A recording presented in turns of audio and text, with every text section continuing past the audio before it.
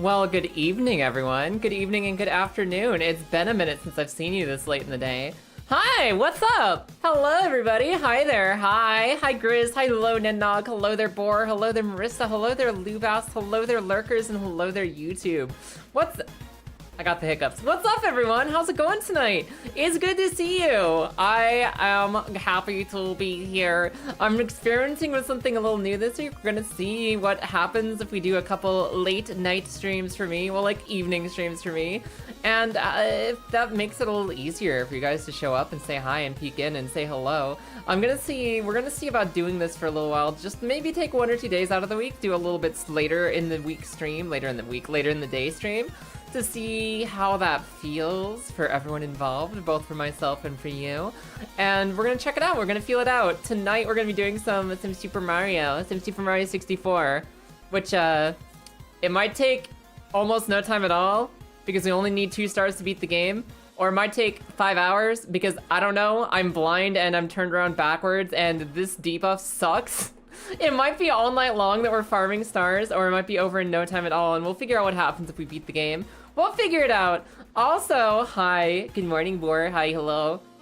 Don't worry about that. I appreciate the resub, and to assuage your worries, I still think that at least half my streams are gonna be in the morning. We're gonna do like a couple experiment nights per week. It's tough, right? It's tough to talk about schedule and to decide what your schedule should be. Because if I do the early morning streams that I have been doing, it's kind of a little bit too early for the late risers to come show up and say hi. It's also early enough in the day that you're struggling to work and you're like trying to focus, you're trying to get through it. You're just like, you're not quite at the fuck off position of your day yet. I feel like a lot of people miss out when they're trying to get their day started. And I'm just like here, inaccessible as they drive to work and or focus for the first half of the day.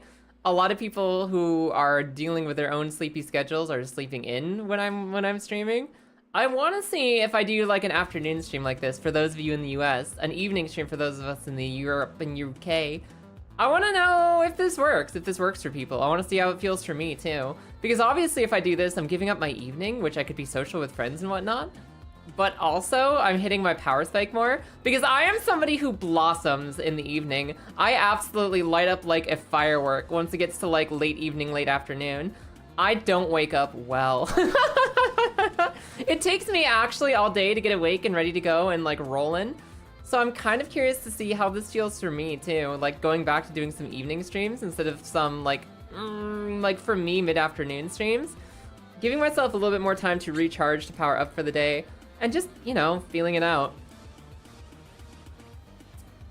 What's up, you guys? How was your weekend? How's your Monday been so far? Me and Loopy went house hunting for the pack. We went house hunting for the pack today. Because for those of you who don't know, I'm currently living with my wife, Lilith Plus, and our friends, Angie and Loopy Plus. And currently, we're looking for a new place because our rental agreement is up soon. And we're gonna be looking into trying to find a place where the 4 of us can still hang out and like, you know, have a space that we're all like looking out for each other and we're all helping with like the rent and we're all like kind of in one place together. We're gonna see if we can find that. But that's also kind of hard for 4 entire adult humans who all need their own workspace. So we got our little fingers crossed we can find something good this month. And if not, we'll figure out plan B. But we went house viewing today. It was a little bit tight, a little bit snug, a little bit maybe not sustainable for our needs, but it was cute. It was a pretty house. We're going to an even better, more promising house tomorrow, so get your fingers crossed for us. What you guys been up to? What you been doing? Well, how is your Monday been? Do you think if you adopt Loopy it'll be easier to find a place? I don't think that'll actually help at all. Also, Heritan, I did take a sip. Thank you for checking on my hydration. It's like, it's not so much, it's just finding the amount of space that you need. I don't think any amount of adopting is going to make things any better. It's literally just space requirements and finding enough rooms for everyone to have like office space and bed space. We're gonna see what we can do, and we're working on it. That's our project for the month, is finding a new place to live. While I'm also trying to test out new schedule things with stream. I've got out the first Pokemon EUIC vlog because you guys wanted the vlog. You wanted the vlogs. You required the vlogs as a thank you for helping send me to EUIC in the first place. So I posted that on my channel. We have the day 1 of EUIC vlog live on my YouTube channel. And there'll be 3 more videos this week, just talking about what the experience was like, showing you guys what the event was like from my perspective, going into it a little bit, and like our little adventures with Luffy. Luffy will also be joining me for a little like sit-down vlog, like just reflection of the week.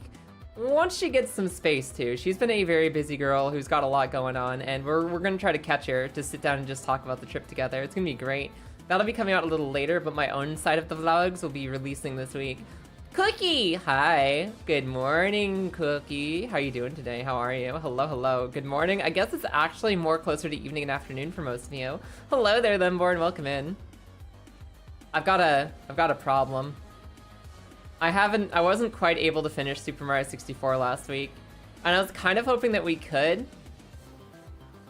but we didn't, because we've been afflicted with the worst curse of all time. The Super Mario 64 Chaos Randomizer has given us probably the hardest debuff I've seen, where left is right and right is left. Hi! Good morning, Lily. It's good to see you. Good morning, good evening. Hi. It's afternoon for you, right? Good afternoon.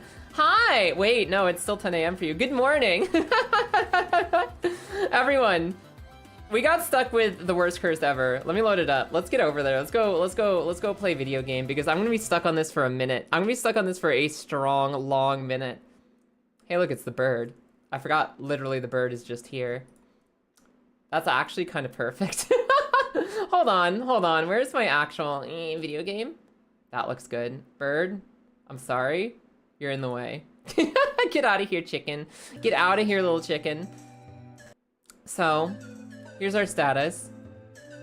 You only need 70 stars to beat Super Mario 64. At least in this mod, you need 70 stars to beat Super Mario 64. We're close, right? 68 stars, right? You only need 2 more stars, right? I've got a debuff on. I've got a debuff that I believe lasts for 2 more. The Uno reverse card. Invert your x-axis when moving. When moving left and right, they are inverted. In a game where the camera tries to follow you. I'm just gonna hold forward and see what happens. Let's just hold forward, run forward a little bit, just run forward. Okay, we gotta turn right. I'm gonna hold left. I'm gonna turn right. I'm gonna turn left. I'm gonna hold forward. I'm gonna hold right. I'm gonna hold first. I'm gonna hold right, left first. Okay. Forward. Every time I take a step forward, the camera tries to turn to follow me. To just holding backwards or forwards will actually spin the camera around and start to send Luigi spinning in the exact wrong direction. I can't describe to you how fucking impossible it is to wrap your head around inverted movements on only one axis. It's only X and Y that have been, X left and right that have been reversed and nothing else. Up and down, normal. Left and right, opposite. What it means is that I feel like I'm controlling Octodad. I feel like I'm playing Quap. I feel like this has got to be harder than anything we've ever done in baby steps. And we need to get 2 stars to get out of it. We need 2 entire stars to get out of it. Luckily, there's a couple that I think we can get. There's a couple options. Do they have castle stars in this mode? Yes, I've gotten all 5 of them. I've gotten all 5 castle stars, so I have to get ones from like actual levels. But I think I have a blue coin lottery still available. Let me make sure that's true. Blue coin lottery. Every time I have a blue coin, there's a 3% chance that I win the lottery and I get a star. So I'm gonna start by going to the one place I know I can actually get blue coins easily. I was doing research. You guys should be proud of me. I was actually researching how we can get out of this hole today. And I have one solution for getting coins quickly. I've got 2 things I think we can do. Do they have to be new stars? Yes, they have to be new stars. I can't just go collect hollow stars. So the first thing I'm gonna do is I'm just gonna go, I forgot we have double Luigi's.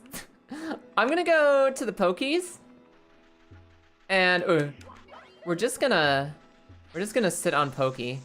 We're gonna sit on Pokey really quick. I understand that if you kill these, you get a blue star. I mean a blue coin.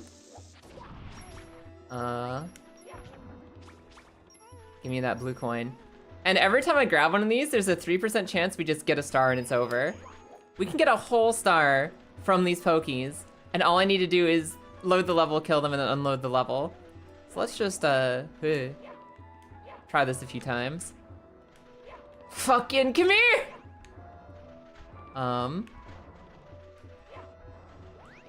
I'm struggling. I'm struggling to orient myself to this cactus already.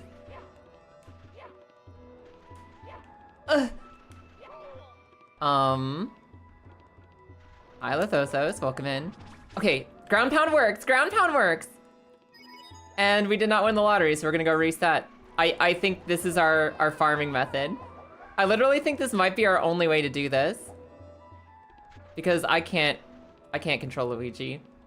I know that might sound silly, that might sound like overdramatic, but I can't contain Luigi's power, I can't control him, I can't fix him.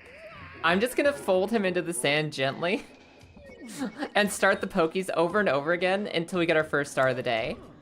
And that should take care of some of our problems. That'll at least get rid of some debuffs. So proud, even if you miss watching us flounder. Hi Mimixarts, how you doing today? What a full name, how are you? Question, do you have one style of Mimic you prefer, or do you like all Mimics equally? And what are your feelings on Voltorb? Is Voltorb a valid Mimic? Follow-up question, what about Amoonguss? What about Pokemon Amoonguss? Okay, lottery. We failed the lottery. I want to know your favorite Mimic fact, just about you and Mimics. Not that kind of Mimic, really? Okay. Listen, I got excited. I got excited! Me not that kind of Mimic, fair enough. Can I kill this? This is actually kind of risky bisky. My Mimic is more so that you used to mimic art styles. You used to, interesting. And it kind of just changed your approach over the years. Wait. Okay, we're poor. Back into the soup. So get ready. We've struggled for 68 stars of absolute horrendous bullshit. I've been blind, I've had the world geometry turned inside out, I've been killed in one hit by several different creatures, we've had random teleports into the sky where falling more than 5 feet instant kills you, we've had levels that are completely invisible to us, and we've had some bullshit. So you know what I'm gonna do? I'm gonna be good to myself, we're just gonna farm Pokies for a second. We're just gonna farm Pokies. We're gonna farm these dudes. And eventually we'll win the blue coin lottery and we'll move on with our lives. Theoretically, we only need to do like what, it's a 3% chance, right? So theoretically, we should only need to do this like 33 times. Except for the way statistics work, I think technically, we need to do this 66 times. Theoretically, statistically speaking, within 66 Pokies, we will get our lottery. Let's see if we're lucky tonight. Hi, Looney. Of course you get a hug. Welcome in. Pillow Mimics your favorite. That's fucked up. I love it. That's fucked up and I love it. Is that like... Okay, going back to this. So... Pillow Mimics in the raunchy, sexy sense, or Pillow Mimics and they're just gonna eat your head. You lay your head down on your pillow, it's gobbled. That's it. Consider yourself eaten. Is this like the silly fun time Mimics, or is this the, oh no, this is an actual like CR5 monster or whatever, and it will kill you? Rogue, Spike, the one and only. We are actually kind of winning. We're 2 stars away from beating the game, but these are the hardest 2 stars I've ever had. Because we have to do it with inverted x-axis controls. Not the camera, our legs. Our legs are controlled in reverse. I run right, I actually run left. I run left, I actually run right. Up and down are the same, I'm fucked. I feel like I'm controlling a Jeep. Piloted by Octodad. I don't know why I said Jeep, I just think I actively relate times I'm unhappy with Jeep drivers, because every time I was in the States and I had my own car, it was always Jeep drivers that made my day worse. I don't know why. That's just my implicit bias against Jeep as a company. Every time I saw a Jeep on the road, they were being buttholes to me. Actual monster mimic. I've never thought about a mimic imitating a pillow, but that's straight up fucked. Imagine you get all snuggled in, you're like, I found the cool side. Oh, this is so perfect. Let me just tuck my arm under the pillow, and then it just starts eating you. I don't know if that's worse if it starts eating you from that nice little arm you got tucked under the pillow, or if it's worse if it just starts eating your face. As a Jeep driver, listen, Lithosis, I don't know what to tell you. Every time somebody blew past me like 40 miles over the speed limit without a care in the world, it was a fucking Jeep driver. Running 85 in like a 60 zone. I mean, running an 85 in like a 40 zone, Jeep driver. 100% Jeep drivers. Someone almost sideswept me off the road, Jeep driver. Someone hit me at a red light when I'm just sitting there parked, Jeep driver. I've always been biased, I don't know why. I just have the worst experiences driving next to Jeeps on the road. It was always fucking misery. When your friends sent you a video of a bunch of different mimics and the pillow one was the one that stuck with you, fair enough. I'm guessing they had the same thought, like, hey, Mimic's in your name, right? You like Mimic, you wanna see Mimics? And you're just like, oh, not that kind, but certain Jeeps aren't highway capable. It's not even that the car's wrong, it's the people inside that are wrong. I don't know why. It was always Jeep drivers driving like assholes. It was not like the actual Jeep that was the problem. It was the person inside the Jeep. And I don't know why, but that just kind of stuck with me always. Oh, a bad experience on the road? It was a Jeep driver. And I've never seen anything to say otherwise. I'll trust you that you're decent. I'll trust you that you're decent, all right? I think. There's an implicit distrust of Jeep drivers in my brain, but I'll try to overcome it for you. I don't know how many resets we're at. I think that's reset number 6. So, you know, just another like 30 of those will be good to go. You played D&D once and all your party members believed everything was a mimic? Okay, here's a question. Does your DM, your friend who is DMing for you, did they have a reputation of putting mimics everywhere? Because maybe that fear was warranted. Maybe that fear was earned by your friend who is running the session actually being a fucking war criminal and turning everything into mimics for people. Jeep and BMW drivers have a terrible reputation. BMW too. The only thing I know about BMWs is car big. Maybe car not need to be that big, but car big. Person driving car, want big car. I don't really know anything else about it. Please let me get this coin. I can't even get the coin, please! Please. Okay, we got it. I've never heard anything about BMW drivers so much as just, yeah, I don't think the car needs to be that big. This is the first time doing this specific group. He himself did have a reputation of chaos outside of that, though. Okay, the chaos reputation is where it comes from. You can't trust anything from a DM who loves to prank people. It's either gonna end in tragedy or pranks, and they're gonna be aimed directly at you one way or another. Hello? Small Jeeps are actually struggle on the highway? Really? Like the little box ones? The little square ones that are like the Wrangler or whatever? So you're telling me that there's an excuse for why they drive like that? I don't think there is an excuse. I don't trust any Jeep driver I've ever met. A Jeep mimic? Hop in the Wrangler, we'll have a good time. Fucking chewing noises. You did, in fact, not encounter a single mimic in that dungeon. I guarantee you, if the DM had a mimic ready for the dungeon, and everybody starts checking everything, like that glass of water is a mimic, that stool's a mimic, that door is a mimic, I know we're gonna find a mimic in here. If the DM was planning mimics, and your whole group was like, oh, there's gotta be one in here, he deleted that mimic. That mimic is no longer showing up. You know what's funnier than a mimic eating someone? The entire group checking the entire dungeon for mimics for an entire 3-hour session, only for there to be no mimic whatsoever. The dungeon is the mimic. I actually had one of those ones. So you had like a sentient dungeon, where the dungeon itself was a creature. It was like this dungeon made out of horror meat. It was like this nightmare dungeon where the entire dungeon was basically intelligent meat walls. And I had been given a curse earlier in the day. We were playing in a campaign that was very horror-inspired and very nightmare-inspired. And the idea of the world was that nightmares were slowly coming to life. Our DM wanted us to be afflicted with horrible curses that we couldn't exactly beat or overcome. And my current curse was that if I ever made a healing potion as a nature-y witch girl, if I made a healing potion, it would work 4 times as effectively, but it would guaranteed kill somebody the next day. I make potion, it heal very strong, but it will absolutely, without fail, kill someone in the next 24 hours. So when we were in the sentient meat maze dimension, I just poured some potion out on the floor. I was like, hey, can I just, like, feed this to the dungeon? And the DM was like, why? And I was like, I want to know what happens when I kill a dimension. I just want to know what happens when I kill an entire pocket dimension. And the DM was like, okay. We waited 24 hours and I just got a private note from the DM that said, by the way, your character is now ascending partway to godhood. Enjoy your new privileges. Tell no one of this secret. I'm like, okay. Okay. I'm cool with that. Kilda! Hi, Kilda! You welcome back. You want to talk about how your tournament went this weekend? Guys, Kilda was at a tournament and did really fucking good. Kilda kicked ass at a Pokemon tournament this weekend. First one ever. It was fucking sick. But you can give more details if you want, otherwise I'll just sit here. You missed some interesting story. It's okay, there's a rewind eventually. Also, a 42-month streak. How perfect, Kristen.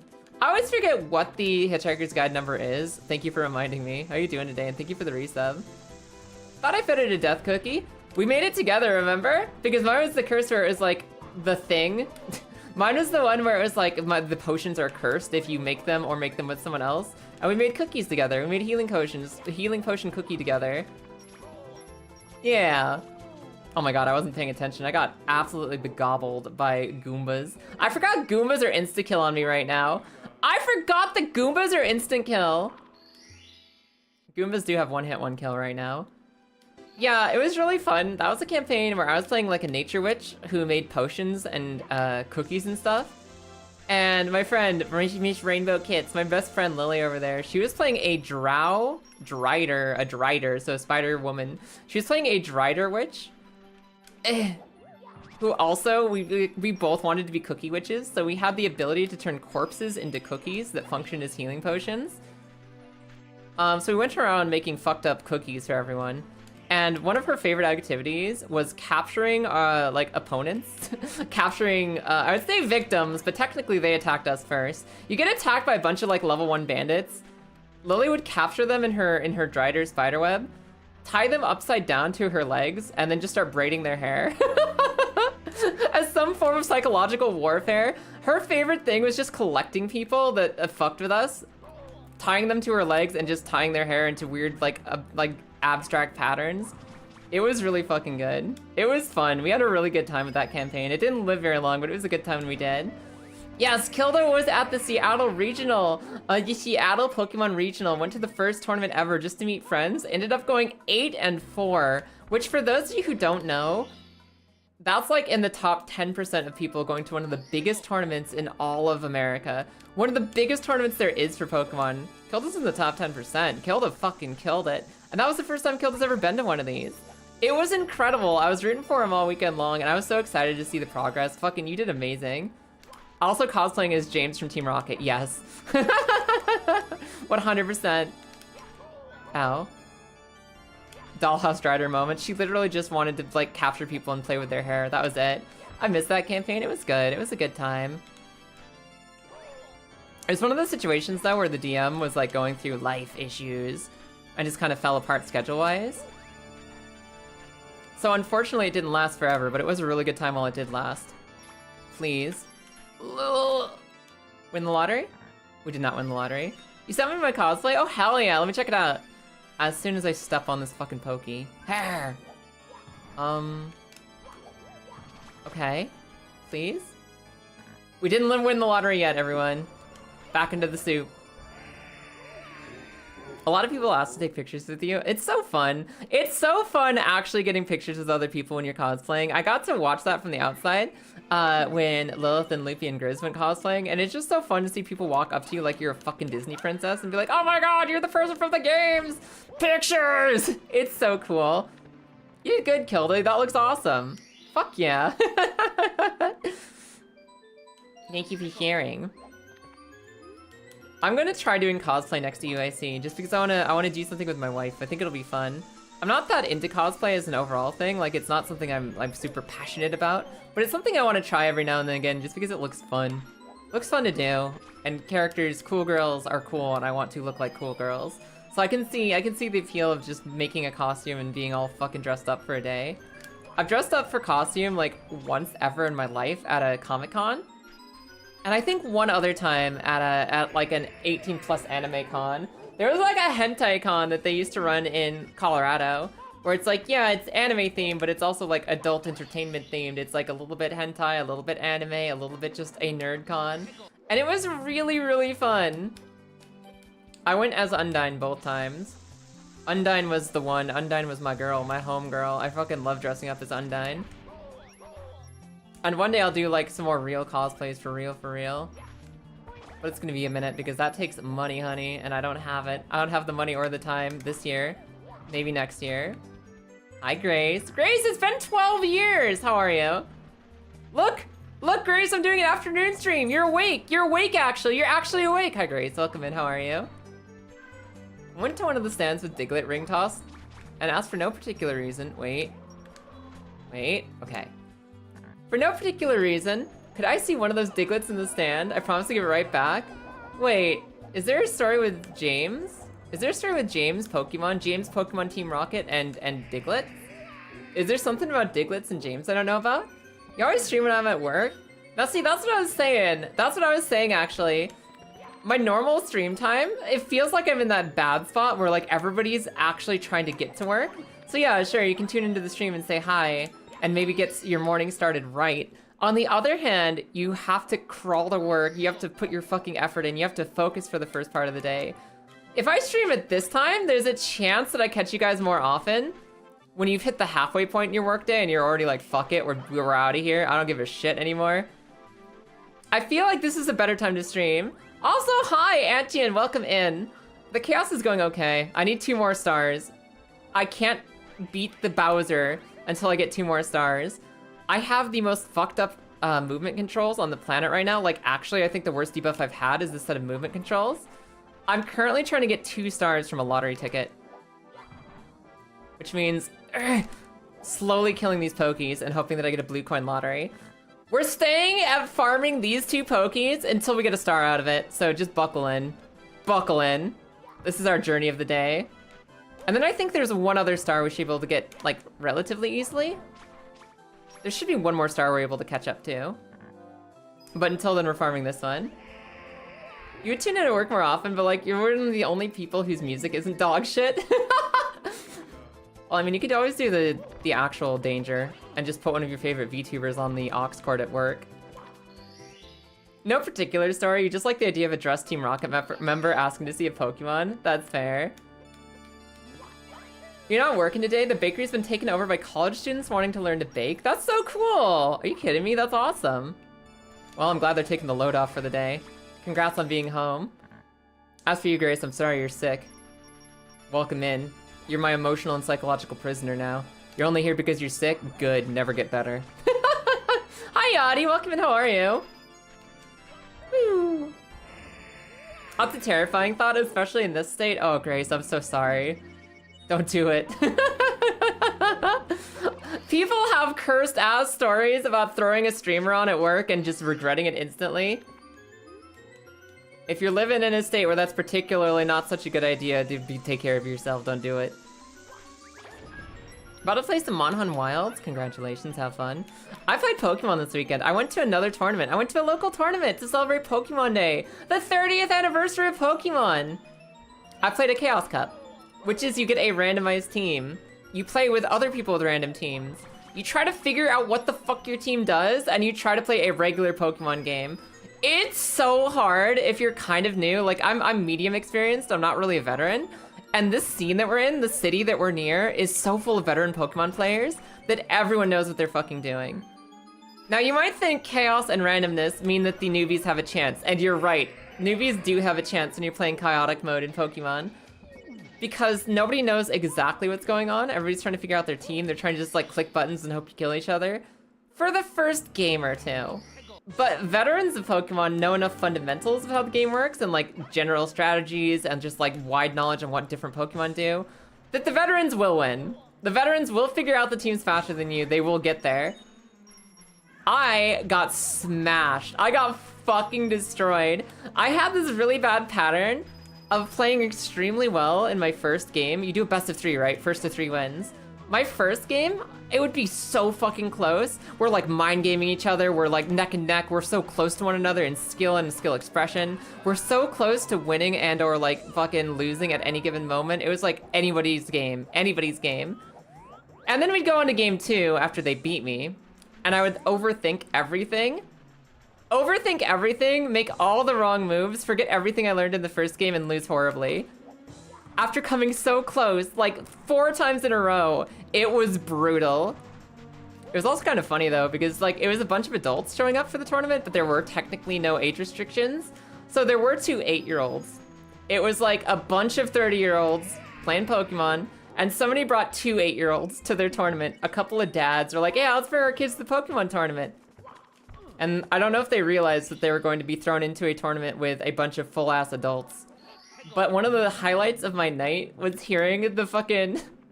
hearing one of the dads of the little kids like going up to the tournament judge and being like, I'm sorry, we have another rage quit. Little guy just can't handle it when Pokemon are hit by super effective moves. We have a rage quit.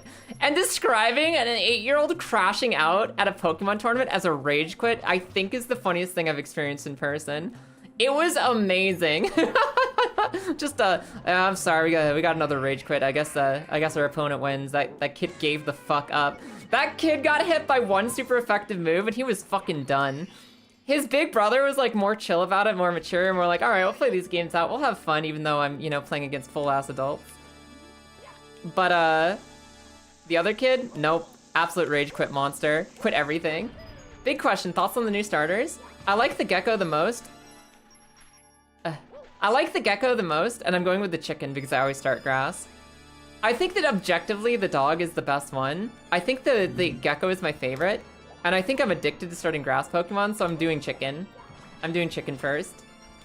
100%. I'm also playing Waves version. I'm 100% doing Waves.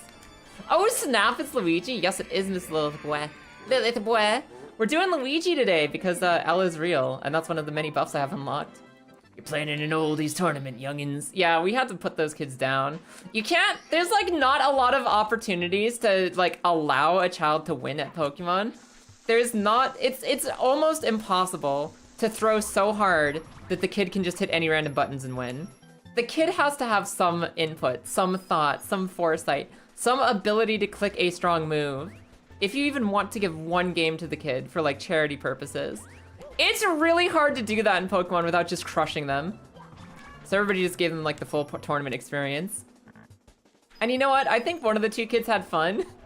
I think one of the 2 kids had fun playing even though he lost his games. The little rage quitter, I think, had less fun, but he enjoyed it more when he was playing with his brother and just goofing around on the sidelines. And they got booster packs for showing up, so I'm pretty sure they enjoyed that too. My kid crashed out against 1 super effective move. It was literally 1. And I could hear the dad like pleading on the other side of the stands. Like, no, that's just how Pokemon works, Tyler. That's just what happens. Like, they're gonna hit you with moves. I don't like it. I think he crashed out every single game he had. Gekko's your favorite? Gekko is Fox. I love Gekko. That's a cool little guy. You love the chicken the most, but you always choose water. We're in the opposite world, Kilda. I literally always choose grass. It's like my tradition. So I'm going to be ignoring Gekko and going with the bird, the Brout. I kind of low-key hate, like, I love the memes about the chicken, and I don't actually like the chicken that much. I think he looks too much like Angry Birds. I think that he's not that great. I don't care. I'm going to adopt one, and I'm going to love them, and I'm going to make them a big, strong whatever they evolve to. Whatever the fuck they evolve into. There's some chances, based on like the fact that it's like Indonesian mythology, that it might turn into like a Garuda or a Griffin of some kind. And if that happens, then I'm set. If I can get a sick Griffin starter, I'll be so happy. The bird reminds me of Cartman. Don't you fucking say that to me. What the fuck? Don't make me think that when I'm playing my fucking chicken. There is everything in the world wrong with South Park and Cartman. I don't want to be thinking that when I'm looking at my little angry bird. I'd rather think about the Angry Birds movie than South Park right now. Oh, lottery, we did it! Oh, don't get me wrong, like, South Park has been shouting about the right things recently, but they're just generally shitty people. I don't like South Park creators. I think they're assholes. Even if they're, like, making good calls at certain points in their lives. Does it not? It's 1-to-1 Cartman? It sure is not. Permanent health increase. Coins represent Mario's health. Just like in Sonic, Mario will drop all of his coins on taking damage. We have to play the game like Sonic rules? Either we play 12 stars on Sonic rules, or we play 3 stars on 45 FPS. Is 45 FPS really that bad of a debuff? I know it makes his feet go scoot scoot sometimes, but I don't think it's that bad. I don't recall 45 FPS being a bad thing, but on the other hand, they only give something this small of a timer if it's a really bad debuff. You're trying to get to the filler? No, I was farming my lottery ticket. I had a chance for every blue coin to instantly give me the coin star, and I got it. I got the lottery ticket. I won my 3%. Now we're moving on to the next star. Neither do I never watch it. Unfortunately though, the clock is right twice a day. Yes. A broken clock is right twice a day, or maybe once every 24 years. You read that as Sonic Stimulator? Huh. You got something to explain to us, Magpie? I like the Beanbird. I like the Beanbird too. I hope it doesn't become an owl. I don't think it's gonna become an owl. I don't think we're getting another owl. That is 100% chicken coded. That is 1000% chicken coded. That is a chicken. I predict, like, there ain't no way in hell we're getting owl again. We're definitely getting chicken. Let me also release my cat really quick. Hold on. I need one more star to fix my movement. I need one more star to fight Bowser. I need one more star to do what I need to do to get the fuck out of here. I think I can get this one. Oh god. I think I can get this one. Mostly without incident. I've got a theory. I've got a theory, and it might not work out. I've got a theory, and it might not work out. I'm surprised 45 FPS and Sonic Simulator aren't together. It is weird. It's like everything's moving faster, so I guess it fucks up your timings if you're like a speedrunner. I'm not a speedrunner, so I don't need to worry about my fucking being timed up. I don't need to worry about my timings being fucked up. I think we're just good to continue. Hold on. Uh-oh. I want to get to this island and try to push the bullies out of it, okay? Nice stars, thank you, Almas. My fucking left and right feet are mixed up. If I hold the left stick, I go right. If I hold the right stick, I go left. I only have to get one more star like this. And I have a theory about which star I could get, but it really depends. I think I have a chance here if I can get to this little island nearby with a bunch of bullies on it. It's the Beanbird Pokemon, not sure how chicken comes out of it. Literally look at it, Lithosos. Literally look at the Pokemon. It's a baby fucking chicken. All you need is your eyeballs. It's a chicken that's shaped like a bean. You'd have to be functionally blind to not literally see the chickenness in it. It is quite literally a baby chick. Most baby birds look like that. Hey, Lithosos. I'm gonna put in this whole conversation because it's literally pointless if you can't see it. Just come back to it in like 12 months. And if it becomes more chicken-like, just email me, okay? Just save it for then. I understand a lot of chickens have, a lot of birds have similar nugget shapes. That's a chicken, buddy. That is a chicken. That is absolutely a chicken. There's no unchickening that bird. That is 100% chicken. This is so hard. Why does this level have to be diagonal? Also, Bacon, wake up. Of course you get a hug. How are you? Almas, welcome to my evening stream. Welcome to you, fellow evening person, who it is also evening for currently. As far as I'm aware. That is the motherfucker going in your chicken nuggets. Exactly. That's not why I don't make any bird you don't make any bird assumptions because we've been wrong before. Which ones? Actually, that's a good question. Which bird were people really convinced about before and then they ended up being wrong? Which bird have people been wrong about before? Would they be veggie nuggets if they made them from Brout? Yes, they would be Impossible Nuggets, actually. They would be vegan nuggets. Well, not vegan. They'd be vegetarian nuggets, 100%. But since the animal is also a plant, but it's also an animal, they're not vegan. God, I hate this. Oh, this is rough. Right. Oh? Oh? Okay, just calm, everybody. Just calm. Calm. Let's see if we can fix this. Let's just see if we can fix this, okay? I just need to get here. I just need this.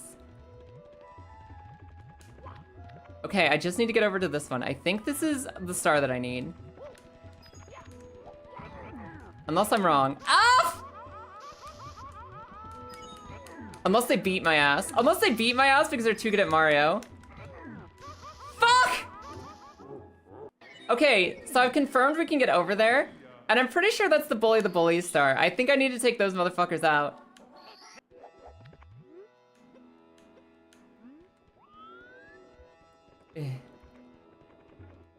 I don't think we've been wrong about birds before. I think we've only been wrong about people not expecting Tepig to get up and stand on two legs. I think people legitimately didn't expect Tepig to get up and just walk around on two legs. And that's the most wrong anyone's ever been about anything.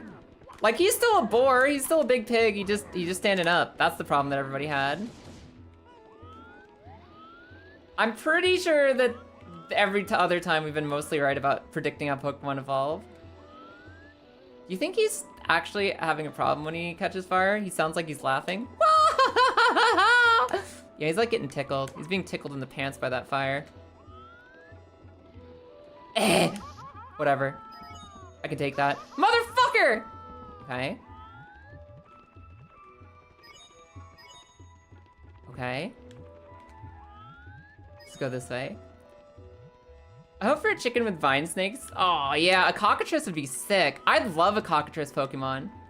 We haven't had a cockatrice yet. Like, ever.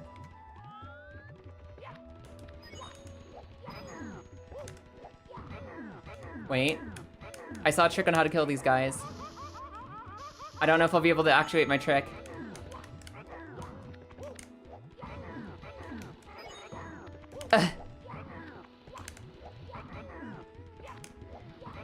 Dang it! Dang it! I think if I can kill those two, I get a star. I hope that Pombon doesn't stand up, but I hope he does become a comedian. Aw. You don't want him to succeed? You want him to do stand-up, to put himself out on... I forgot that we're actually playing with laggy controls, too. I forgot that we're playing with laggy controls! Not only is my left and right leg reversed right now, but I'm playing as if I have a, like, 1.5 second delay because we have Nintendo Wii Online mode. Fuck! I'm also currently pay to win. I have to get 30 coins to win anything. And I don't have a lottery anymore. I forgot that I actually need 30 coins to get through this. This might not work. Oh, I'm sorry, a little bit more forward, please. This is actually dangerous AF. We need 30 coins to get anything done. I can't pick up a star unless I have 30 coins in my pocket at the moment. So not only do I have to beat these guys, I have to get 30 coins doing it. While playing like this! While playing like this! Meow Squared, oh my god, I see you fell for the furry bait. Mine is Salazzle. I like the Salazzle the most. Meow. Oh. Ever since Gen 4, the starters have a theme. What theme are you expecting? I don't know. I really hope that we get, like, Indonesian, because it's like the Indonesian islands for the region, right? I hope that we get, like, cool Indonesian mythology creatures. Like, people have brought up, like, griffins, and there's, like, this really cool big fluffy creature, this big fluffy fire creature that Pombon could potentially become. I don't know what kind of gecko exists in Indonesian myth, but I would hope that one. I would hope some kind of, like, folklore mythology theme for the starters. And just because I think that'd be really cool and unique and new, and I want it. Mostly because it ups the chances my chicken becomes a griffin and just looks cool as hell. This is at least a few streams. You've been here at least a few streams, right, Bacon? I think someone crafted this set of debuffs in a lab to turn this into a full stream. That's what I'm saying, Marissa. I need 1 star. I need 1 star today. I need 1 star to beat the game and knock off my worst debuffs. But I don't know if I'm gonna, like, I don't know what 1 star is within my reach right now. You've heard maybe a Komodo dragon for Gekwa? A Komodo dragon would be sick. Ow.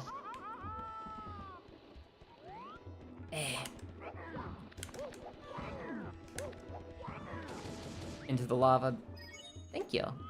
Whoa. Whoa. Yeah, I hope you guys like the late stream. I'm gonna give it a try tonight and see how we feel about it. Feels good to me so far. Feels good to be working. I like working evenings for stream. I like stream evenings more than I like stream mornings personally. So me, I like it. We'll see if that continues to be true, but I like it so far. I'm a few minutes in and I enjoy it. All right, Ouija.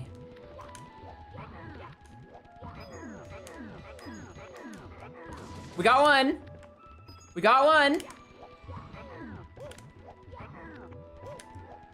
Please.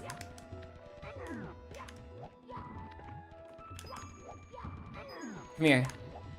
I want him to run under me and then I want to pound him. No! Not like this! No!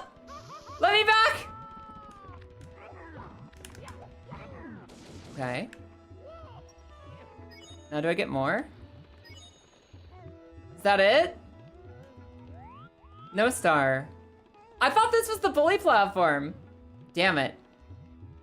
Okay. No fire, please.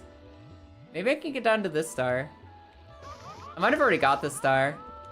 No, I'm pretty sure I already got this star. Okay, where can we get 30 coins and chill? Where can we get 30 coins and chill? We need to start exploring. I'm pretty sure I 100% in Bob-omb Battlefield. There's 3 more on the north end of the map. Yeah, but can I platform there safely? Can I actually platform there okay, is the question. I don't know if I can get over there, alright. Oh, you mean the bullies. Yeah, I could try to do all the bullies in one run, but it feels like a lot more risk than just going to a star where I go and I pick it up. I go and I touch the star. I think the best thing for me is to find a star where I literally just walk up and grab it. Even if that walking up is difficult. You like the time because you're done in class and get to be here? Oh, hell yeah. But you also don't get your morning fish on the way to class? It happens. We'll figure out what the best balance is for everything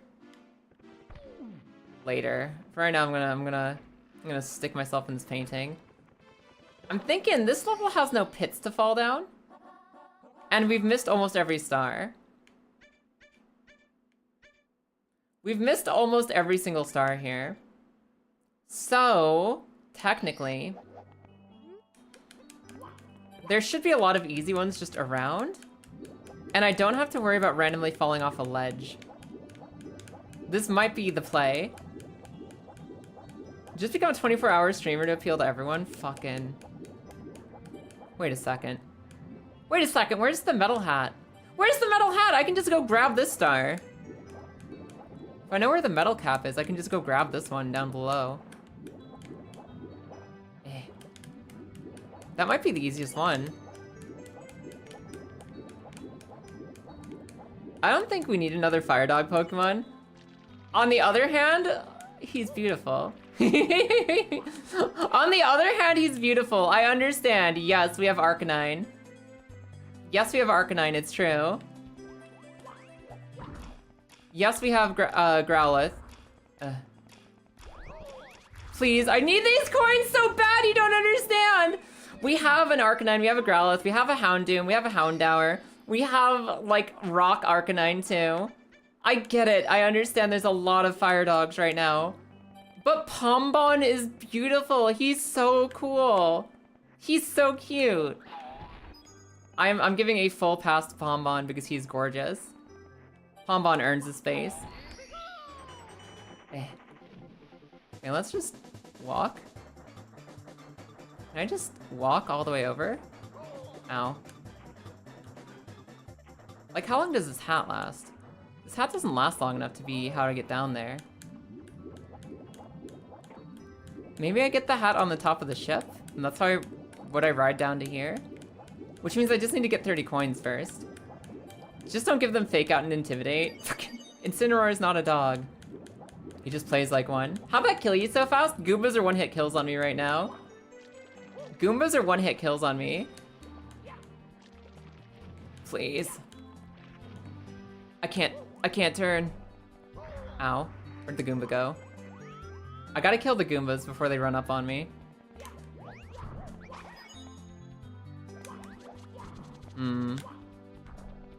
Goomba. One down. One more. One more Goomba. You bitch. Okay, I've killed the Goombas. And Entei. I guess Entei counts too, doesn't he? I suppose Entei counts. Okay, my next goal, you guys, is to go get blue coins before they despawn on me. I think I can technically get 30 coins pretty easily out in the water below if I miss the blue coins, but... Luigi! Hi, Gidget. Welcome in. Yeah, we're playing Super Luigi Simulator right now. I'm not allowed to pick up any coin on the level until I have... I mean, any star on the level until I have 30 coins. So I'm gonna get 30 coins really quick here.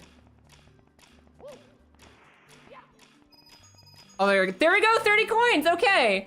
Now they said there's a secret of the treasures this level. Let's see what's in the treasure chest. Lions are cats, they're just really big cats, exactly. Fucking Incineroar doesn't count, Pyroar doesn't count. Paradox. I guess Paradox. Is Paradox Entei really a dog? You must open the treasure chest in the right order. What order is that? Let's try front center. Let's try right. Okay, we can take our times with this one. Okay, so it's back. Try this one. This should be cake. This should be cakewalk. Okay, never mind. Paradox Entei is a Triceratops? Yes. Who just happens to be part dog. It's like a Triceratops creature. Okay, it's back, left. I'm gonna guess this one. Yeah! Okay. Please set me free! Set me free!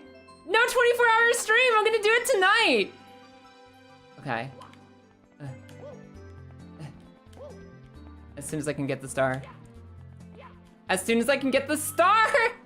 Please, please! Yeah, Entei is a dog. Paradox Entei is a Triceratops. Oh, baby! Baby! We're free. Coin rush over. I believe we can fly over. Do the Odyssey over. Doesn't matter. I've gotten rid of my left and right screwballs. And now all I've got is this. At random, gain 20 seconds of invincibility. I don't care. Sometimes there's Kaizo blocks. I'll live. I'll live. I've climbed the Luigi breaker. Look, I can just move normal now. I feel so free. Oh, I can move. I can turn my camera. I don't think I have any debuffs right now that actually hurt me. I have to get 30 coins to get a star. That doesn't matter for Bowser. Things move a little faster. That's okay. I can't side flip. I don't care. I get text descriptions at the beginning of levels. Who gives a shit? Spinning hearts don't heal me. Goombas instant kill me. Random invisible blocks will spawn on me. And I have code that will occasionally make me miss a Bowser throw. Doesn't matter. I'm here to win. I'm ready. I'm ready. What's your opinion on the Sacred Beast being hypercharged evolutions? What do you mean Sacred Beast? What Sacred Beast are you talking about, Canary? I don't know what that means. Hypercharged evolutions that Ho revived. Do you mean like Raikou Entei and Suicune? I think they don't share anything in common with the evolutions other than their typing, so I think that's just random people trying to wank Eevee. That's, as usual, it's Pokemon trying to jack off Eevee because they like Eevee too much. Don't get me wrong, Eevee and evolutions are really cool and they're really cute and everything. But it doesn't always have to be about Eevee. They don't have to be the main character in every fucking theory. I think that randomly saying the legendary dogs are just like super Eevees is really bad and wrong and incorrect. You're gonna try and catch a mouse, a field mouse? Well, you're gonna use like a friend ball, a repeat ball, an ultra ball. What kind of ball are you gonna use, Power Goose? What are you thinking? I haven't played Scarlet Violet post-game. The post-game in Scarlet and Violet, the DLC stories were actually some of the best parts of Scarlet and Violet, I would say, other than the PvP itself. But if you don't own the DLC, the post-game isn't gonna excite you. You wish you could just ride Walking Wake. I fucking love Walking Wake. Walking Wake is, I think, my favorite Pokemon. Walking Wake I might like even more than Absol. I think that Walking Wake might have eclipsed Absol as my favorite Pokemon of all time. Okay, let's just go. The game is normal. I can fucking... I've gotten so used to holding my right and left directions backwards in inverse that I'm so not used to walking normally anymore. Eevee is a fox, dog, cat creature. Nobody knows which one's dominant. That's because none of them are dominant. It's Eevee. She's a fucking bottom. And also, Eevee is just Eevee, I think. I think that Eevee is pretty much just straight up an Eevee. I don't think there is... If you can't decide if it's a fox, a dog, a cat, or an Eevee, the answer is it's an Eevee. What do I do with this? Oh, you just walk up? You just literally walk up? I like how somebody in the Mario studio saw that Mario can just Skyrim horse up vertical ledges, and they decided to make it a mechanic instead of fixing it. They're like, yeah, actually, let's just make some walls. Let's just make some walls for Mario to climb. Eevee is just Pikachu too. I mean, I guess they're pretty equal, right? Like, they're both mascots. They're both, like, the main Pokemon. How do I do this? Oh. Fuck off. How do I... Excuse me. I don't know how that worked. I think I unlocked iframes. Let's keep going. Afternoon, no! It was going pretty good until I got hit by a blind fireball and thrown off the ledge. God damn. It was going pretty good otherwise. I went to a Pokemon tournament over the weekend that was like random teams, and I got destroyed by some of the best players in the United Kingdom. It was so much fun. We also won Pokemon quiz against the TCG players because video game players are clearly superior. And I gotta go stretch. I gotta go stretch and fill up my water, so I'll be right back. I'll be right back with you. Give me like 2 minutes. I'll be right back. See you in a second. So I'm gonna get up, stretch, use the bathroom, maybe grab some water, and then we'll see if we can kill this. I forgot about the hole. I forgot about the hole. I forgot about the hole immediately. Help. Our next goal is defeat the cliff without the cliff defeating us. I think that was some fucking... Oh.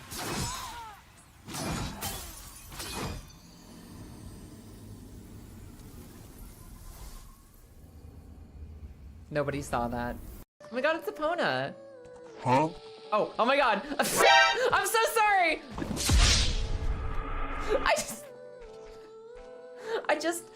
I was an instinctual reaction upon seeing my doppelganger.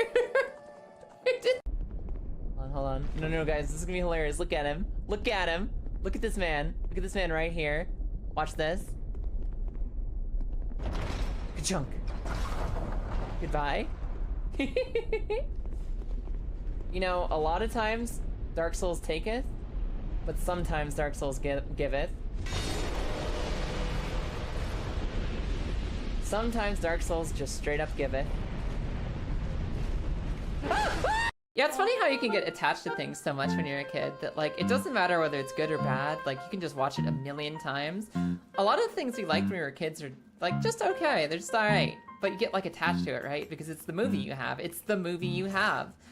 And you don't always get new things to have as a kid. You don't always get new things.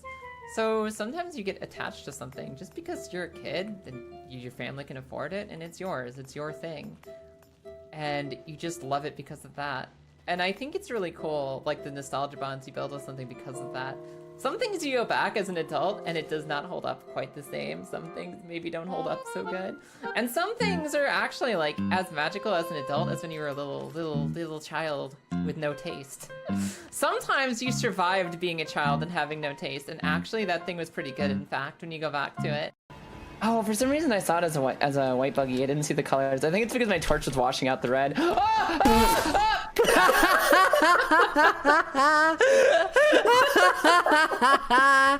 Okay, we're fine. I think I did it. I think I did the thing. Oh, please don't fall here. Okay, I can turn on a dime. We're good? Everyone, we're fine. Why did you scream? Why did you scream, chat? Chat, why did you scream? Fucking monster. Oh, hi, Monsterlicious. Just waving goodbye to us. Monster's been here. I will eat your thumb. My thumb's right here. Yeah, well, I reached for the fucking D-pad and my thingy touched your thingy. Yeah, that's because you have long thumbs. Which is complete. What do you fucking mean I have long thumbs? What the fuck is that even meant to mean? It means that your thumbs are long. Do you need a definition of long or thumbs? Listen, it's not my fault they grafted on 5 separate fingers and forgot the thumb. Alright, I'm gonna... My hands were made with the power of AI art. Oh no! Alright, let's see if I can remember the timing for this. What if our fingers touched on the gamepad and we're both divorced? Just kidding. Unless. Holy shit, we're 4th place. And you guys thought we were fucking cooked. You thought we were cooked. Special week is winning. She wasn't even the banner girl. Where's my horse? Guys, where's my horse? Where the fuck was my horse? Hilarious for who? Hello, I have returned. Welcome back. Hi everyone. I'm here. I got myself some energy drink because I need to tank up after a long day out and about. I don't remember this Bowser level at all. Doesn't seem too bad. I need to remember that the Goombas will one-shot me. If a Goomba touches me for a second, I die immediately. I think it's the only debuff that's still relevant to me right now. It's the only thing that's actually gonna scare me. Hey, can I step on this little dude? My controls aren't reversed anymore! I struggled for like 2 hours with like reverse controls, so now I'm not used to being able to use move normal again. I'm really not used to it. I keep expecting to push right or left and go the opposite direction. Welcome to the personal hell you created. I'm flattered, but devs made this.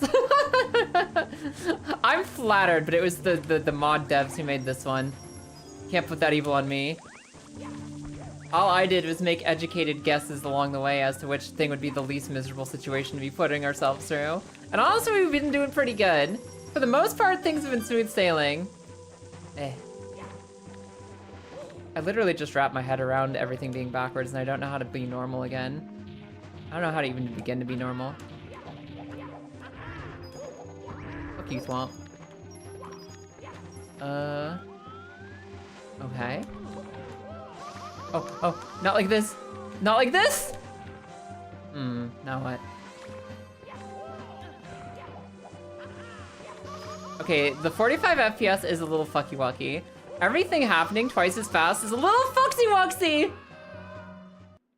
I feel like a single fireball on a ledge shouldn't be that threatening. As long as Bowser isn't coded as a Goomba, we should be okay. The second you decided to play it, you created your own torment. No, it's fun. It's called a challenge. It's called a refreshing, unique take on old games, right? It's something old, experience new. It's beautiful. It's a thing of beauty and joy. Ha! And sometimes it's being one-shot by a gamer Goomba. Because the Goombas, they are gamers now.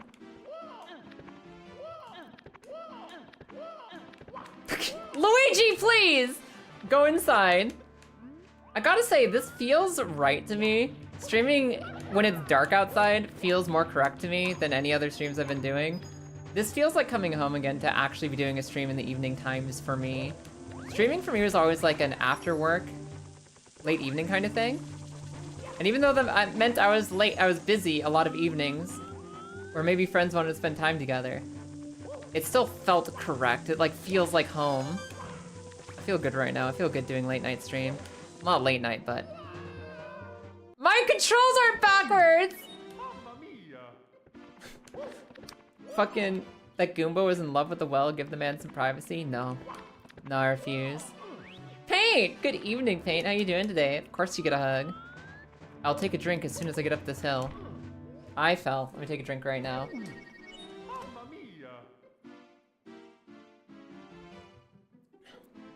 I'm sure we'll land the Bowser throws, no problem.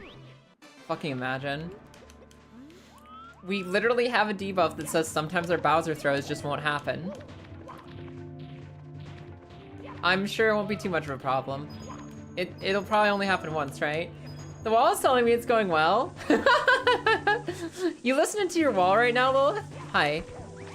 I did it! I got my 2 stars! I found one really easy one, and I won a lottery. I found one star that was so easy a baby could do it, and I found a lottery ticket for my other star. Your wall sounds nicer than the wall in your head. Why do I sound nicer through your wall than in here? Is there something wrong with my audio? What happened? Gotta know? Gotta go? Alright. Have a good time. Bye, Aunt Yin. Have a great day. Say hi to your wife from us. Have a good one. Voice in my head. Oh, it's not all about you. Fair enough. Listen, maybe I thought I was the voice in your head, huh? Maybe I thought I was the voice in your head, huh?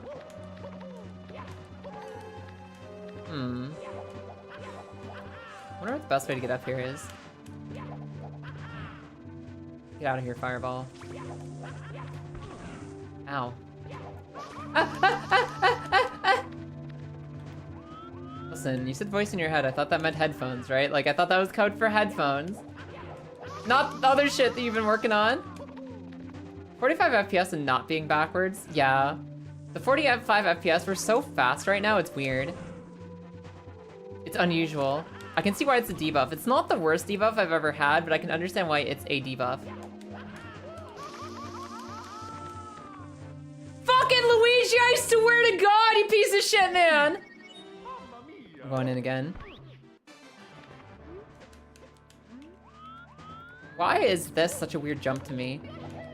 I know we can't do a side flip now, and maybe this fucking Kaizo block. Maybe the side flips would be useful in this climb, but this is just like, just walk forward and find Bowser. Normally these levels are not that difficult.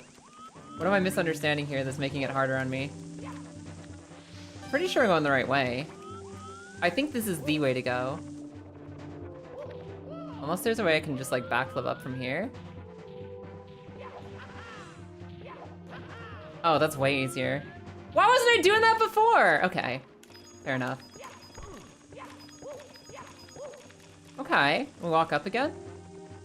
Why can't he just walk up platforms? Like, why does he just Skyrim horse?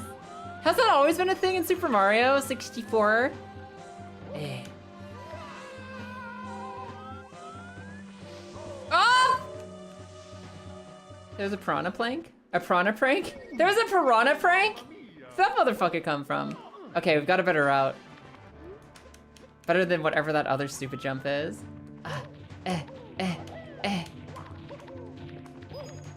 Piranha pranked by random invisible piranha plant.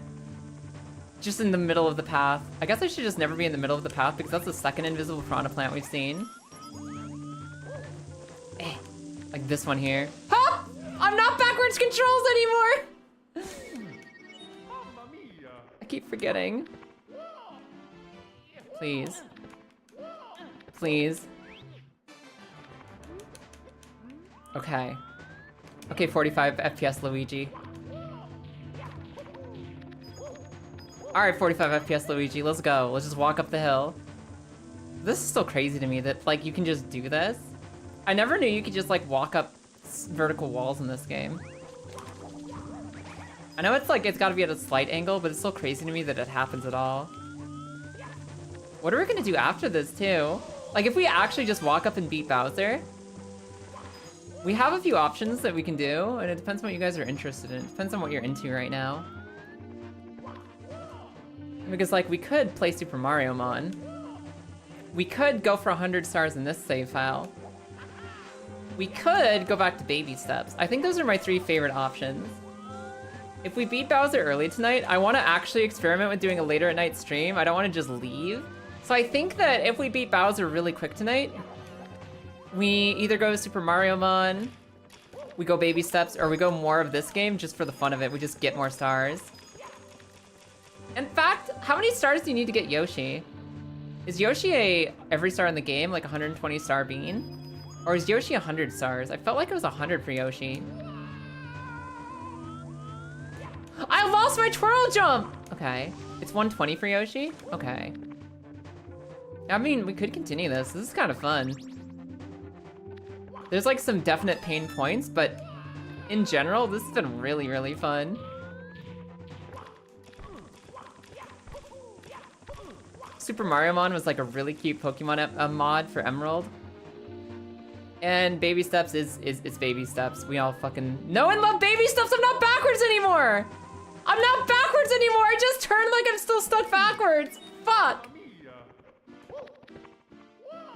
You guys ever wake up and forget how your legs work?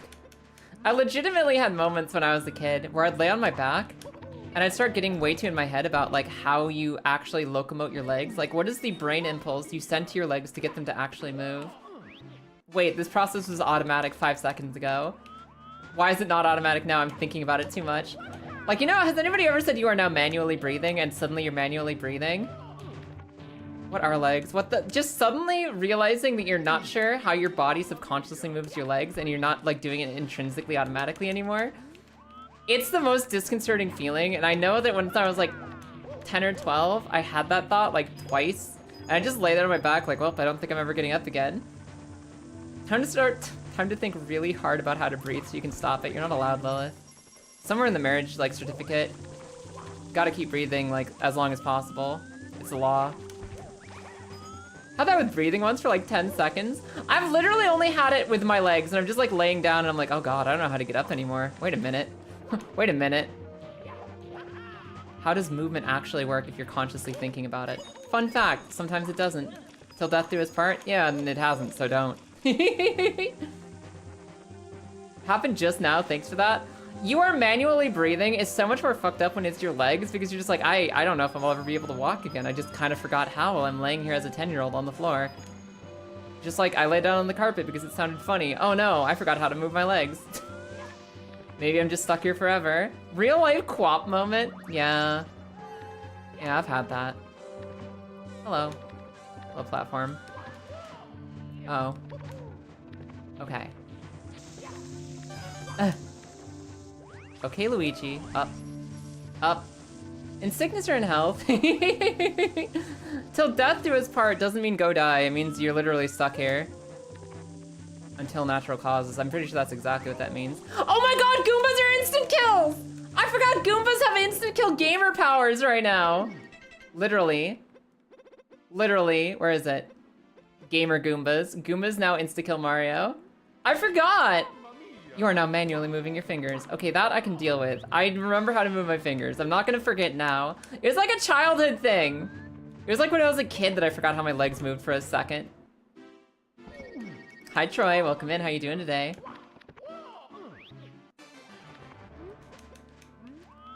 I got excited. I'm going back in. Hi, Pharrell.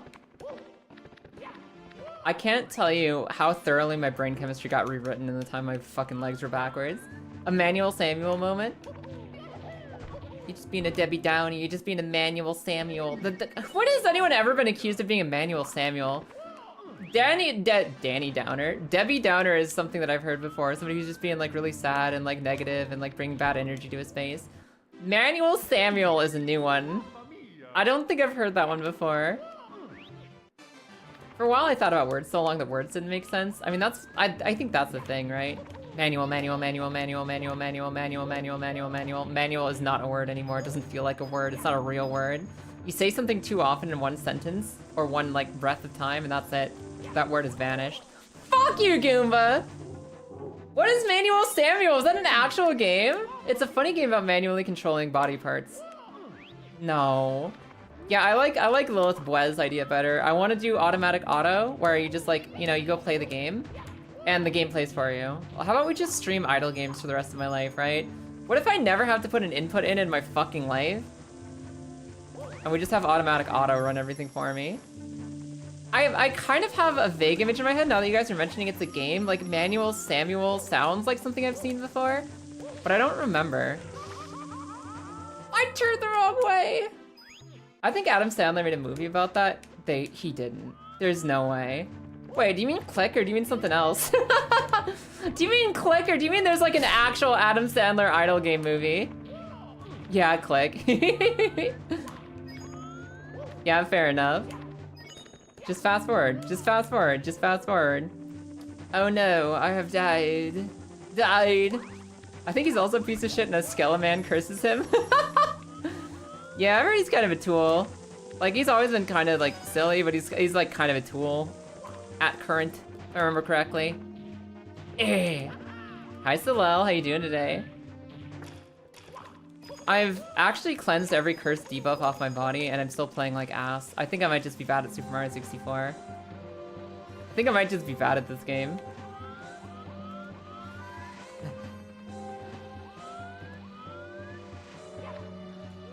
I will absolutely blame the player, not the game.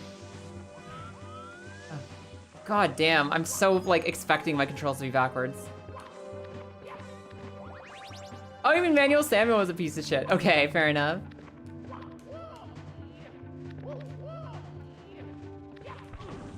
Can't see. I'm just gonna rotate. I'm gonna rotate and recover a little. Ah! Ah! Good Luigi. You forgot your delivered 2 hours, made dinner, got your delivery. Eat your calories, Bard. Fuel your body. Make sure that you have food instead of no food. What do I want to do here? That's not what I meant to do. I don't want to be here. Not like this. Okay.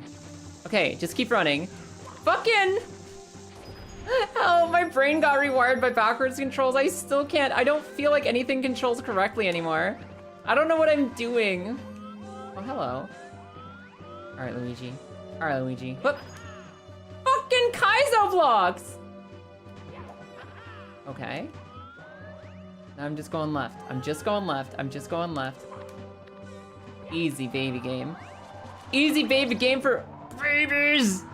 Christopher Walken played pretty much the same character in Click as he does in Severance. Amazing. Oh shit, it's Bowser time!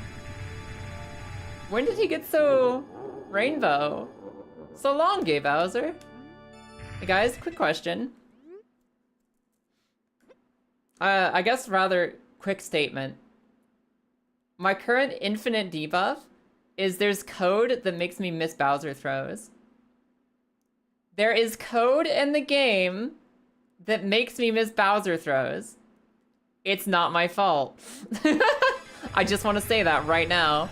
Get it out of the way. Oh, that's a lot of fire. That's actually a lot of fire. What the fuck, Bowser? Ow. That persisted really long. That persisted really long. Ow. Holy shit, it actually just spat him out! It just kicked him out of me! Oh, I get to restart right here. Okay, perfect. L is real. L is real. And there's code that makes me miss Bowser throws, so y'all can go fuck yourselves. My fault! At least I have infinite lives here. I didn't even know Final Bowser had, like, permanent blue fire. That's fucked up. Ow, ow, ow. I missed. Oh my god, he can stun me from there? Ow. Bowser, no! Bowser? Okay. Try again. I don't know how I'm gonna get through this. This is trouble. I'm basically relying on luck to hit this Bowser. Ow. I don't even know what he does that causes coins to spit out. So long, gay Bowser! Ow. Oh. Hold on. Wait, try this way. I'm so dead. I'm so freaking dead! Okay. This is problems. This is the actual problems. This might be the 3-hour-long boss fight. This might be my Sans Undertale fight. Wow, you're smack dab in the middle of the battlefield. I sure am. Okay. Spin him. Spin him. I'm just gonna keep throwing him at random and hope that one day it works. I'm gonna keep throwing him completely at random and one day it's just gonna work. Oh my god, a fucking coin block! Mystery block sent me off the edge! Please. Hey Kieran, welcome in. How are you? I'm not gonna lie, I never got the rhythm for this toss. This toss is miserable. I've been so bad at this ever since I was Babu. I've been bad at this throw ever since I was a fucking child. Ow. Ha. Maybe... Yeah, one! That's one down! Get him again. Okay.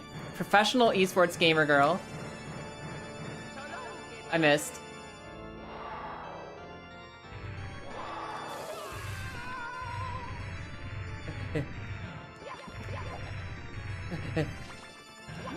Okay. Surely I just spin him this way, right? Yeah! That's 2! It's 3, right? It's 3 hits, just like Nintendo, right? Where's the next bomb? I don't know where I have another bomb, actually.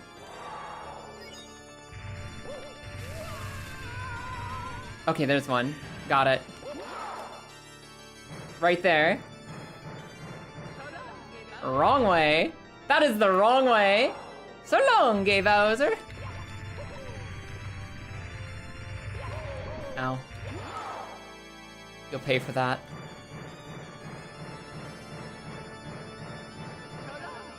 I'm so bad health!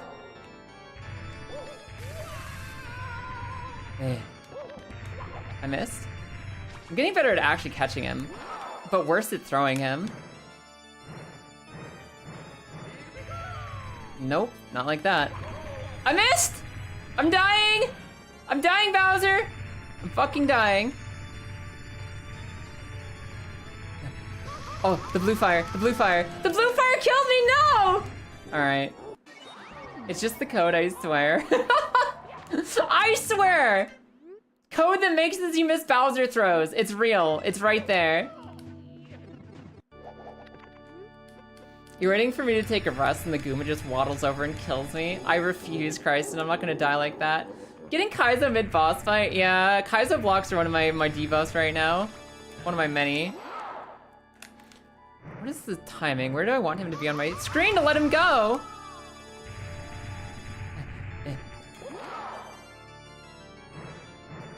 I'm just gonna let him go. Some random direction.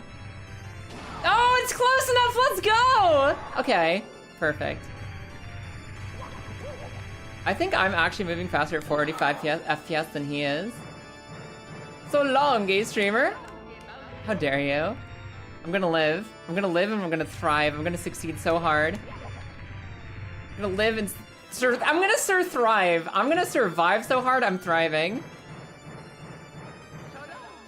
That was the wrong direction. That was the wrong fucking direction. That was so close! That should have done it! Come on, man. Give me a break. Give me a break, Bowser. Oh, the blue stuff is bad. The blue stuff is so bad. Is so long gay Bowser also a debuff? No. It's a strict buff. Eh? Wait. Luigi, can we just step in? I know you've got like fast shoes on right now, but I just need you to go in the pipe. Very chill. Ocean Storms, how you doing tonight? Welcome in. Alright, Bowser, you and me. I know we kind of have a Dormammu situation going on right now, but I'm gonna ask you to be patient with me and just let me throw you into fucking landmines. Sea mines, landmines, whatever they are. I don't know if any way to make this easier on myself. I can't deal with the angular momentum. I can't deal with the angle I'm looking at. I don't actually know when to release this motherfucker. That felt so close! I'm just gonna get him like right up on this. Ow, I forgot about the shockwaves.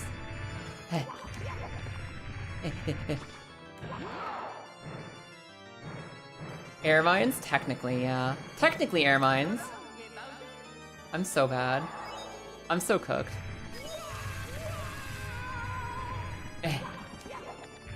Oh, Bowser, please. Stop, drop, and roll. Stop, drop, and roll.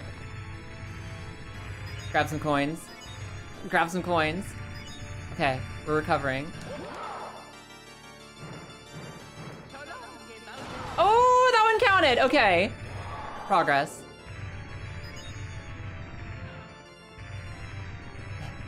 Progress. Almost got him. When he's behind you, start the throw? I'll give that a shot. It kind of depends on which one you're trying to throw it to, right? Like, I guess that's if you're trying to throw it straight ahead. Because that won't work for every toss. Excuse me. Excuse me. Pardon me. Okay, I just need to go get coins. I just need to go get coins before I fucking die. Okay. Surely. Bowser. Hey, Bowser! How about that one? Did I do good, Eggy? Did I do good? Did I do the right one? Oh. This is where death happens. Okay, throw when he's behind me. Nope. Not like that. Oh, he got me with my tippy toes! A fish at reasonable hours? It must be March. I'm celebrating March by streaming in accessible hours to everyone. Also, we were out house hunting today. We're out house hunting tomorrow. I'm streaming late to celebrate. Just drag him slowly into the bomb. That was the one. Okay. Okay, that didn't quite work. I think this is the biggest problem, is even saying, oh, just do it when he's behind you. My biggest problem is that I have no concept of where he is in his rotation. Literally, my brain just can't track the speed at which he's rotating. I have no visual concept of where he is in relation to Luigi's body. So whether I'm trying to target when he's directly behind me or whether I'm trying to target it when he's at a specific angle, it doesn't matter. I'm just not visually tracking the information. I'm really bad about it. Hey, how about fuck you, Bowser? Are we... Like, even that? Fucking please, Kaya. Please. I missed. I thought I could get him that time. Does the axe button not work? Did the axe button just not work? I swear I heard the noise. The Bowser fucking Goomba killed me! The Goomba actually killed me! Fuck you, Goomba! Oh my god, the insta-kill Goomba. Let's go back to walking up there again. Called it? That wasn't a rest, you stinky bean! That was just the Goomba being a dickhead. Don't you jabase it at me. You get your jabases out of here.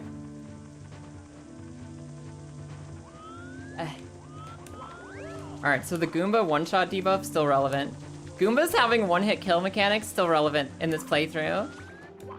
Fair. Let's just go back up. Ooh, ah, ooh. Have you tried discounting?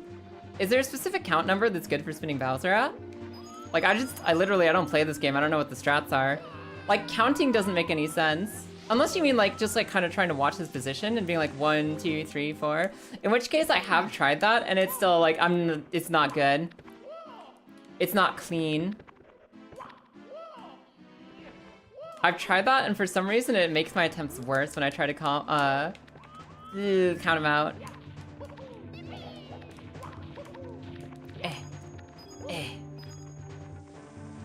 I've definitely tried the 1, 2, 3, 4, 1, 2, 3, 4 kind of like countdown on the Bowser toss. It just doesn't like work. It doesn't work for me. As long as I have tried to play this game, I have always been a struggle bus when it comes to Bowser tossing. It's like my least favorite part. It feels really good when you get the toss right, but the actual gameplay mechanic of tossing him with that speed is just obnoxious to me. It's probably my biggest gamer failure. There's a lot I can handle in games, and Bowser toss isn't one of them.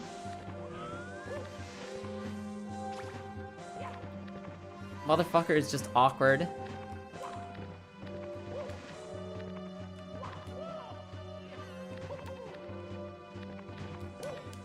Oh my god, I can see. Okay.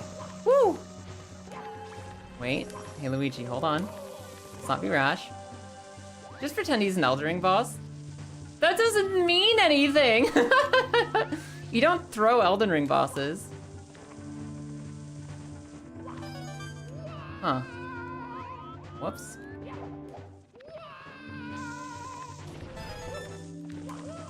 Try that again. You don't throw Elden Ring bosses! No, but you throw attempts at them. You just keep sending. Man, if the only answer was to metaphorically throw, we'd be set. Metaphorically throw, anyone can do that. Literally throw, a lot more difficult.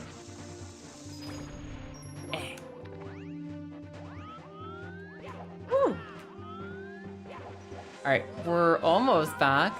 That was almost disaster. Nope, this is actual disaster. Come on, Luigi. Luigi? Luigi, please? Not with that attitude? You're right. We should just go kill the Bowser. I think you're right, Themborn. We should actually just go kill the Bowser. Let's go do it. Not if I rotate the camera the wrong way at the last second. There's a piranha plant in the middle here. Luigi, I swear to fuck, man. Hang in there. Hang in there.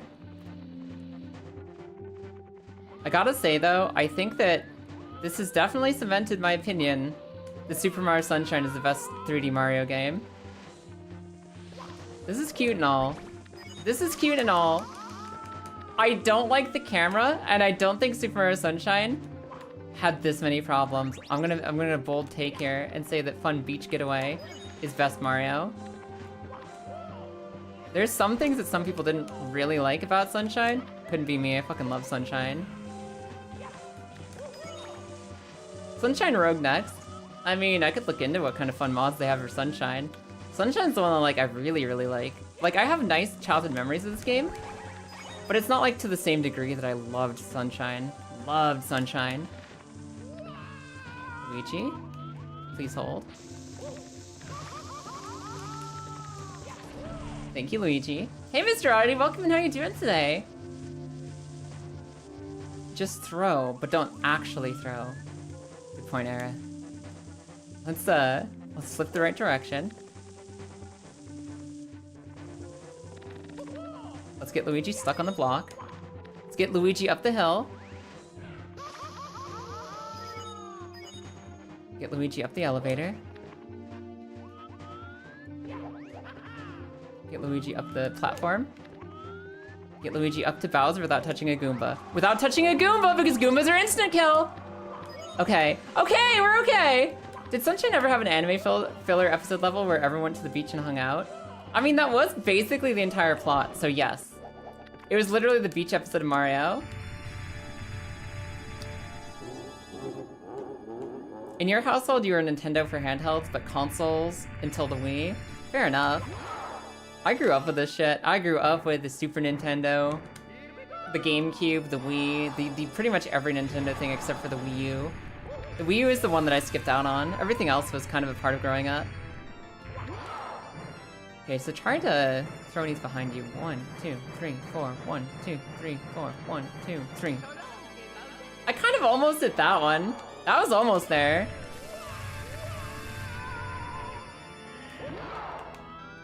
He didn't actually get his fire off that time, did he?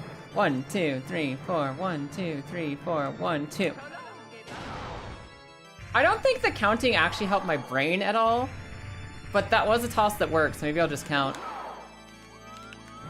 1, 2, 3, 4. 1, 2, 3, 4. Fucking fireball! Okay. Okay.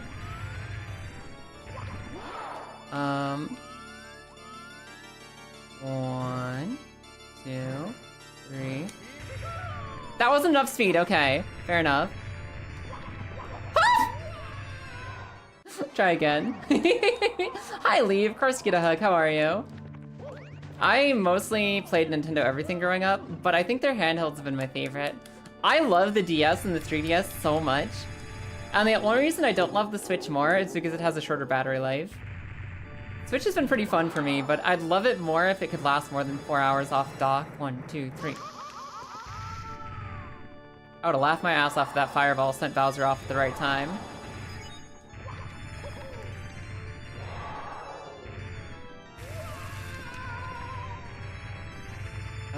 Come here, buddy. Okay. 1, 2, 3, 4. 1, 2, 3, 4. 1, 2, 3. Counting helps. I don't know why it helps. It doesn't feel like I'm counting anything significant. I'm not even thinking about the angle I'm counting at. I'm just counting. 1, 2, 3, 4, 1, 2. You're fucking kidding me. Eggy River, are you a genius? 1, 2, 3, 4, 1, 2, 3, 4, 1. Not a good angle. Kaiser trap. His butt just got me. Okay, hold on, Bowser. I can't touch any fireballs or I die instantly here. Hold on. Let's try this one. 1, 2, 3, 4, 1, 2, 3, 4, 1, 2. Okay, that didn't quite work. The counting isn't a magic fix for everything. Stop it. Bowser, you're hurting me. Bowser, you're fucking hurting me, bud. 1, 2. I should have given him a bit more there. I should have given him a bit more. Hold on. This is gonna be so hard for me in my little tiny brain.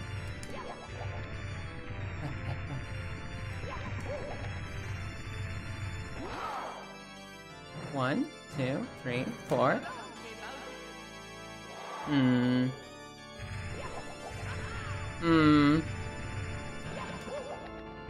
Please, angular momentum is not my specialty. No, not like this! Dang it! Alright, we're gonna be here for a second. Try again. This is what it's all about, just getting through this fucking man. I don't know, though.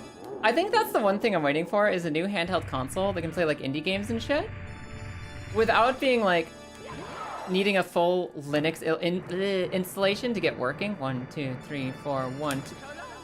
Trying to get a handheld that's not a super complex emulator for Steam games and stuff, like a Steam Deck, just a Steam Deck style thing, but something that lasts more than 4 hours of the continuous battery life. I wanna have a handheld that I can just like have out all day long, play for a few hours, put down, play for a few hours, put down, not worry about charging it 24/7. And I feel like a lot of like Steam Deck style things just don't last long enough. The Switch doesn't either. The battery ain't good enough. Okay. Oh my god. Oh my god, the blue fireball actually launched him at the right time. Okay. Got an assist from Fireball Chan.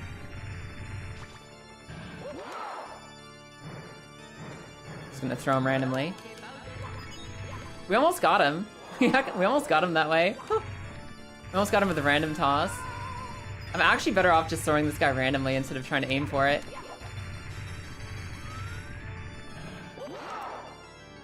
One, 2, 3, 4, 1, 2. Okay, thanks, Fireball. Guys, do I still get the win if he throws a fireball at me at the right time every time that just knocks himself off? If him hitting me with his own fireball is what kills him, do I still get the win? Does that count?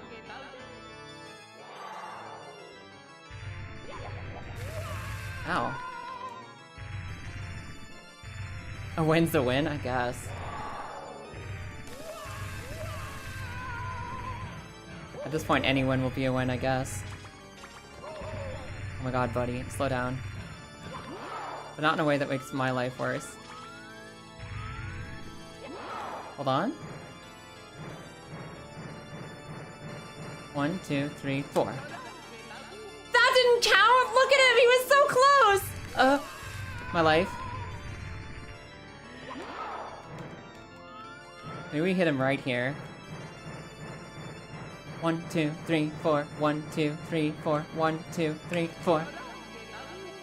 Yeah, randomly counting is not paying off at all here at the end when there's no points left to throw him to. That almost got him. Dang it! My toes! Bonus points if Bowser gets salty about it. Literally the only damage I got on him during that last life was damage he did to himself. We won't tell Mario, okay. Hey bro, I beat the Bowser by sniper aiming skills and not because he threw Fireball at me. We'll hold a parade for Fireball. Fine. I'll celebrate blue Fireball if it gets me through this fight. I literally can't hit this guy. But him, he can hit himself with his fireballs. I can't hit this dude, but he can hit himself just fine.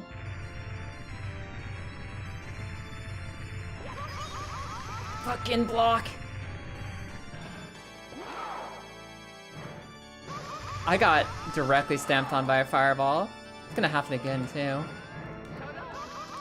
Fucking fireballs! I'm so tilted. Oh, I'm so tilted. Come here. He's doing more big fire. The blue one's track, you don't say. I hadn't noticed. I hadn't noticed. Come here. And people thought fucking Sans Undertale was tough.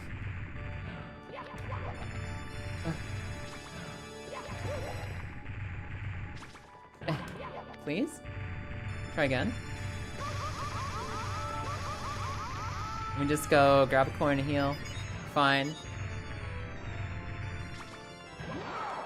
And maybe we get him this way. Yeah, we got him! Okay, that was a legitimate hit! That was a legitimate hit! Cool.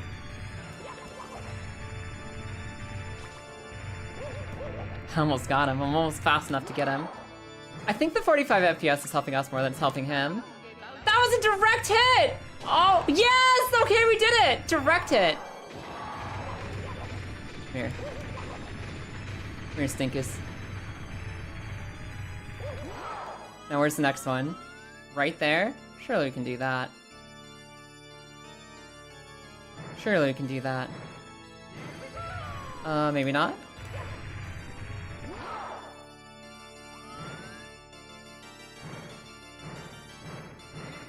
Okay, maybe not that. He needs a little bit more oomph. He's not gonna fly far enough if I just, like, slow spin him. I can't just drag him into the star like I did on that one. I can't just, like, slowly pull him into it. That'll never happen.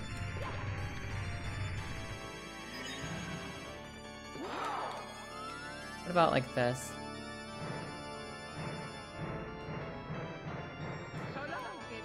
Damn it! Not close enough. Ow. Not enough iframe for that. Bowser's one weakness is what? Chin grabs? Just chain grabbing him? Oh, guys, we're down to RNG. I'm just gonna be fucking pulling shots and see what happens. We're just gonna be fucking pulling the trigger and eventually I'll get him in the right place. Chain grabs? Head. That used to be Lilith's one weakness. When we started Tekken 8, her one weakness is that I could chain grab her into the fucking oblivion. And then she remembered fully her muscle memory and how to counter grab, and I never killed her again. Literally never killed her again when she figured out how to not get chain grabbed. That's all she needed to fucking flatten me. It was the only advantage I had is that I could chain grab her. Okay, sorry, Gay Bowser.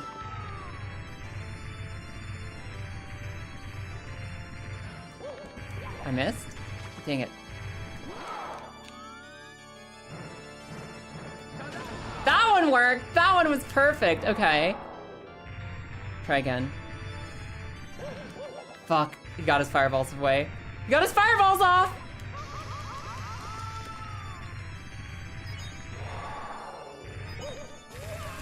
I got 1 health back. Then I lost 1 health. There we go! That one wasn't so bad. I'm getting there. I'm learning, slowly. It's so crazy to me how speedrunners can just, like, one-cycle this boss without fucking up once.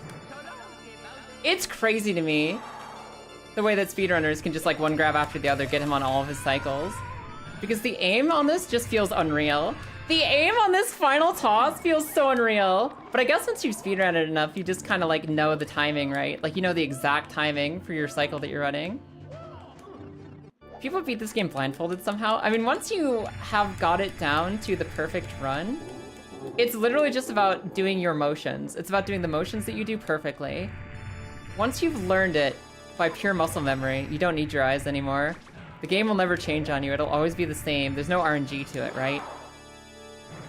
The only RNG is the cycle of attacks that Bowser uses. And if you kill him fast enough, it won't matter. He won't use any attacks. He'll just fucking die. Jesus fucking Christ. He just chain hit us for like 8 of our healths. 4 of our healths, I mean. It's a lot of healths.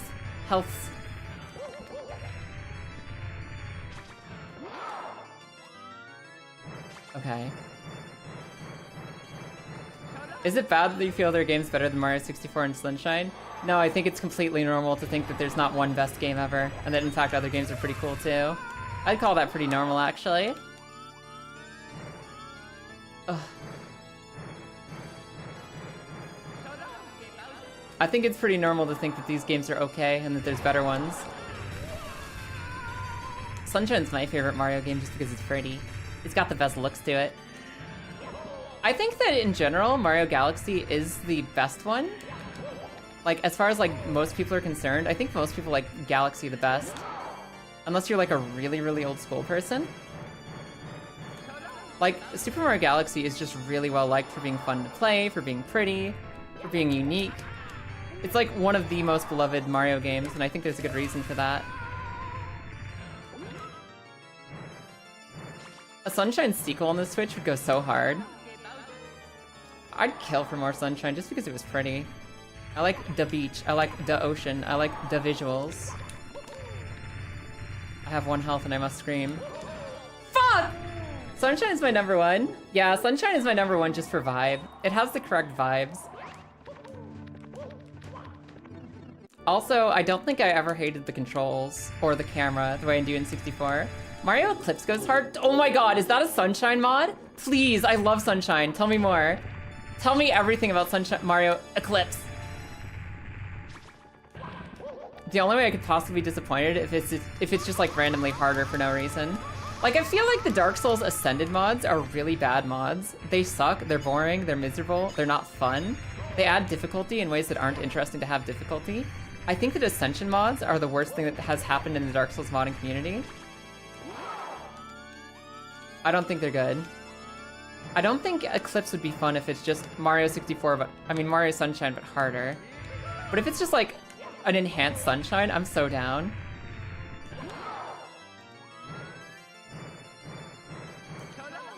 He went over it? He went over it? Just don't drink and drive your Yoshi. Don't drink and drive your anything. Don't ever drink and drive, how about? Hold up, Bowser. Is that coins? Did I hear you spawning coins over here? That's a lot of fucking coins. Yeah, worth. Okay, less worth. I gained 1 health back that whole time.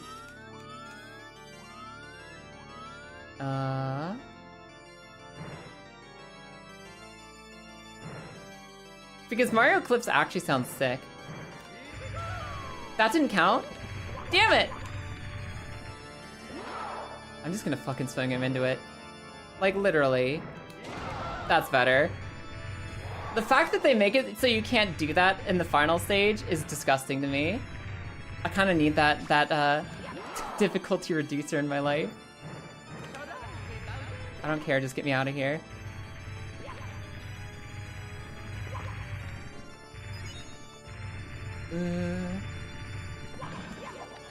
Also, I think I lost the music randomization debuff, so I'm just stuck in endless Bowser organs. Bowser's inside story over here because I'm stuck inside his organs and I can't get out. Help! I'm stuck inside the Bowser. And I can't get out. Thanks, Kaizo Block. Really appreciate that.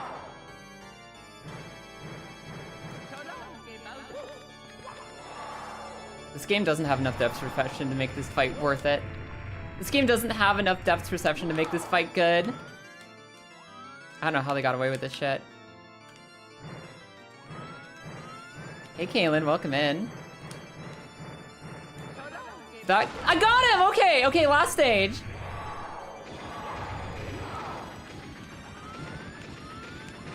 One more. One more. Baby! Did I do it? Is he dead? Is that it? Did we win? No, it can't be! You've really beaten me, Mario! I gave those troops power, but now it's fading away!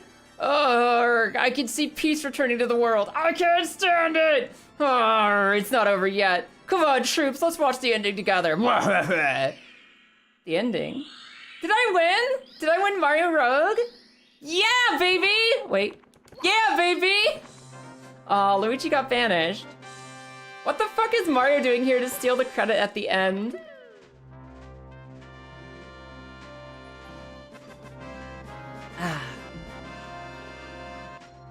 Oh. I feel on top of the world. So long, Game Mario Rogue Edition. Luigi never gets the credit. Poor guy. This feels like such a lackluster ending. Is this really the end if you beat it? I guess this is the Chaos mode, okay? Yeah, this is the Chaos title screen. And there it is! There you have it! 467 deaths. 467 deaths, everybody. We died a few times. A few times, maybe. Rogue Chaos version 1.2. This was fucking sick. Also, Eclipse is a mod that extends Sunshine, interconnects the levels, add new things to do, makes the controls flow better. Are you fucking kidding me?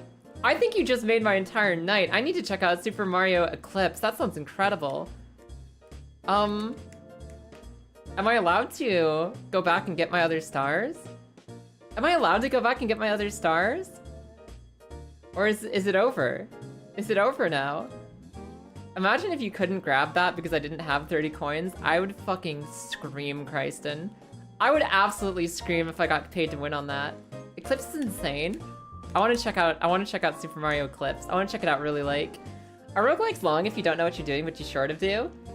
I mean, like, basically, yes. I feel like this is the kind of game where if you know all of Mario's movement tech, you could get through some of the more difficult debuffs more quickly.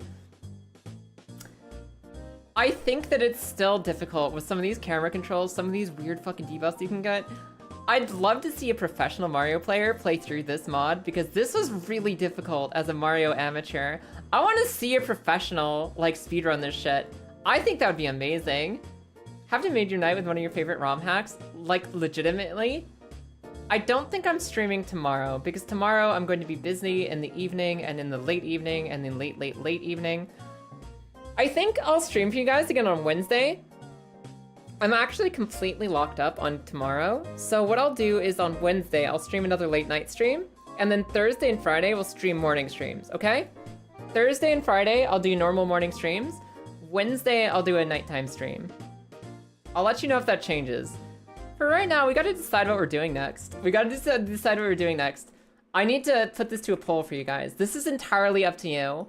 What next? Because I'm gonna stream another couple hours here. I wanna go another couple hours tonight. What do we wanna do next?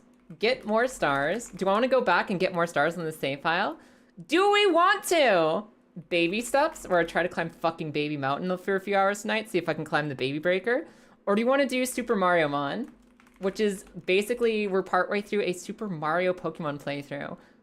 What do you think? I'm gonna give you guys 3 minutes to think about it. No, I'm gonna give you 5 minutes to think about it. I'm gonna give you 5 minutes to think about it.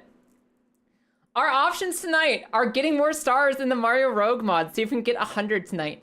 Baby steps, or I'm trying to climb a fucking mountain. Or Super Mario Mon, which is a Super Mario, like, Pokemon hack, which is really cool.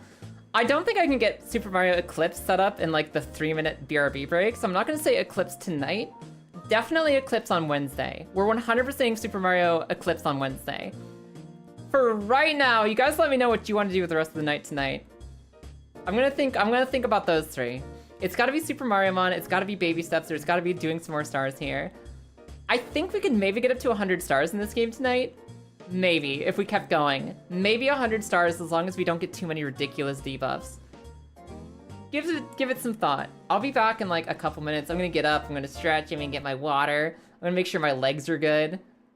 We'll figure it out. Let's see what the votes look like already. You guys are already thinking. So far, the biggest set of votes has gone for Super Mario Mon, so we do some more Mario Pokemon, some Pario Mokemon. Baby Steps is also popular. It's the game where you're basically playing a fucking man trying to climb a mountain, but his legs don't work too good. Or we stick around here, we get a few more stars, which looks like it's not the popular one right now. But holy shit, we did it! We beat the save! We did it! We've done it! Oh my god.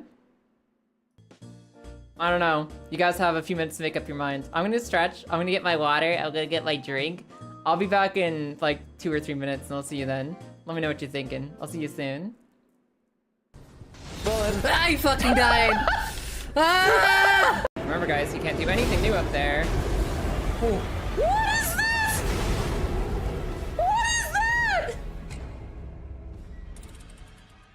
I thought he couldn't do anything new. Woo! Ah!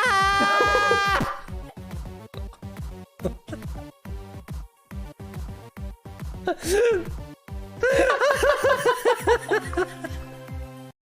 think I can just... I can. Oh my god, there's another archer.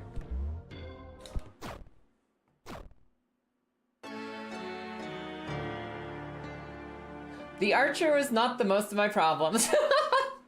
The archer was not the most of my problems there. I understand that now. The fucking hammer throws me off so much with its timing. 1, 2, 3, block. Fuck! Like, are you sticking yourself in the gem? I have full confidence in you, and so I leave the guild in your care. When I am gone, you will be recognized as Archmage and leader of the guild. Oh my god, he's just thrown himself in the gem for me. Hell yeah. The future rests on your shoulders. Farewell, my friend. Farewell, my friend. Alright, what the hell? Like, just like that? Like... Oh, what happened to the shop, man? Don't look at me. You got all the shop items? You didn't let me have any? It was body armor and leggings. You can't wear those. You didn't even confer. There's maybe Mage man! Maybe some what, sorry? You just got all of the what was that, Kaya? What was that you just got? Huh? Miss already going to get all the items in the shop. Then sees the chest, is like, I'm gonna grab that too. What was that shit about? What I was in that? Huh? Looks like some me. You just numb the down because you felt guilty. You can't eat the evidence if you're eating it in front of the cop. That's still admissible in court. Ah! Look, another item. Anyway, so to really answer your question, I'm leaving. I'm going. I've got a bow of random effects. I'm not afraid to use it. Wait for it. Wait for it. Your weapon. Oh my god! Was she right behind me this whole time? Was she just right there? You can't open doors. Can't open doors. The only doors you can open are locker doors. How do you find the generators? Oh, there's so many levels.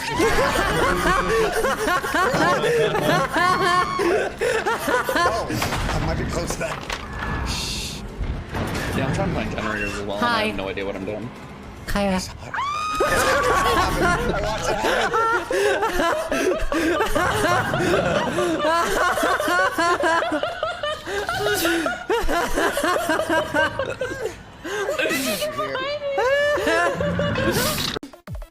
We have.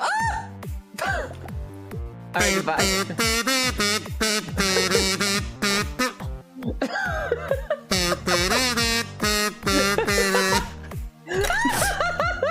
Oh my god!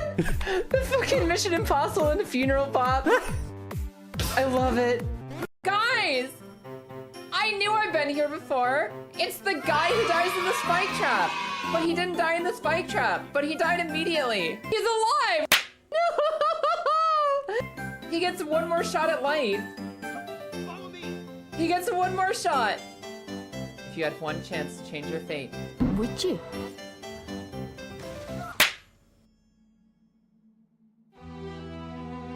If you could change your fate, would you?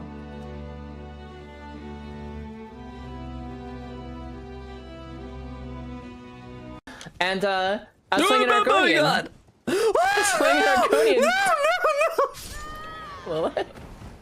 Are you okay? No, I'm not. Can somebody clip that for me so I can see it later? Oh my god. Oh my god. Tuck can take his arm off. Oh. Oh. Okay. Alright. Let's just... It's funny. It's funny the way that the human brain works, because yes, I'm currently experiencing a sugar crash from a life-threatening disease that I've lived with for years. My blood is literally deprived of sugar and seeking to destroy my brain actively. But I have some candy to fix that, and I'm having a good day. And it's just like really fascinating to me how I'm doing amazing. Can be such a complicated statement when there's so much going on under the surface. There are like millions of microbes living and dying on my skin and my body right now. Ah! My body is trying to poison me. I'm defeating my body in its attempt to poison me. And I'm failing a lockpick. But you know, actually, life's up pretty okay right now. You got the big file and didn't notice it? No! You're kidding me! I actually got this when I wasn't looking? What? When did I clean this? Don't kill that mushroom.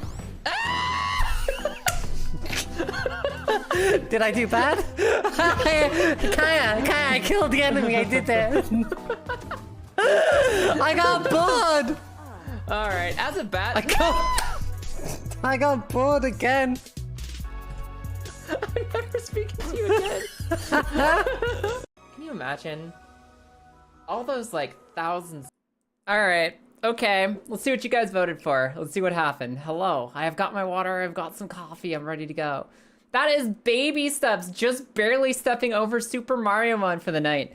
All right, you guys want to see me suffer some more? Is that what you want? Is that what you want? Sure. Yeah, I can do that. I'm ready to win some more climbing game tonight. I'm ready to win some more platforming. Super Mario Rogue was actually super sick, so thank you so much for, I believe it was Marissa that recommended it. Yeah, Marissa, you found that Super Mario mod for us, so thank you so much. That was actually incredible. Let's see. Baby steps. Baby steps. Let's get baby steps rolling. What's our new stream title? What's our new stream title? Afterglow of Victory. Baby steps.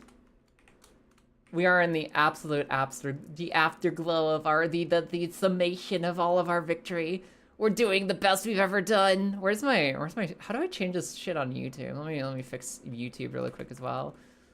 Okay, we did it. We beat Super Mario 64. We're off to baby steps now. We're off to baby steps. Saves. Yes. Update the stream info. Yes. Good. Yes. Good. Yes. Okay, we're good to go. Anxiously awaiting how your left and right state is for Nate. Let's figure it out. Delete this. Start this. I want this. Yes? Video game. Hell yeah, baby! And I'll get the music on as well. Let's get the music rolling, everybody. Where is my stream elements? Yeah, stream elements. I'd like my media playlist, please. Oh, bring me my music requests. You guys still have an hour and 12 minutes of music from last time? Yeah, sure, why not? Why not? Let's go, music. Cool. Alright, you guys ready for some baby gameplay? I'm ready for some baby gameplay. I hope you are too.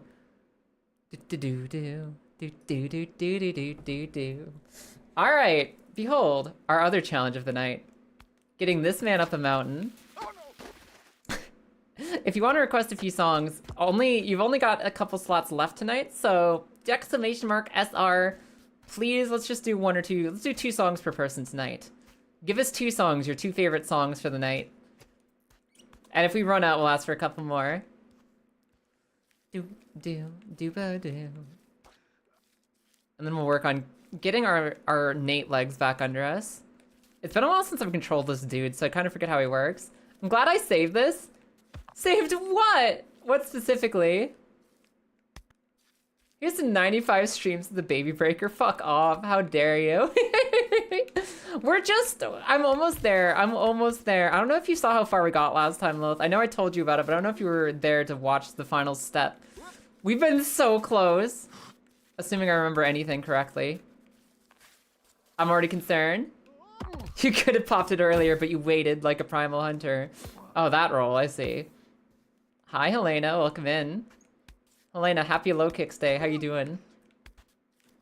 Congrats on yet another generation of low kicks. We're doing some baby steps because we beat the Rogue edition of Super Mario 64, and I'm absolutely glowing with joy. So now I just gotta remember how Nate moves, and we'll be ready to finish this game too. Maybe a double victory evening for us. Assuming I can remember how this motherfucker controls. We just gotta be lithe and slick like the praying mantis. Thank you for your 95 stream streak. When are we gonna see 100? You gonna make it to 100 without a streak breaker? They tried to sweep you, but you are the one throwing the low kicks. I forget, is low kicks your favorite Pokemon or just one that you like a lot? I know that I saw Nimble running around in the grass in the new trailer, and I was like, oh, Helena will be happy. But I don't remember if low kicks is your favorite or just a favorite. Or if that's like the best Pokemon ever for you. God, I feel so weird controlling a game that actually responds to your inputs. Playing a game where you actually respond correctly when you push the buttons you want and the camera's in your control feels alien to me. I've grown too used to fucking Mario Stockholm Syndrome. It feels weird to have this much control over my body. And I know I'm talking about a Rage game, but it's true. Nintendo used to run exclusively on Rage games. I'm surprised they haven't made a Mario co-op yet. Need that Wii Online delay. No, I'm good without ever having that debuff again. Favorite Pokemon is all the dark types. Fair enough. But low kicks gets the top spot sometimes. Fair enough. I'm starting to think I might like Walking Wake even more than I like Absol, which feels like sacrilege, but I think it's true. I really like Walking Wake. I don't think they've ever had Walking Wake in Pokemon Go, but I need a Walking Wake in Pokemon Go so I can have it walking around with me everywhere. I love Velociraptor Suicune. Winning Wake, that's fucking right. If I ever get a spare Walking Wake, I'm naming her Winning Wake. My current one is named Azucena, because I love Azucena Tekken. And I figured that Hydra's team fits coffee making pretty well. Shit. I think that the #1 premier bouncy happy-go-lucky coffee girl should absolutely be named after the Pokemon that puts steamed water in your coffee. Okay. This has been pretty smooth so far. I feel like I'm actually picking this up again. Hey. We're also doing a big Pokemon tournament on Saturday. Our local city is having a big Pokemon tournament on Saturday. And this is like, it's not a Chaos Cup, it's like an actual serious cup. And I'm going to be taking my Walking Wake. I'm going to be taking my professional Pokemon team and seeing if I can get any wins against some of the scariest people in the United Kingdom. It's going to be a crazy Sunday. It's going to be a gigantic tournament. Well, gigantic for a local. It's our like once every 3 months tournament. So it's a pretty big deal, and I'm hoping I can do okay at it. I'm gonna have fun no matter what, but I'm hoping like I can also win while having fun. We'll have to see. You already enjoyed Salamence, but they made Dark-type Salamence. Yeah, Roaring Moon. I'm actually thinking about making a really stupid Pokemon team, right? For those of you who know 2v2 meta, this is gonna sound horrible, but I'm gonna do it and it sounds funny to me. I'm going to make the Moon team. I'm going to make the Moon team. Do you know what's on the team? Lunala. A Necrozma who's been fused with a Lunala. So it's technically Necrozma, but it's actually Lunala. So that's 2 Lunalas. Cresselia, who's a Moonduck. Roaring Moon, the Pokemon who's named Roaring Moon. Blood Moon, which is the bear that shoots lasers. And then Clefairy, because I need a 6th Moon Pokemon, and Clefairy's the only one that fits.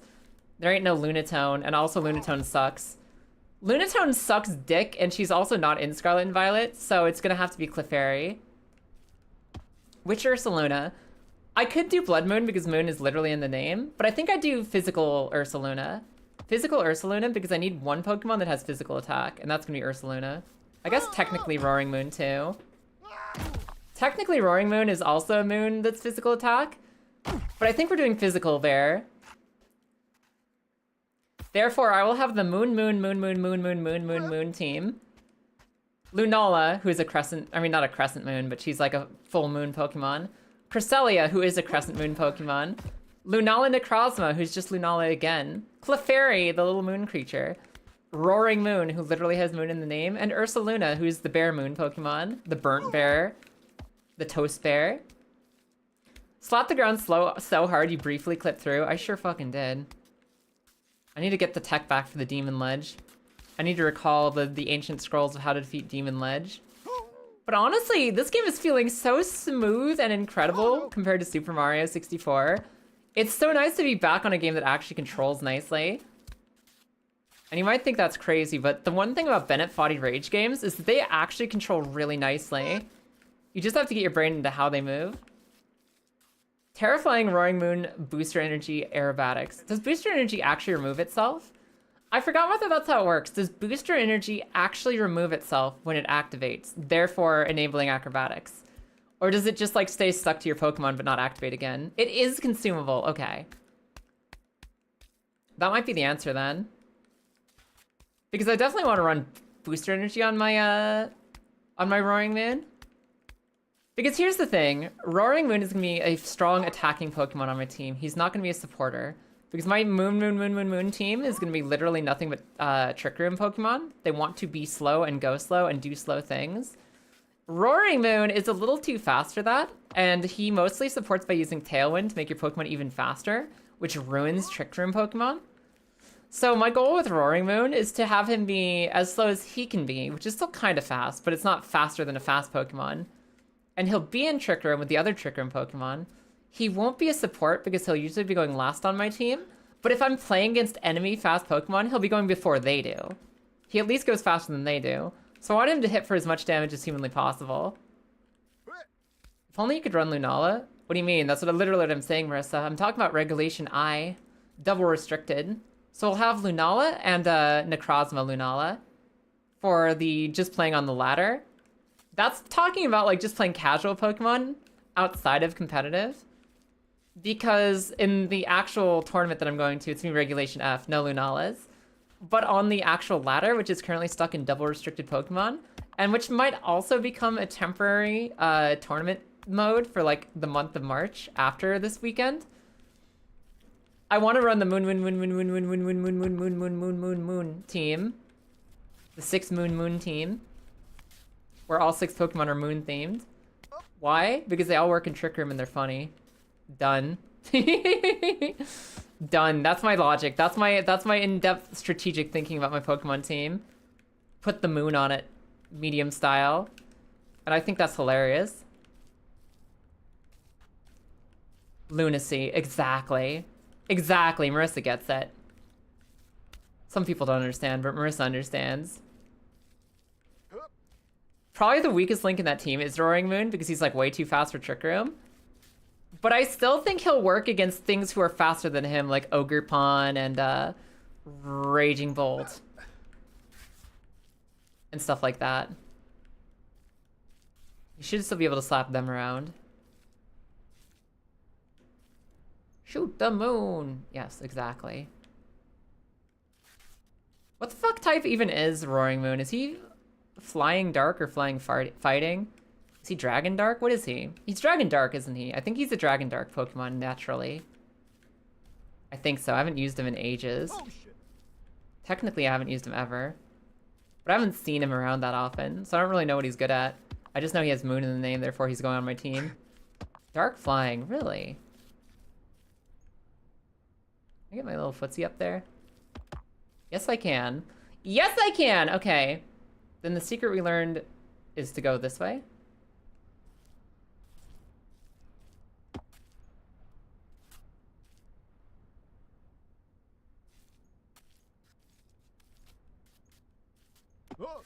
Okay. Break.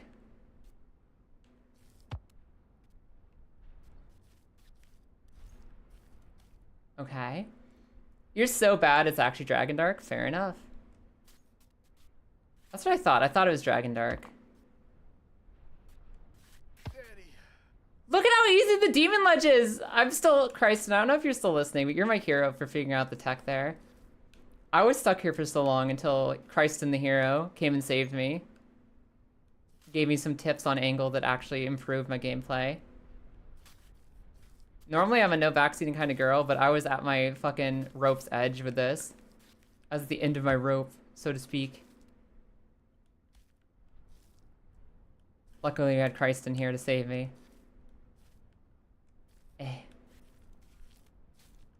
Okay. Continue.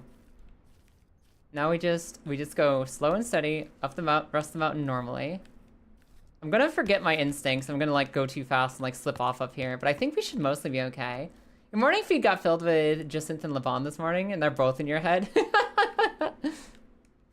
Oh no. I've had a pretty Levon in my head and in my bed for a few weeks now.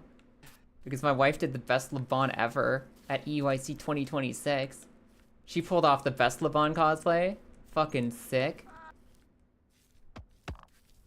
Now viewable on her Instagram, where she's pretty active and loving life. Lilith plus Twitch TV on Instagram. I want to see hot Levon cosplay. She's right there. She's right there. As featured on the front page of Pokemon, the Pokemon Company's Instagram.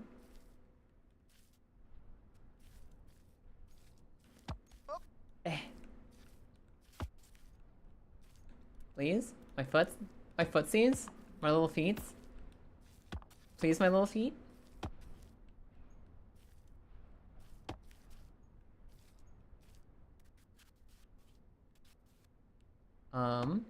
Hey Nate, we gonna do this or not? Yes, okay, we got it. Saku blush, blushy blushies. You guys doing the blushies out there? You guys thinking about girls and doing the blushies in my chat? You would never. That seems unrealistic for my community. Seems unlike all of you, really. Who even thinks twice about girls, really? What are you doing out there? Okay.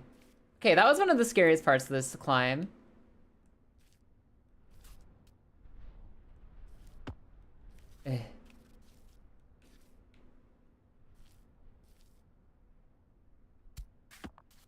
Okay, I did it! Okay, we're a little further up. Keep going. Keep being innate. I feel like I need Kilda to come back here. Kilda's like our local trick room expert. Kilda and Lilith are both extremely knowledgeable about Trick Room. I've gotten Lilith's take on my stupid Trick Room Moon team. I want to hear what Kilda has to say about it. I want to hear the Kilda reaction. I have to wait for Kilda to come back from break because I'm so curious. I want to know what some actual Trick Room players think about my dumb Moon idea. Saying you're thinking about gay things? I think you might be. There's a slight chance you might be thinking gay shit right now. It's a very slight chance, but it is there. I do entertain the possibility that you're thinking about some gay shit in this moment. My foot here, and then here. And then here, and then here, and then here. Guys, we're actually cracking this out tonight? Holy shit. Hold on. I think I might have actually cracked the code on this game. The answer is to take a month-long break before you come back to it. Give yourself that tilt break. You need to untilt yourself by just not playing for a month. I finally beat the final boss in Silksong! I beat every boss in Silksong 100%. Well, okay, I have 96% of the game complete, but I beat every boss. I feel so good. That game was incredible. Silksong was so good, and the actual Secret Deluxe True final boss, such a fucking good time. Such a good time. Silksong was beautiful. Probably my favorite Metroidvania ever. I would have a really hard time thinking about anything I've enjoyed anywhere near as much as Silksong. Game was beautiful. I'm sorry I didn't stream it. I had to go on my own journey. I had to go on my own adventure for once. an adventure without you guys, because sometimes it's fun to just play a game. I didn't share it with anyone except for Lilith. But she had fun, so hopefully you can find some comfort in that. Okay, let's not do a Nate. This is like an actual spot you can fall all the way down the mountain if you're not careful. Like, I can fall off the entire thing from here. I don't want that smoke.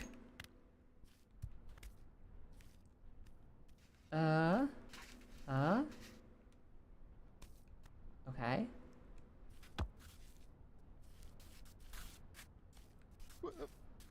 Cool. Do the moonwalk? Hold on, Nate. Nate, hold on. No! Wait, I think we're okay. I think we're gonna stop. I think we're gonna stop! Okay, we're not stopping. Okay, fine, we're not stopping. A little bit of a break. I tried to do the nice moonwalk backwards to get Nate going, and it was a little too much. We go again. We go again. Ugh. Man, I want to go to a concert again. It's been so long since I've been to a music concert. I need to figure out when, like, a band I like is coming through in any of the cities nearby me. I just need to hop a train ticket and go. I need some music in my life. I need, like, live music in my life. I need the beats. I need the rhythm. I need my ears blown out by stage speakers. It's been way too fucking long since I've been to a concert. Pokemon quiz. The Scorpony that has Terrestrialized Normal has 3 attacking options. Ember, Quick Attack, and Tackle. What option will deal the most damage on a neutral target? Is Scorbunny a physical attacker or a special attacker? I'm gonna say... Scorbunny is Terrestrialized Normal. I'm gonna say probably Quick Attack. I think that Quick Attack and Tackle technically are the same power. They're both base 40 power. I think they're both base 40. Maybe Tackle is 35. But I'm going to predict that Quick Attack does the most damage. Because Ember is 40. And Quick Attack is 40. And I think Scorbunny has more physical attack. So I think Scorbunny is a physical being. I'm going to take a wild guess that it's Quick Attack. And I'm wrong if Scorbunny is a special attacker.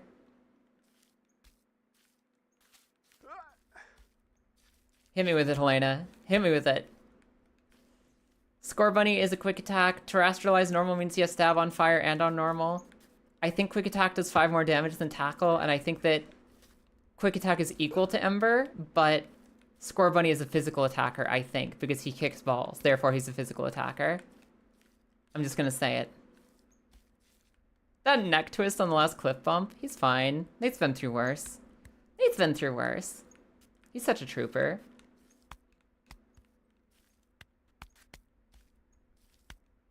Tackle does the most damage because Terrestrialization gives Technician. Terrestrialization gives Technician on moves? It does not. Terrestrialization gives Stab. There's no way. Does Terrestrialization actually give Technician? You're kidding me. Hold on. No, I gotta fact check this. There's no way. It gives Technician? There's absolutely no way. Terminology, no. I need, like, the actual in-game effect, please. Where is this? Is this real? Is this like an actual thing?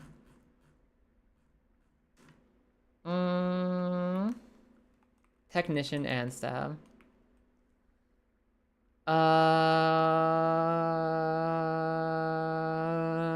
Pokemon receive stabs. In addition to moves matching the original types they change to base types. If the Pokemon's Terra type is the same as the original types, they receive 2 times boost.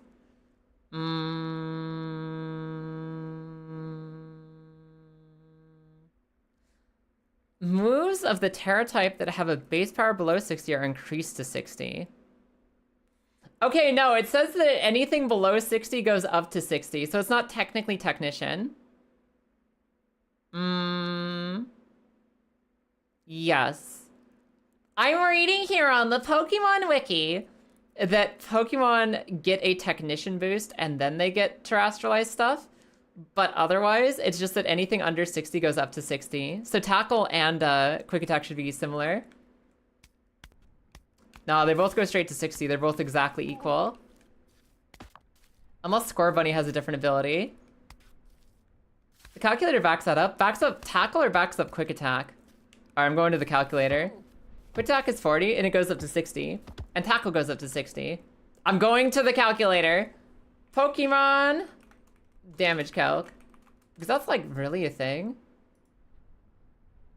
Quick attack is 40. Tackle, isn't like tackle like something else? Hold on guys, I'm doing some Pokemon.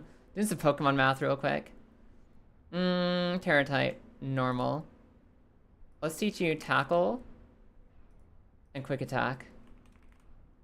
Let's just say you're attacking a Tatsugiri or an Abomasnow. If you are terrestrialized.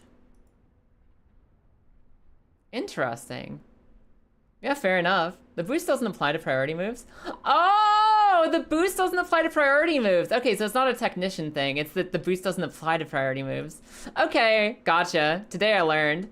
All right, guys, we had some Pokemon trivia to check. We're back now. Now, see, that's information I didn't know. Priority moves don't get boosted to 60 power while tearing. I didn't even know that Terra types like made you at least 60 attack in whatever move you select. I didn't know that was the thing. Does that count for multi-hit moves too? Does that mean every shot of a multi-hit goes to 60? Or does it not work on multi-hit moves? It also says my chat is disconnecting. We still here? What if that applies to like Nuzzle? Yeah, so if it doesn't apply to priority, but it does apply to physical moves, I mean just anything under 60, it would bring anything under 60 up to 60. Except for priority moves. I wonder if it applies to like Bullet Seed. There's no way it applies to like Bullet Seed and you get like 560 attacks. Yeah, sorry, my chat disconnected for a second. I think you guys are good. I think we're good. I think we're solid. I think we're still connected and good to go. All right, Nate, up the mountain. I'm actually farther up this hill than I thought I was. I didn't realize I was here already. Okay.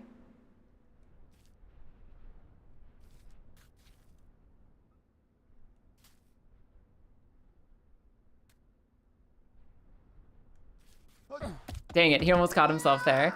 He almost caught himself, he almost got it. So it works on Nuzzle, it doesn't work on multi-strike. So you get a 60 power Nuzzle, which with Stab's technically a 90 power Nuzzle, which with Stab and Stab Electric could be a 120 power Nuzzle that paralyzes people. Really? Would that bring Nuzzle to 120 damage if you Nuzzle on a Terra Electric Pokemon? Or does it mean Nuzzle goes up to 60 and then goes up to 90 from Stab and it doesn't get anything else from Terra? You have to spend your Terra on a weak Pokemon. You could make Pikachu. You can make Pikachu Terra Electric and then have him Nuzzle something. At that point, I'd rather just Thunderbolt. Nah. Terra Nuzzle. Terra Electric Nuzzle. 120, 100% paralysis move. Are you kidding me? That's busted. That's broken. Everyone should be running Terra Nuzzle.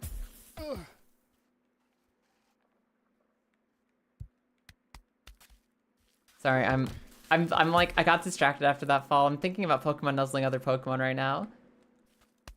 Man, we were walking down the street today. Me and Loopy went out house hunting. Let me see if the music's still going. Music, you good? Yeah, you're fine. Me and Loopy were out house hunting today. It was so sunny and beautiful. It was so like rarely, uniquely beautiful out in the United Kingdom. It was sunny and bright and gorgeous and clear skies today. Not a single raindrop to be seen. And me and Loopy were coming back from the house viewing where we were checking out a new potential house. And there were these fucking kitties in the window. We walked past this one window and there's like this tortoiseshell cat. So like they've got like mostly white with little orange and black and brown like patterns on their head. Little tiny calico bits, but mostly white kitty. And he was just sitting in the window with his eyes shut, you know, like that kitty happy like face, like that kind of a face. And he was just sitting there asleep, standing up right in this little windowsill. And if you looked for like more than 20 seconds, you could see that right behind him and like 2 feet to the left, there was this other cat blending in with the curtains in the same exact pose, the same exact stance, the same exact size of cat. This one was like a pure cream kitty. It didn't have any tortoise on it. And it just became the curtains with the way it faded into the rest of them. It was like an after image. Yeah, it was a shadow. It was an after image of a cat in the same exact position, in the same exact stance, in the same exact happy, like falling asleep, standing up pose. And they were just perfectly posed in the window. It was so fucking cute. It was so fucking cute. I'm pretty sure... Wait, does Hurricane not get 100% in rain? I'm pretty sure Hurricane is 100% in rain. That's not placebo. I'm almost certain that Hurricane is 100% in rain. I know Bleak Windstorm and the storm moves are. I know Blizzard is 100% in snow. I'm pretty certain that Hurricane is 100% in rain. I'll need someone else to back me up on it, but I thought that Hurricane was a guaranteed hit in the rain. Hurricane is not 100% per se. It can't miss, and that's a bit more. There you go! Hurricane cannot miss in the rain. It was not placebo, Themborn. That's actually how the move works. Hurricane does hit more often in the rain. And then 50% in sunlight. Correct. Who gave me the free falling song? Who chose the free falling song tonight, huh? Who put that shit in here? Of course Darius did. Of course Darius did. Yeah, no, you were absolutely correct. That is how Hurricane works. It hit big in rain. Well, I mean, it hits the same, but it hits more often. It cannot miss. Is there any move that hits 100% of the time in Sandstorm? Is there a move that gains 100% accuracy in a Sandstorm? Or is Sandstorm the only weather that doesn't guarantee a hit on something? I guess Sun doesn't guarantee a hit on anything either. Sun is not a guaranteed kind of hit.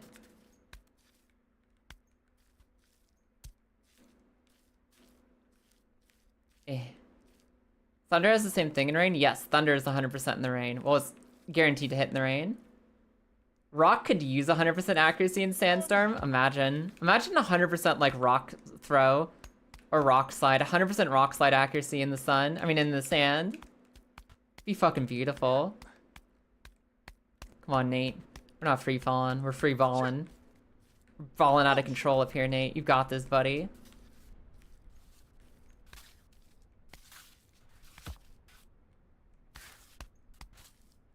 "100% flinch chance in a sandstorm? Are you fucking kidding me?" Okay, but fair enough. Imagine you're already blinking and trying to keep the sand out of your eyes in a fucking sandstorm, and Steelix or Earthworm is throwing rocks at you. There's literally a gigantic colossus worm tossing boulders at your face while you're blinking sand out of your eyes. Tell me you wouldn't flinch. Tell me you wouldn't flinch. Tell me with an honest face that you wouldn't flinch in that situation. That feels like a 100% flinch chance to me.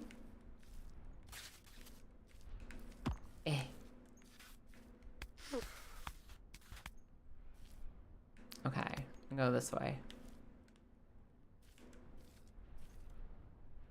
Let's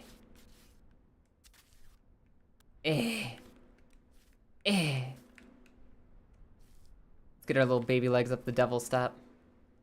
The devil's ledge. Come on, Nate. Don't be a bitch. Don't be a bitch, Nate. You're not bitch made, you're a champion. You're actually a champion among humans. You might be the most champion any human's ever been.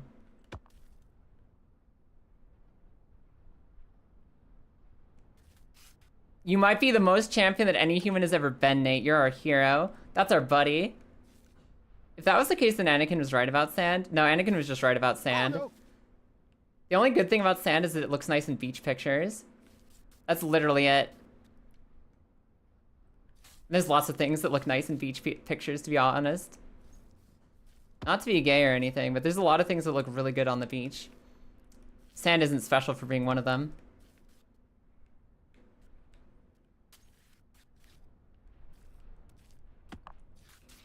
Sand ain't special for nothing. Sand is just parrotfish poop. That's all that sand is, really.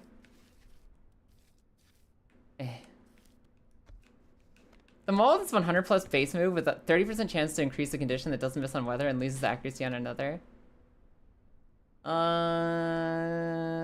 Yeah, that's Blizzard, Thunder, and Hurricane. I don't think there is something that fits for Rock. I don't think there's a Rock move that is 70% accurate and has a 30% chance to do something. It's not a big rock that does that.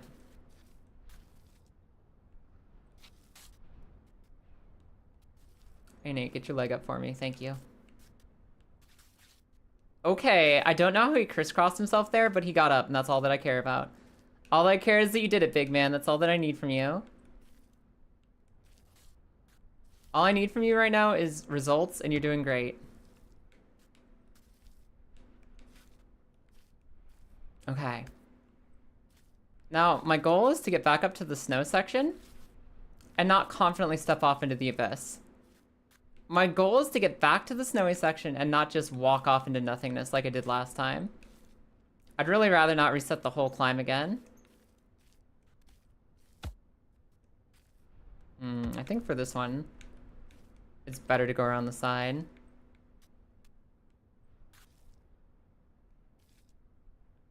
Yeah, like this, and then get his leg up.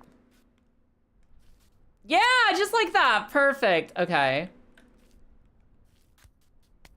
Okay. And we gotta be a little careful here to step on the tippy edge. Can't quite see you, Nate. Hold on.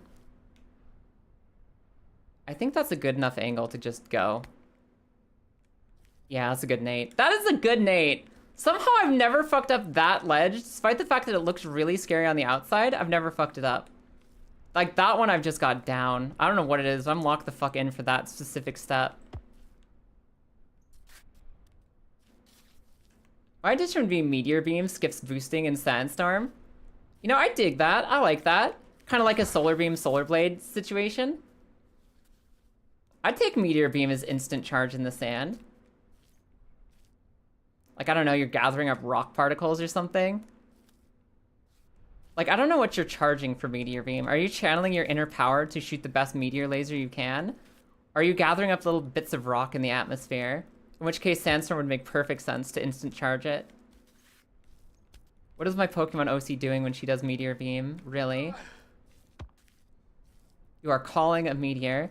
I mean, it's a beam, though. It's not like an actual meteor. It's a meteor beam. It's different. Hold on, Nate. Let's not lose our shit. Hold on, Nate. Let's keep going up. Okay, that's a good Nate. Good Nate.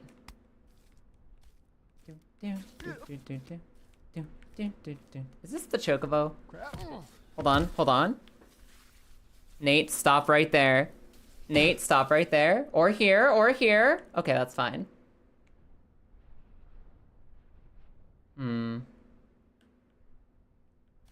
Let's not get caught up in the Chocobo song, Nate. Let's not get too caught up in the Chocobo song. Let's just keep going. That was kind of spooky. Or is it shooting a stream of little meteors? It could be a stream of little meteors. That could be a thing. It's like shooting a bunch of little rocks with the force of a meteor on each one, but it's just like a stream of tiny rocks. We know it's not an ice move because it's not a comet beam. Fun fact, everybody. Comets are the ones that are partially made of ice. Meteors are all rock. All rock or other mineral. Comets are the ones that are freezy, icy, cold. So Comet Beam would have to be an ice move, or an ice rock move. What happened to his ankles? He just put his ankles together and fell. Okay, he should be fine though. I think he's slowing down.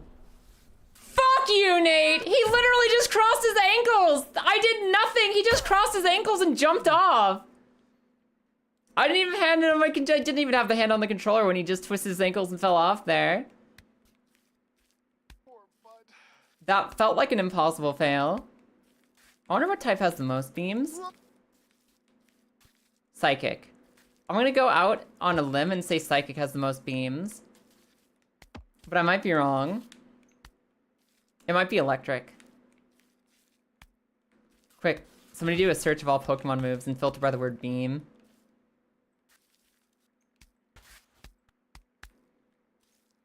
Because I honestly don't know what it would be.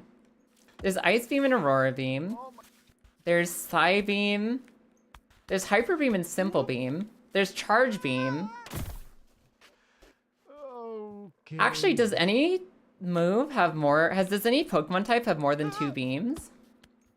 Simple Beam is normal. Hyper Beam is normal. Ice Beam is Ice and Aurora Beam. Is there any Pokemon type with 3 beams? Is there a 3rd normal beam? Arbora Beam, Bubble Beam, Charge Beam, Hyper Beam, Ice Beam, Moongeist Beam, which is Ghost, Psy Beam, Signal Beam, which is Bug, Simple Beam, Solar Beam. Fuck, okay. So it's actually Ice, Normal. It's Ice and Normal. It's Ice and Normal types tied for the most beams.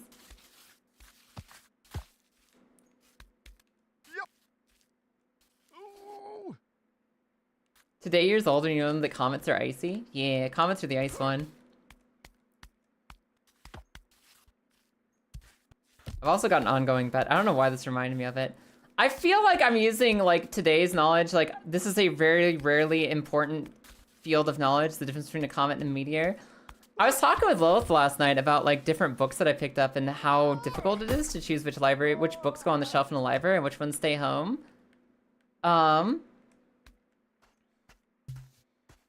And I was thinking about the fact that A, choosing which books go into a library is difficult. B, I bought myself 4 different books that I bought just because their covers look nice. I literally bought, like, in recent memory, I've gotten 4 books just because the cover is really pretty. And I don't know if the story is actually garbage or actually good or not. I just know that I grabbed these books because their covers look good. And Lilith's like, hey, Kaya, you know there's like a 0% chance those are actually good, right? So I said I'd make a bet with her. I'd have to go and see. I'm gonna read all 4 books that I judged entirely on their cover. I just thought the cover looked nice, so I bought them. I bet you that out of those 4, at least 3 of them are good. I said I'll read all 4 of them. We'll see how many are crap. I bet you at least 3 out of 4 are really good books. And that I was absolutely right to judge a book by a cover. And she said, all right, bet. So I went and these 4 books that had really pretty covers and I haven't read a single thing of in the last like 2 years. It turns out they're still out in America. I left them behind. They haven't been moved out yet. They're in my stock of things that are still like, I didn't have the money to be able to ship over to myself. So I went on to my digital library apps. I went on to my ebook borrowing library apps and I found all 4 books. And I have borrowed and downloaded all 4 books to see if any of my 4 I judge these books because they look pretty are like actually good or not. And only time will tell if it was actually worthwhile or if maybe I should stop judging books by their cover. And even maybe a really pretty book is not actually that good. I gotta tell you though, one pissed me off because I realized I've been tricked by marketing. I've definitely been tricked by marketing at least once. Let me grab this. Let me grab this picture. So this is a story of 2 book covers, right? There is this one book cover that I keep passing in my library. When I was working in the library, I kept passing it, And every time I passed this book in the library, I thought that book looks boring. That book looks bland. That looks like the worst book of all time. There's no way I'll like that. That's some fucking boring derivative trash that is not going to be any good and I don't trust it and I'm not going to read it because that cover looks awful. Then I was at a Barnes & Noble like a year later and I saw this one book that had a gorgeous cover. It was so unique looking. It was like this cool girl being cool on top of a skyscraper in a scrapyard. Like this shit looks so intriguing and it's so artistically neat and it's like got such good colors to it and it looks so fucking cool. And I thought to myself, I want to buy this book. I want to learn about this cool girl and I hope that it's a good book because I really want to check it out. Now I'm going to show you these 2 covers. I'm about to show you these 2 covers that I had, right? And I'm going to tell you about the book that I fucking loved and the book that I thought looked boring as hell. I've got a fun fact about those 2 books. As it turns out, they are the same book. This book on the right with the fucking slipper, boring, uninspired. What am I even looking at? This is just stupid. There's no way I want this book. I walked past this book on the right like a million times in my library and I was like, yeah, I don't want that shit. I don't want it. Oh, but I see this book on the left just once in a bookstore and I'm like, holy shit, tell me more. Actually, I want to check this out. Let me give it a try. Cinder, book 1 of the Lunar Chronicles by Marissa Meyer. It's the same fucking book. These are the same. And, I own one of them now. I own one of them now. They had her at pink. They had me at cool girl, like standing up, like fucking, hold on. Let's get some appreciation on this shit. Let me show you how to market a book. Let me show you how to market a book. This is just a fucking show. I didn't even realize all the times I walked past it, like at eye distance, that that's like cybernetic body. That's like a Cinderella shoe, but like cyborg parts. I didn't realize that. I didn't think about that. I just thought that's a boring shoe. Who gives a fuck? Marissa Meyer sounds like Stephanie Meyer. I'm out of here. Then I saw this. Then I saw this one, which is a badass survival girl, like in some sort of scrap heap of her own room of like nonsense with like a jet flying by in the distance. She has some giant rifle looking thing. She has a cyborg leg. She looks cool. Boring, bland, horrible, beautiful, excellent, exciting.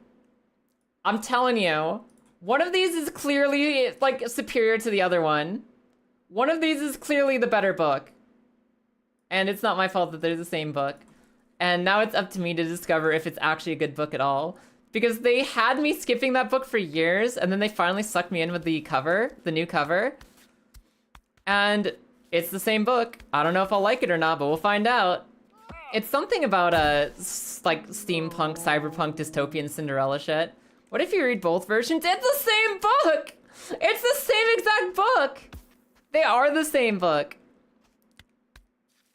Also, the high heel would suggest 18 plus. I don't think so, necessarily. I don't even know if it's gay or not. I think it's about, like... Okay, here's my thing. Every once in a while, you see a book advertised about 2 girls trying to discover, like, how to navigate their lives together. And there's, like, a 50% chance it's gay, and it's about, like, girls falling in love, women falling in love, women. There's a 50% chance it's that, and there's a 50% chance it's about friendship or sisterhood or some lame bullshit that's not gay stuff. It's always a gamble, whether you're getting actual gay fic or whether you're getting just like girls hanging out. I don't know if this one's gay or not, but it might be. I know it's got like a 4.5 star review, like 4.5 out of 5. That's a pretty good review set. It's a young adult fiction, so it's like kind of that thing where whenever a girl writes a book, her fantasy book gets immediately shoved into the young adult section, whether it's actually for young adults or not. And it might be gay. It might be gay. A quick background check on the author should suffice. No, I like to go in with hope. I like to go in blind and hope that it's gay. And if it is gay, I get pleasantly surprised. And if it's not gay, I've gone on the adventure. I've at least gone on the adventure. And it means I'm supporting my straight homies by reading their straight books. I just have to trick myself into thinking it might be gay to get that far. Is it Yuri or Yuri undertones? I don't fucking know. But I'm about to find out. I do intend to find out. That's why I always consult the gay book subreddits. No, I pull the plug, I pull the trigger. I just go in, and if it's gay, I'm happy, and if it's not gay, I'm usually also happy. Even if I prefer more gay shit. It's a good way to get me to read all kinds of books instead of just gay books. Because let me tell you, I love gay books. But I love other books too. And maybe I gotta string myself along into thinking they might be gay to have a little bit more fun with those too. Don't gotta spoil it for myself ahead of time. Sometimes it's good to just go out and discover. You only read books if you vibe with the author. I think that I discover whether I vibe with the author by reading their book. For me, reading the book helps me discover whether I vibe with the author or not. Whereas, like, just doing a background check on the author itself, I feel like would take me out of the fantasy too much. I'm thinking too much about the person behind the keyboard instead of like the actual stuff that they wrote. Also, if there's people I don't vibe with, they tend to out themselves in their writing. You don't really need to do a background check to realize like, oh, this person is not a fucking vibe. This person is cringe. Cringe and unlikable. Like, that comes out really quickly in how they treat their characters and how their characters treat their thoughts. I think it kind of shows when somebody's got, like, ick in their soul. It can't not come out in their writing a little bit most of the time. With a few exceptions. People, whether they like it or not, if they're writing something that's actually good, a part of themselves comes out whenever they write. And if themselves is gross, you usually find out. Cannot read anything without talking with the author via their writing choices. I mean, that's the thing, right? Is that, like, you discover that through what they've written. Like, I always take it really personally when a book is really cynical and like, people are horrible and just waiting to find ways to eat each other alive. Like, I think that's some fucking cynical baby bullshit. If I see an author who's written, the world sucks and everyone hates each other and it's gross and bad and everything's horrible at all times forever, I usually think that author's a baby. I think that author is an actual child. I think that anyone who writes too pessimistically is like an actual baby food. I have a hard time respecting authors who think that everything sucks forever and that people are just inherently horrible creatures. I don't relate to that. I don't understand it. I don't agree with it. I think people who only see ugliness in the world have let their hurts completely consume who they are. And I think they're weak. I think they're weak. I think they're weak and they're letting their wounds dominate them.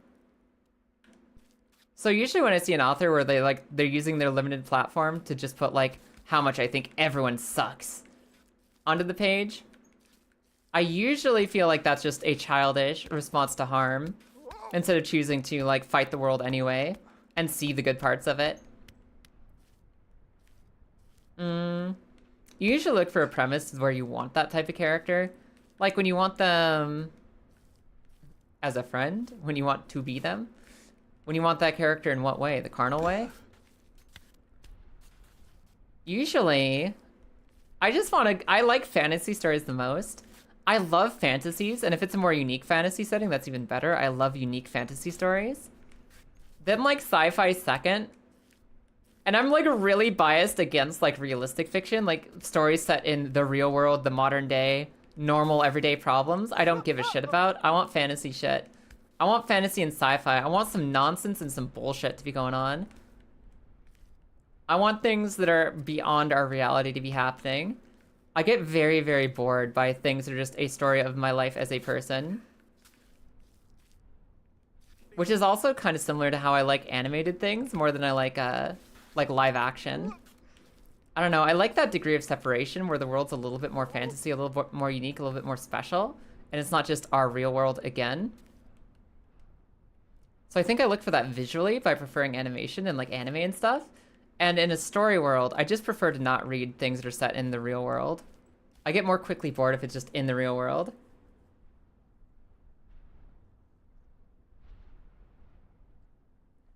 I want to watch Gacha Ukuda. Me and Lilith are actually thinking about watching Gacha Ukuda at some point. It's like caught our eye and we're curious about it. Looks like a fun time. It looks pretty sick, actually. Looks fun. The author is a whole personality. It's basically how I feel about Gideon the Ninth. Gideon the Ninth, which is Space Necromancer Lesbians. Written by an author who is a personality. 100%. That author is a vibe. That author is a one-of-a-kind person, and she's great. Tamsin Muir? Muir? Tamsin Muir? She's fucking cool. You want a really neat book about gay girls in space doing necromancy? Read Gideon the Ninth. It's fucking excellent. And then read the entire series because the whole series is good. I do like modern fantasy where it's like supernatural or fantasy things or spooky shit happening in the real world. That's like the one time I like things like that. Is when it's like modern stuff with a fantasy twist. I love that shit. I love it. I love it. I'm major craving some just like stupid action stories though. So I think I might read some Warhammer soon. I'm craving just straight up action with no thoughts. I want violence. I want combat. I want war.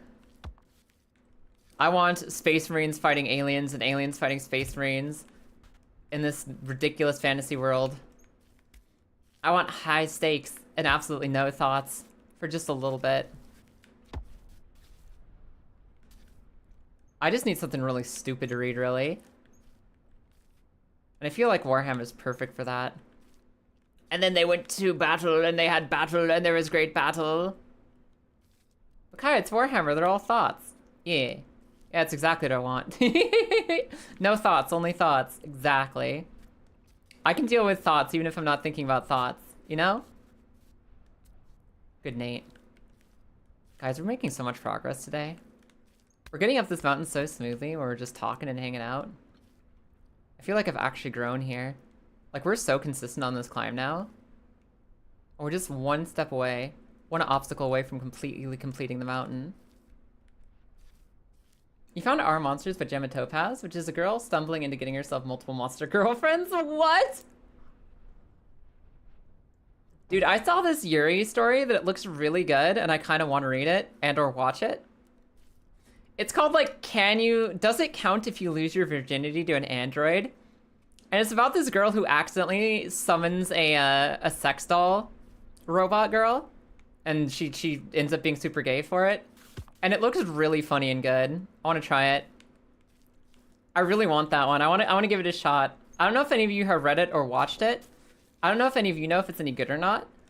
But doesn't count if you lose your virginity to an android. Looks like a great gay. It looks like a good gay. I want it. I want to check it out. I approve of the art style. The girls look funny. Looks like a good time. I think it counts. Yeah, I think it counts. I think androids count. Like, does it count if you lose your virginity to a Hitachi magic wand? Maybe not. Does it count if you lose your virginity to an android who's actually a living, thinking creature? Yeah, I'd say so. I'd say that counts.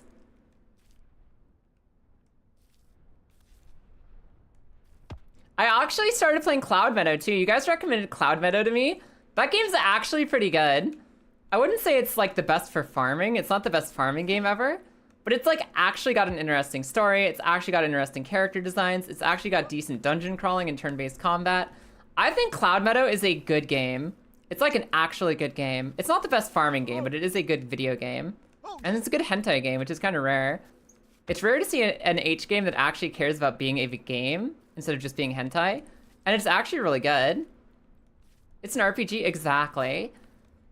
I was kind of hopeful it was also a farming game. It's not. It's an RPG with some farming, rather than farming with some RPG. That being said, it's a really good RPG. I really enjoy it so far. My army of NP chimeras will rise. I can't tell you how excited I was to figure out you can do girl-on-girl breeding in that game. You mean I can just hook up my monster girls together? Sold. And then we'll all be mommies. Pizza time? Enjoy your pizza. Farewell. No, there's farming, Grizz. It's just not good farming. It's very mid farming. It's very neutral farming. It's just kind of there farming. But it's not like the game is there because of the farming. It's the opposite. The game is there and it has some farming on it. Hold on, Nate. Nate, hold on. Nate, I'm gonna need you to stop falling, bud. Come on, tuck yourself into this nook or something. If you fall on the stairs, I'm disowning you. I don't know what's making his legs give out on that last hill. He hasn't done that before. The farming is more of a unit management kind of farming. It's whatever is what it is. But the RPG stuff is fun. The world is unique. You can tell that they actually cared about the characters and the story. It's just fun. It's just a fun game. Cloud Meadow, extremely good game.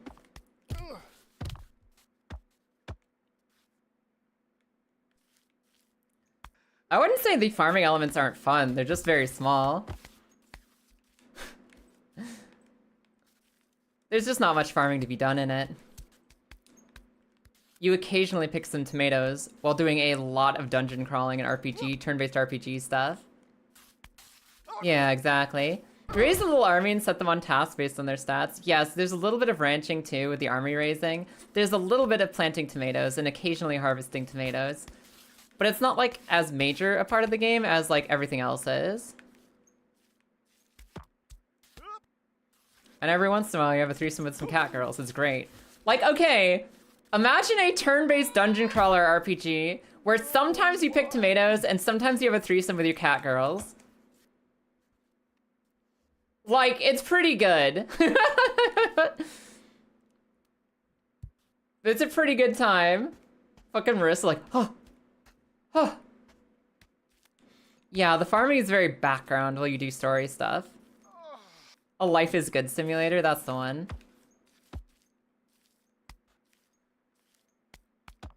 Maybe every once in a while you push a Cyclops girl into the side of a mountain. And then you spend the rest of your time growing tomatoes and hitting dungeon buttons. Pretty fun. It's a pretty good game. It's definitely on the up and up for H games that are actually high quality. I'm assuming you enjoyed the crab ladies. I'm actually really early into the game so far. I'm really early into the game so far. Like, I'm just partway through the first dungeon because I've been busy with other stuff. But I have seen the crab ladies and they are good. I have seen the crab ladies. Literally all of the ladies have been good. It is a game of nothing but cool ladies. My only complaint is that the hot lizard girl is a little too, like, obnoxiously mean. She's like the Haley of Stardew Valley. Like, she's not even interesting mean, she's just mean. I think she's a little too snobby. She's kind of a prick. Which is unfair because she's hot. But other than that, it's pretty good.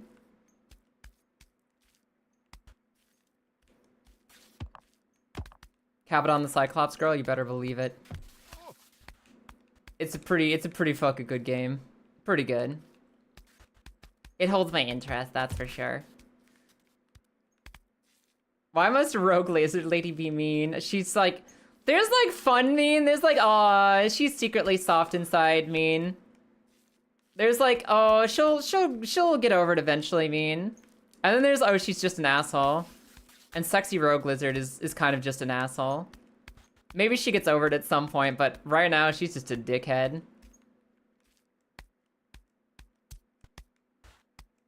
Eh.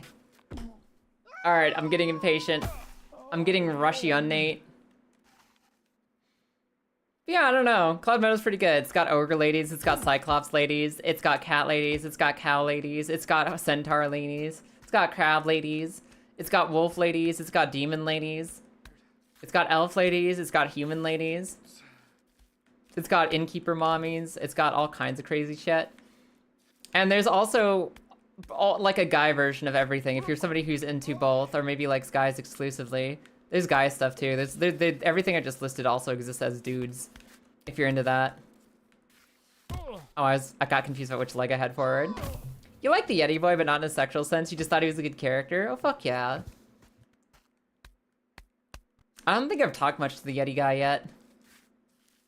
Like I said, I'm in the like beginning of the tutorial dungeon, so I haven't really done a lot of talking to people around town yet. All the single ladies? Not all of them are single, some of them are open.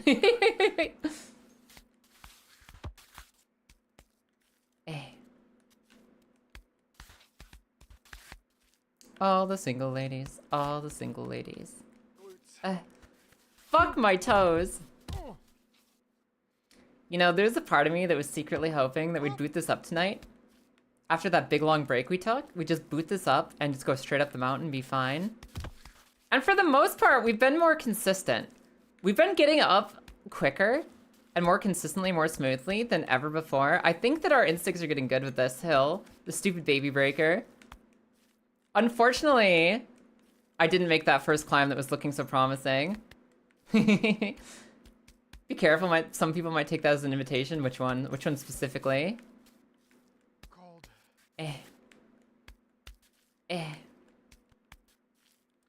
Talking about video games, boo. We're talking about the video games. Fuck my toes. Oh my god. Get out of here. If only we had inverted x-axis. Marissa, you are a scourge upon my life. There will be no inverted x-axis ever again. Out of all the stupid bullshit I dealt with in the Mario game, the inverted x-axis is the most painful thing I've ever experienced.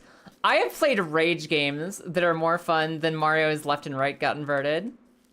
That was brutal. Brutal. I hated it. It was the single most debilitating condition I've ever had in a video game. It's wild how much that makes Mario 64 a hell game. I thought we were safe when it was only active for 3 levels, but those 3 levels almost ended me. I'm lucky I left an easy star for myself. If I were to have any tips for anyone playing Super Mario Rogue, it would be this. Grab all the hard stars when you know you have no nasty debuffs. Grab every single difficult star when you know you've got no stacking debuffs on. Save the easy stars where you just walk up a hill or whatever. Save those for when you get massive debuffs or you get like 3 turns of inverted x-axis or whatever.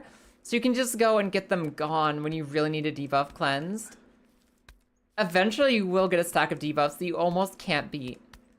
And when that happens, you want to have some easy stars to go back to.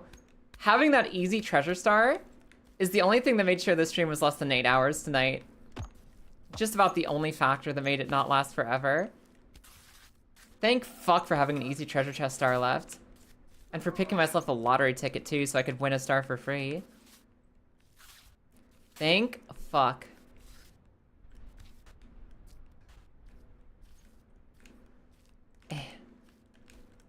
I saw at the end too, at the end of our Mario Rogue playthrough, it listed that I had 1 blue star once. I'd gotten a blue star. So I wonder if blue stars technically dispel your debuffs too. Like if you grab blue stars, does it reset your buff and debuff counter? Like could I have just gotten 1 easy blue star over and over again to cleanse myself? Is that way to spam out the horrible, nasty shit you get buried in? It might be.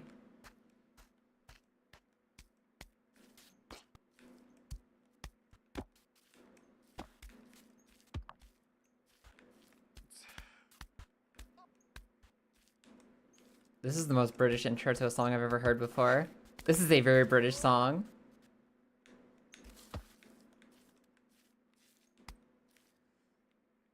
Knowing that game, they might only offer 2 debuffs for the patch. Like, if I go back to the blue stars, maybe I only get debuffs.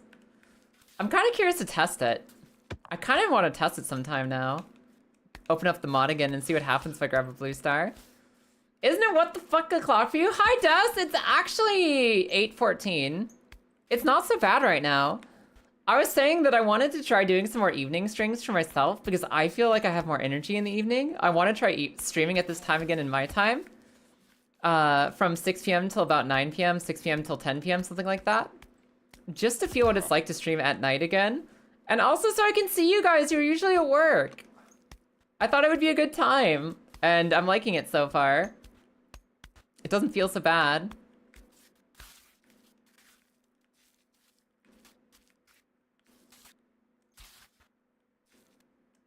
Whoa, Nate, what was that?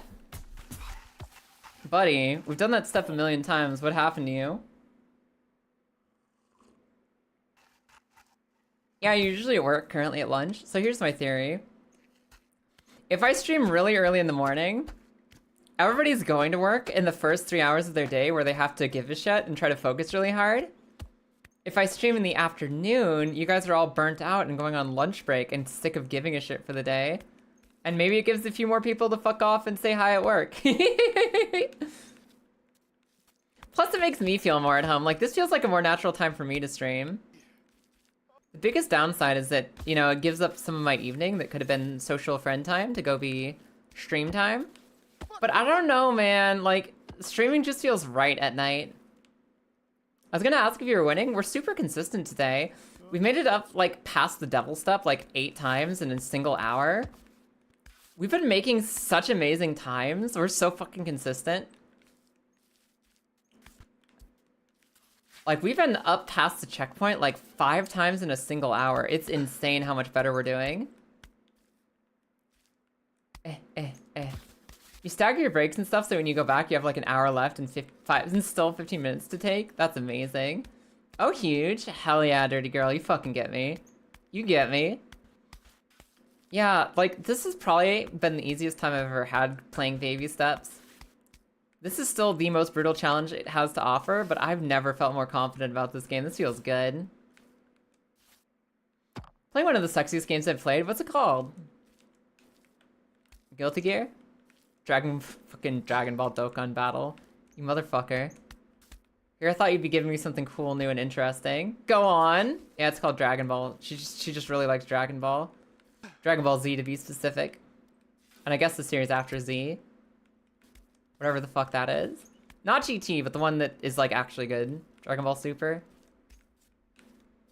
Whichever one has Super Saiyan 4 Goku. That one. She likes that one a lot. Yeah, this song's familiar. Who the fuck is this? I've heard this song before.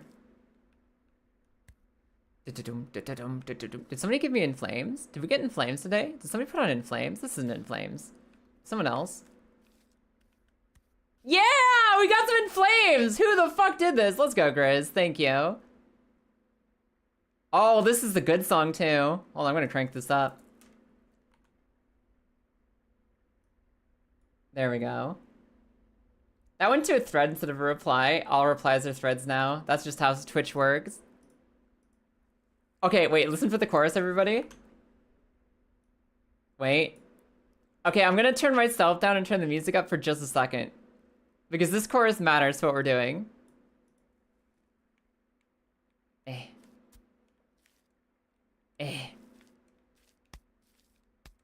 Should be soon here.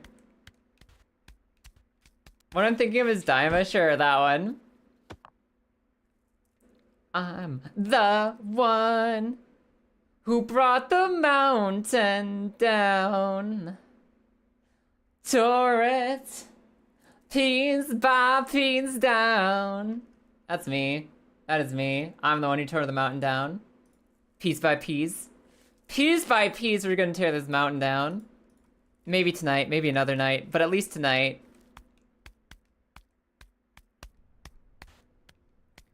Yes, feel free to throw a couple more songs on, everybody. A few more logs on the fire. You got room for like 4 more songs tonight, so somebody should put 1 or 2 in there. I'm the one who brought the mountain down. Tore it piece by piece down. Fuck yeah.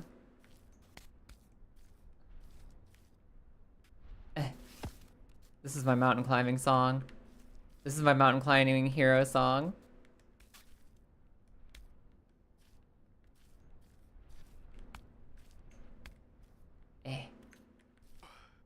By the way, there's like Stupendium did an orchestral version of The Fine Print, which is their Outer Worlds song. It's so good. I'm just gonna put in some bops. I mean, you want to put in 1. We got room for a couple more songs tonight. There's not much room left in the queue, so if you want to throw some in, throw like 1 or 2 songs in.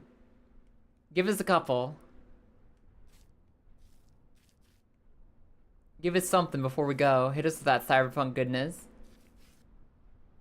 I'm always down for bops. Darius, you put us in a song earlier tonight. Fucking free falling. I'm offended. I'm offended. Last time we were playing this game, you put on the free falling song. You're a jerk. Go ahead and hit us with more bops. Hi, Relics, welcome in. We beat Super Mario tonight, so we're doing some baby steps to unwind.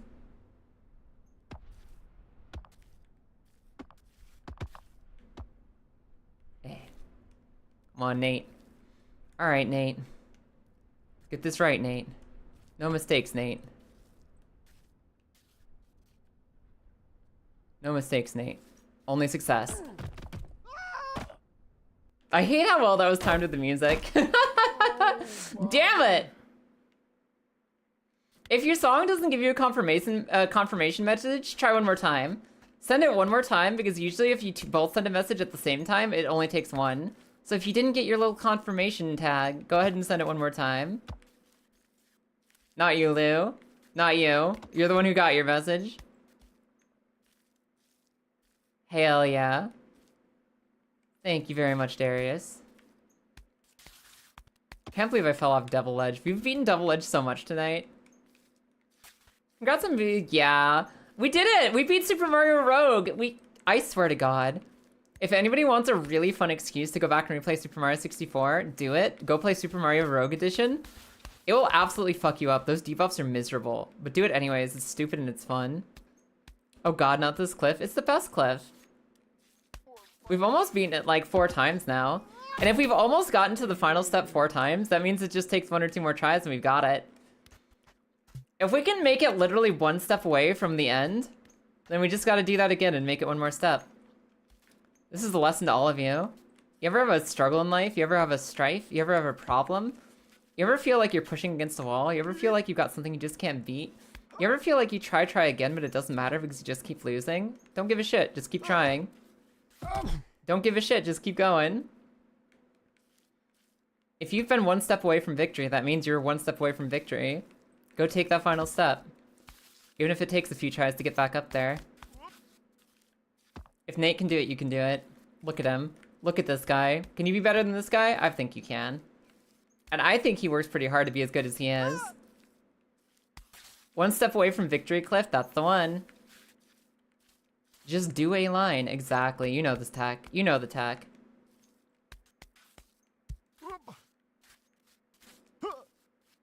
Hey, Nate, you good?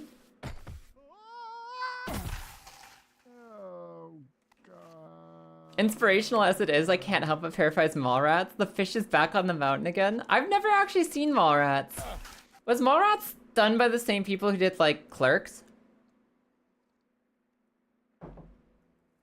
Mallrats was, like, the original movie done by the Clerks dude, right?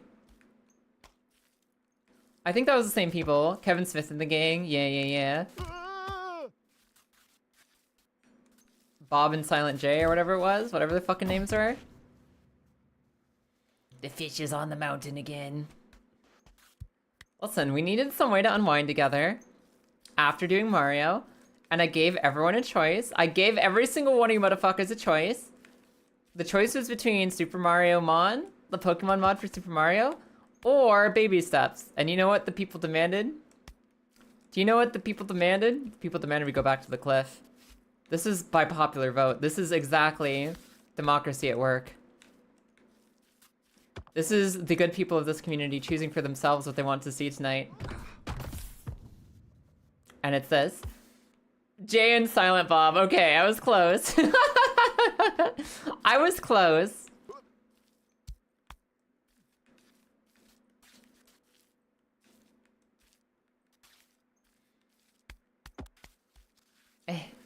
I never saw Mallrats. I only ever saw Clerks. I either saw Clerks 2 and didn't like it, or I never saw Clerks 2 because it doesn't stand out in my memory.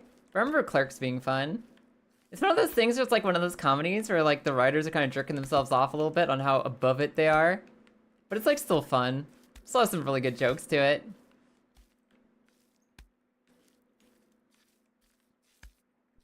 Plus Jay and Silent Bob are great. They're fantastic. The main characters are a little obnoxious in Clerks, but fucking Jay and Silent Bob, they're like the Bulk and Skull. They're just like the dudes who are just fun to be around. You honestly prefer Mallrats to OG Clerks? I've never seen Mallrats. I'll have to check it out sometime. Maybe it's good. It's been so long since I've watched a comedy just for the sake of watching a comedy. Like usually I'm watching anime or... I'm usually watching anime. I'm usually watching anime. And if I'm watching a movie, it's gotta be like action or horror or superhero. Action, horror, superhero. Those are the three types of movies I watch. I watch a lot of violence, I watch a lot of horror, I watch a lot of superhero stuff, or I watch anime. It's been forever since I've just watched a comedy for the sake of seeing a funny movie that is funny about being funny. It's been fucking forever. Usually they're not my vibe, but there's been some really funny ones. Fine by me, them born. I'm happy. Clerks 2 has some scenes in it, but it's funny. Oh man. I still think the most like ... scenes ... I ever got was... I loved Kick-Ass. I thought Kick-Ass was a fun movie. I fucking loved Kick-Ass. Nicolas Cage is an absolute psychopath vigilante. Is something I didn't know I needed in my life, but holy shit. Is he perfect as fucking Big Daddy in Kick-Ass? That is so fucking funny. Kick-Ass was a great movie. Kick-Ass 2? Not good. Kick-Ass 2, very not good. I hated Kick-Ass 2. That movie sucked. And the part I hated the most was the stick. If you've watched Kick-Ass 2 and you know of the stick, I literally, that's the one part I was like, ew, this is gross. I hate this shit. And, I don't know, I just felt like the rest of it wasn't very good. The rest of it wasn't very good either. Kick-Ass 1 was amazing. Kick-Ass 2 is ugh. There was a Kick-Ass 2! I don't recommend it! I don't recommend it at all. It's funny because, like, Kick-Ass, the comic books, were written by a douchebag because he's a douchebag and he hates superheroes and he wanted to write a superhero comic about how much he hates superheroes. I wouldn't recommend the comics. I think they're from an angsty motherfucker who's an actual baby. The first movie was pretty good. I loved the first Kick-Ass movie. It was so much fun. Kick-Ass 2, very bad. Very much closer to the original material and just being a pile of shit bad writing. Just gross and sad for the point of being gross and sad. Really bad. Really, really fucking terrible. Can't wait for Nicolas Cage to be Spider-Man with a gun. Nicolas Cage is gonna be Deadpool. Why this? More angsty than the movie? Yes, because the movie had like a sense of humor and fun to it. The comic books don't. It's literally just a man shitting on crying about superheroes for a full fucking like series. Superheroes are stupid and egotistical and cynical, and the people are the real monsters, and I'm so mature. I'm such a mature writer. I'm such a big man with my big man thoughts. I don't fucking... I think his name is Mark Miller or some shit. He's a mess. He's a fucking mess.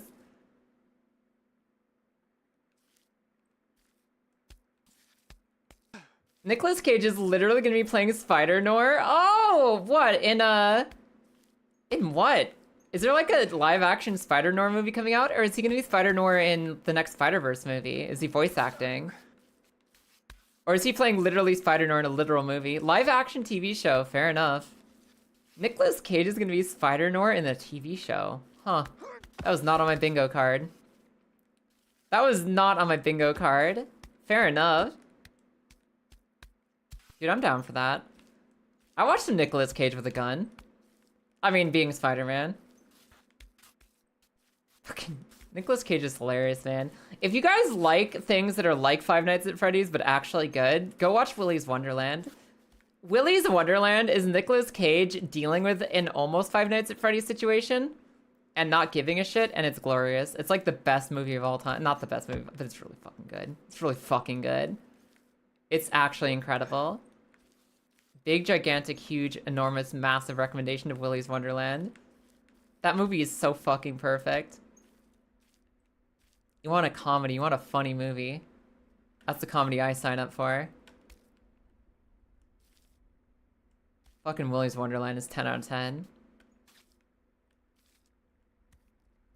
Watch it, y'all. It's fantastic. Grizz knows. We showed Grizz that movie. He was so happy. It's because it's a good movie. I was wondering if Nick Cage has a pet pig. Somebody tell me. When did Nicolas Cage ever have a pet pig? I feel like I want to watch that. I don't need to know anything else about the movie. Nick Cage has a pet pig. I'm in.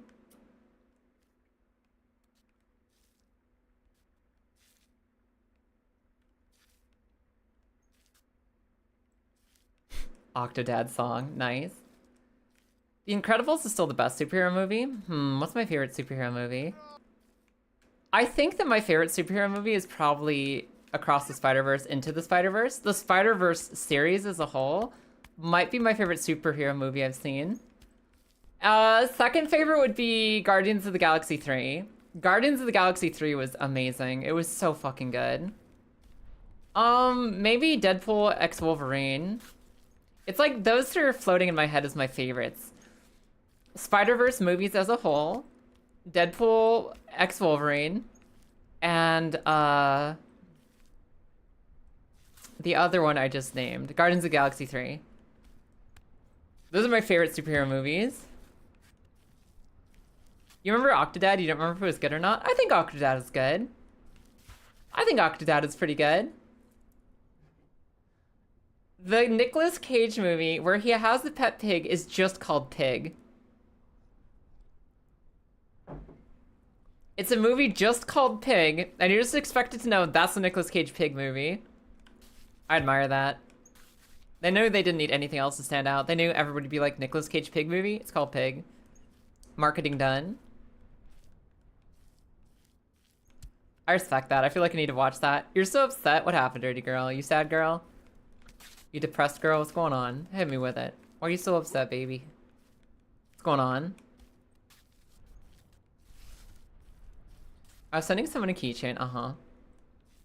Like a link to a keychain. Okay. You're sending them a JPEG of a link of an idea of a keychain. Tell me more. Oh, Octodad. Nobody suspects a thing. You're so good at being an Octodad, Octodad.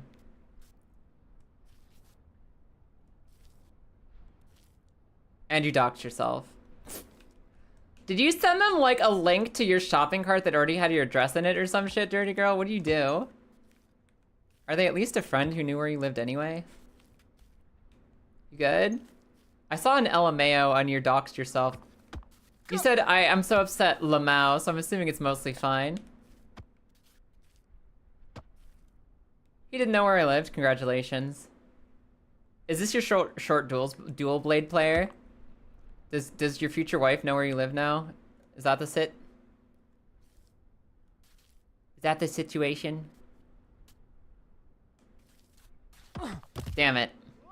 Damn it! Damn it, Nate! The link saved your checkout information. Rest in peace. Listen, I'm gonna trust that you're okay. I'm gonna trust that this is an okay situation because you did throw an LMAO at the end of it. It's been a running joke where you would give him the vague location of the surroundings and not the actual information. Ha. No, I'm sorry. I'm on the side of your fucking buddy over here. I'm on the side of your friend. That's hilarious. Get fucked, I guess. That's actually amazing. This is the funniest way to dox yourself? Yeah, I agree. Listen, when you're doxing yourself with someone you love and trust and you were just pranking them by never letting them know your actual location, that's kind of funny. That is kind of funny.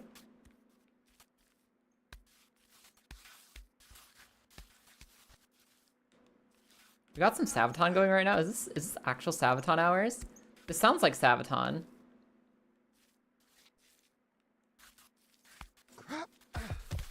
I don't know what other power metal this would be. This feels like Sabaton. Fuck. Doom, doom, doom, doom. I'm not even mad. I'm not even mad. I can't be mad. We absolutely beat the fuck out of Grail Knights. Oh, it's Grail Knights. Fair enough. Okay. That's close enough. That's basically Sabaton. I feel like I can't even be mad at this game right now because we beat the hardest Mario challenge I've ever seen. And that, like, after making my way through Super Mario 64 while literally blindfolded with the level inside out with Super Mario's chasing me with bullet hell spawning on me with one life with infinite deaths, I feel like the queen of video games, and Nate's failures tonight can't possibly affect me. I feel so strong. You used to do that with an ex of yours because you knew you'd meet up eventually, but you made it a running joke how long you could delay knowing where each other were. That's fun. And whoopsie dipsies. Here's my checkout information. You know what this means, Dirty Girl? He can send you gifts whenever he wants now. He has your details. He can just send you gifts. You're fucked. You're absolutely fucked. Now you'll be getting 2 keychains for every one you send. You can't wait for this game to get Shadow clones, Shadow Nates chasing me. Why do you hate me? Why do you want me to suffer? Why do you want things to be bad for me? I thought we were cool. I was under the impression that we were a little cool. And I'm feeling a little bit put off. Here, I thought you guys wanted me to have fun and succeed. I thought maybe you enjoyed that a little bit. But I guess you did vote for Baby Steps instead of Super Mario Mon. It was a close one, but you guys did pick Baby Steps over Super Mario. Kai's suffering is pretty amusing. I ain't suffering. I'm zen. I'm the queen mistress of being zen. I'm the essence of Tao right now. The universe has a flow and a rhythm, and I'm inside of that flow and that rhythm, and nothing bad can happen. Because I'm living the exact path in my life that I need to be living right now. Orthographic Nate camera? It's not happening. I'm not playing Baby Steps Rogue Edition. That idea can go straight to Satan. Used to be that Kai believed in Nate. I mean, I mostly believe in him. He's been doing better tonight. Debuff Baldur's Gate camera? No. A bird's eye view would make this game so hard. I mean, maybe there's maybe a couple of places it would be okay. But I think for the most part, bird's eye would almost completely destroy this game. It'd be impossible. Also, I feel like I missed a pee break. Like, I really need to pee, and I feel like I haven't seen my pee break timer in a second. I don't know when I missed it. I don't know why it hasn't been here. I might just need to get up. I might actually have to not live chained to the fucking ad timer. I might have to make a decision for myself to go pee. Instead of just being a fucking programmable robot who gets up and pees when the timer tells me to pee. I have to make the decision by for myself for once. Mostly chose baby stuff to the playlist. Selfish. How could you? And the yappies? Yeah, I was actually kind of happy the baby steps one. Because I was looking forward to spending some time just talking. I was really looking forward to spending some time just talking with you guys. And I feel these are amazing yap streams. You know what this is good for? This is good for the yappinator. This is a stream where we just talk while Nate continues to fall. And every once in a while I get really close and they get full of hope, and then just like my pee, the hope leaves me. Just like all of my pee that I've ever had, my hope leaves me too. It's an endless cycle. We drink water, we have hope. We pee all the hope away, only to drink more water again. An endless cycle of piss and hope.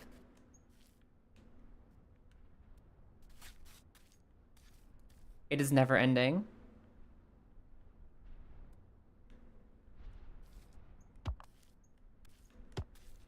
Hold on. Okay. Alright, cool. Got it. It's like Orphan with less screams. That's the one. It's a good excuse to just hang out and catch up on our week and chill together. It is. It's the Orphan of Staircase. It's the Orphan of Baby Staircase. It's the first time I felt like this is actually the Orphan. It's a good time to just hang out with each other and see how our lives have been, you know? Been a while since we've just caught up, chat. Let me slip into something more comfortable, like baby steps. Just give me a second to slip into something comfy.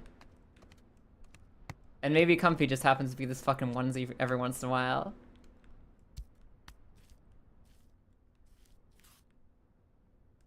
Eh. That felt like a really risky step, and I'm glad we made it. Oh. He almost got his elbow hooked on the rock there and fell. Despite everything, Nate persists. That onesie does look very comfy. It is probably extremely comfortable. Well, it was probably more comfortable before it was covered in sweat and other unexplained liquids. It was probably comfier before the climb. But maybe it's not too stiff and rashy yet. Maybe it's not too crusty. It does get constant washings when we fall in the river. So hopefully it's not too gross nasty. It's high performance fabric. Look at the sweat just wick away. I hate that you're right. I hate that you're actually correct about that.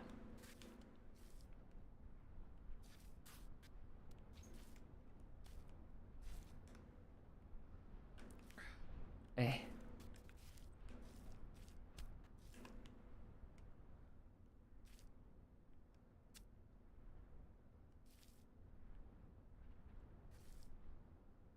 Hey. I'm so good at that step. I hope I can figure out the last step like that one. I've nailed that step every single time. I'm the queen of making that exact step around this exact mountain. I just need to do that again on other later steps and we're good. I ain't no baby when it comes to that step. Okay. Up more, up more.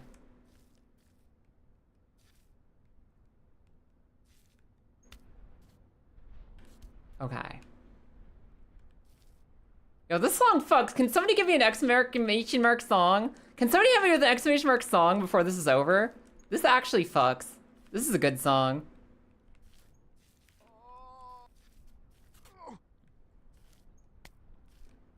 Alright, you hear that? You hear that? You guys hear that? Guilty Gear, Find Your Own Way. Find Your One Way kind of fucks. That song's pretty good, actually. I dig this one. Lilith, it's going pretty good. I'm getting so consistent at this mountainside. Obviously, I don't have a lot of progress to show for it right now, but I'm feeling so confident and comfy on this mountain. I just love chatting stream. I'm feeling amazing tonight.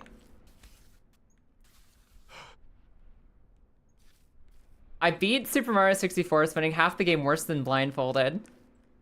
I feel like the queen of video games right now. And this Nate climb, it's still defeating me overall, but I feel like I'm learning so much and I'm getting so consistent with climbing back up. Feels great. This is a cover and the original is solid too. Oh, this cover fucks, actually. Lil V, you did this song good. I'm usually like lukewarm on Guilty Gear songs. They're okay. They're not my favorite, but they're pretty good. That was like really good. I like that cover a lot. Felt like an old school grunge metal song. In like the best way possible. How you doing, Lilith? Take a break to get some food in you yet? Is it Lilith food time?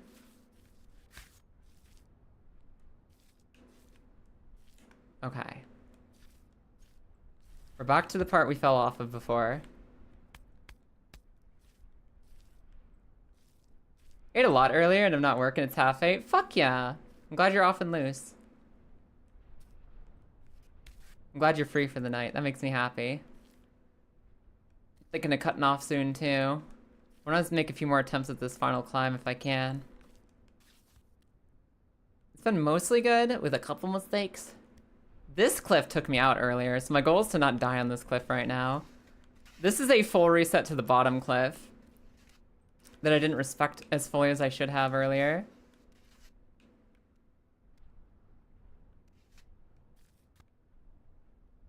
Okay, get up there, Nate.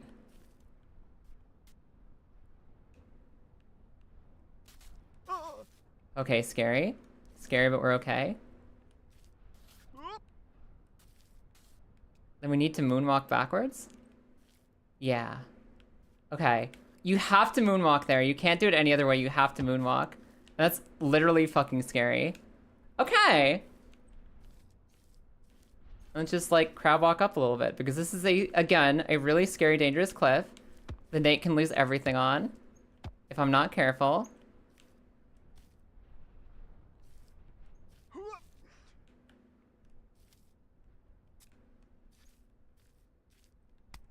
But if I can make it past this part, we're basically smooth sailing to the end. We're basically smooth sailing until we get to the actual scary part at the end.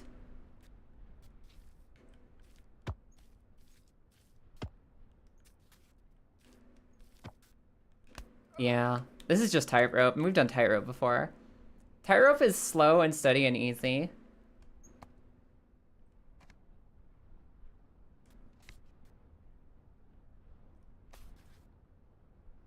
I'm starting to think that this little V person does really good covers. Era, thank you for recommending them. Little V on YouTube. Good covers, good music covers. Big recommend.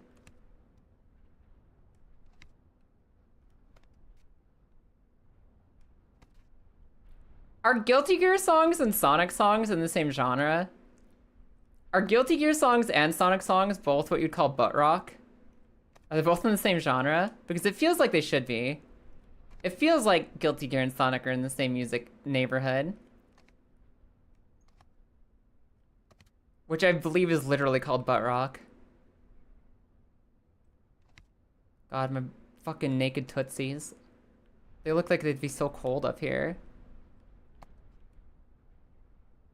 I don't know how Nate's made it this far without freezing to death, honestly. I know he thick, but goddamn. Little V also worked with Mick Gordon in the game Killer Instinct? No way. Never heard of them till today. They're pretty cool, I think.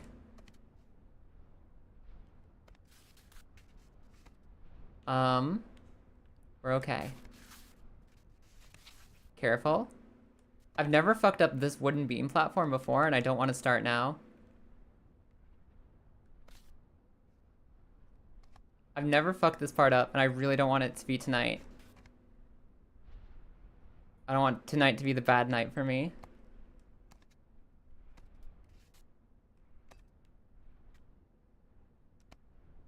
I need to get my foot off that pizza box. The pizza box will kill me, 100%.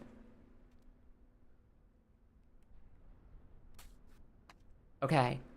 We did it. We did it! Okay, keep going.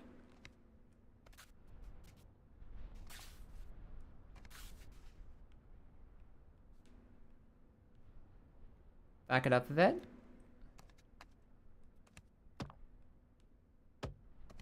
He also wears silly costumes in his covers. Amazing. Nate probably keeps warm from the friction he spends sliding down the mountain. Okay, fair. What about here? Do I need to stand further back? What's the angle here? What's the angle that Nate needs to get up? Okay.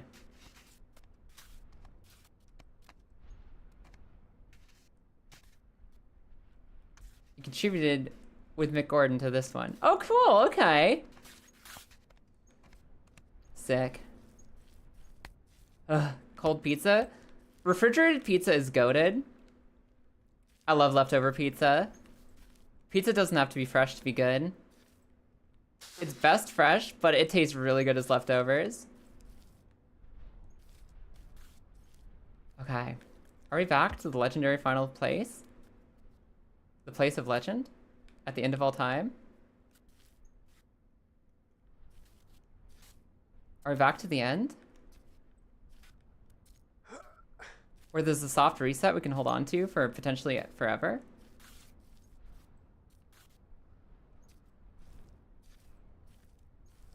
Almost there. Almost a really good place. Okay. Okay, Nate's going a little faster than I want. But we're doing okay. Back to the moon! Back to the moon, baby! The peach is in the distance. Okay. I'm gonna pee before I do the final climb, though.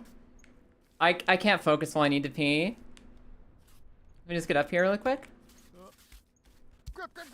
Hold on. Nate. Nate. Slow. Slow and steady. Okay, good enough. All right. I'm gonna take that moment to take a breather. I gotta pee. Guys, I'll be back in like a second. Let me grab some water and pee really quick. I'll see you soon.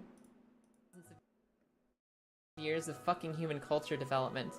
All of the people who have lived, died, learned how to make fire, learned how to cook food, learned how to wash your hands before delivering a baby so that maybe you don't get disease, learned how to have war and win war so that you could live today. All of that, all of human creation is for this. Is for this moment right here, where horse girls go to Isekai's face. I hope you're happy. Oh, somebody died, hell yeah. Okay, did you get them? No, Oki's dying. Get him, Oki! Get him, Oki! Get him, Oki! Woo! Oki's the champion! Ah! Damn it! Altered version and not the base version? The fuck? Or other way around? Golden needle from next to turtle. That was the world's nice spear! And it still hit you! Why do you stop in the middle of the road and I'm the one who gets shot? I was watching you go, it was great. Am I just supposed to not be stubborn and do this? Is this the solution to all my problems? It literally might be the solution to all my No! We literally have a 20. We literally have a 20. Stand. Stand. They can't possibly blackjack us. They blackjacked us. Just one of those days. Line, turn! Line, turn! And just don't think about the giant block. Don't think about the giant block. Just do a line. Remember, guys, when things are tough in life and you don't feel like you have the energy to complete a project, just do a line. It's as simple as that. Oh no, somebody's gonna take that out of context. Where are you? I'm loading in, you fucking impatient whore. It's not my fault you take so long. You're sitting there saying, oh, it's just so special to be here doing this together while you're riding off into the distance without a second thought.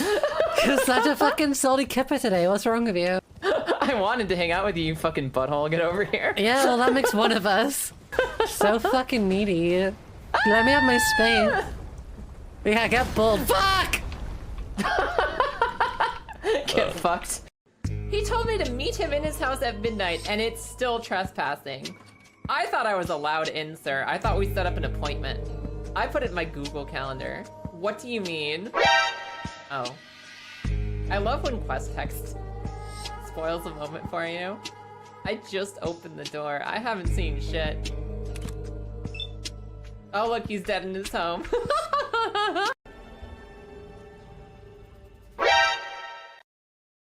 Yes, exactly. Alrighty, everybody. Hello. I have returned. Let's roll. We're going to do it this way. We're on the final obstacle, the final climb. There's a small, soft checkpoint here where if we keep falling, we can fall safely. There's a small chance we reset back to the bottom. I'm going to attempt this tonight, as long as we're on this hill, as many tries as it takes, until we get a full reset. Until we make a mistake that causes a full reset, we're going to keep trying to climb this last step. This might be the night we finally break the mountain. Only one way to find out. But the next time I do a full fall, I gotta get off for the night. We're gonna call it good enough. Good enough for one late stream day. Let's see if we can actually do this. I think I can step this from here. Yes. Let me go here.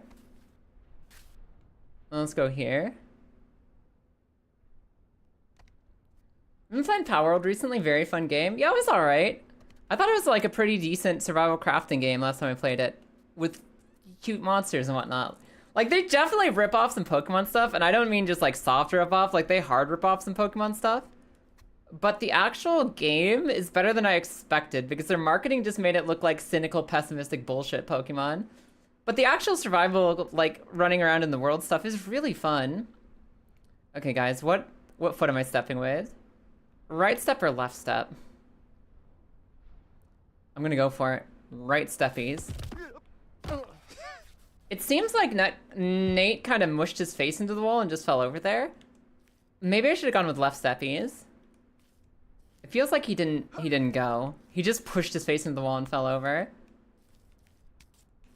Feels like what Pokemon wishes it could be. I like the RPG elements. I don't really like survival crafting games outside of Valheim.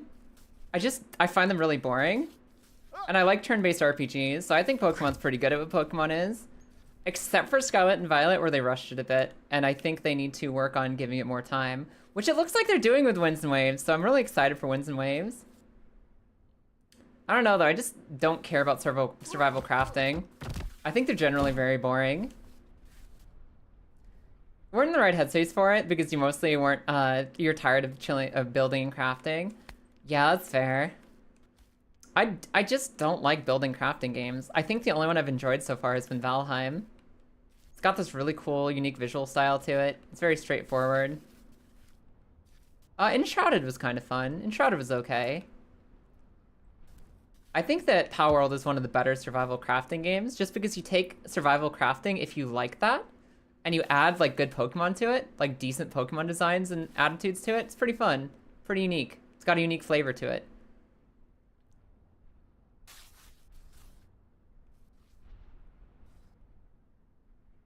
What if I do this?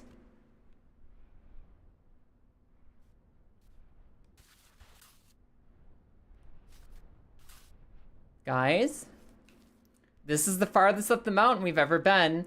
This is the farthest up the mountain we've ever been. This is the farthest up the mountain we've ever been. I have to make it up one more slope. I'm scared. I need a break. Hey, Kilda, do you want to talk about Trick Room? Kilda, do you want to talk about a Trick Room? I need to breathe for a second. Kilda, I want to do a stupid moon team. Okay, hold on. We're gonna pause for a second. Kilda, I'm going to enact in Regulation I on the ladder the stupid moon team. It's going to be Lunala. Necrozma with Lunala fused into it. So Lunala, Necrozma Lunala, Cresselia, Ursaluna, Roaring Moon, and Clefairy Eviolite.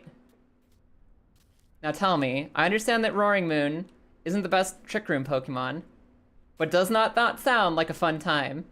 I think that sounds like a fun time. Oh, this is horrifying. I didn't realize Dawn Wings could be allowed. I think it is, because it's technically a Necrozma and not a Lunala. There can be miracles if you believe. Yes, Dawn Wings is technically Necrozma and not Lunala, so I think you can run them together. I'm scared about this ledge, you guys. There could be miracles. There could be miracles. This could be the miracles.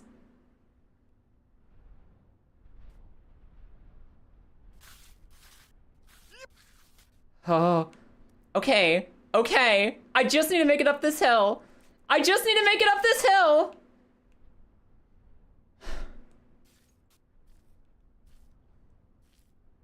Okay. Okay. I'm so scared. This is the part you would exit, save, and make a cloud save for this? No. No, we ball. We ball on a budget.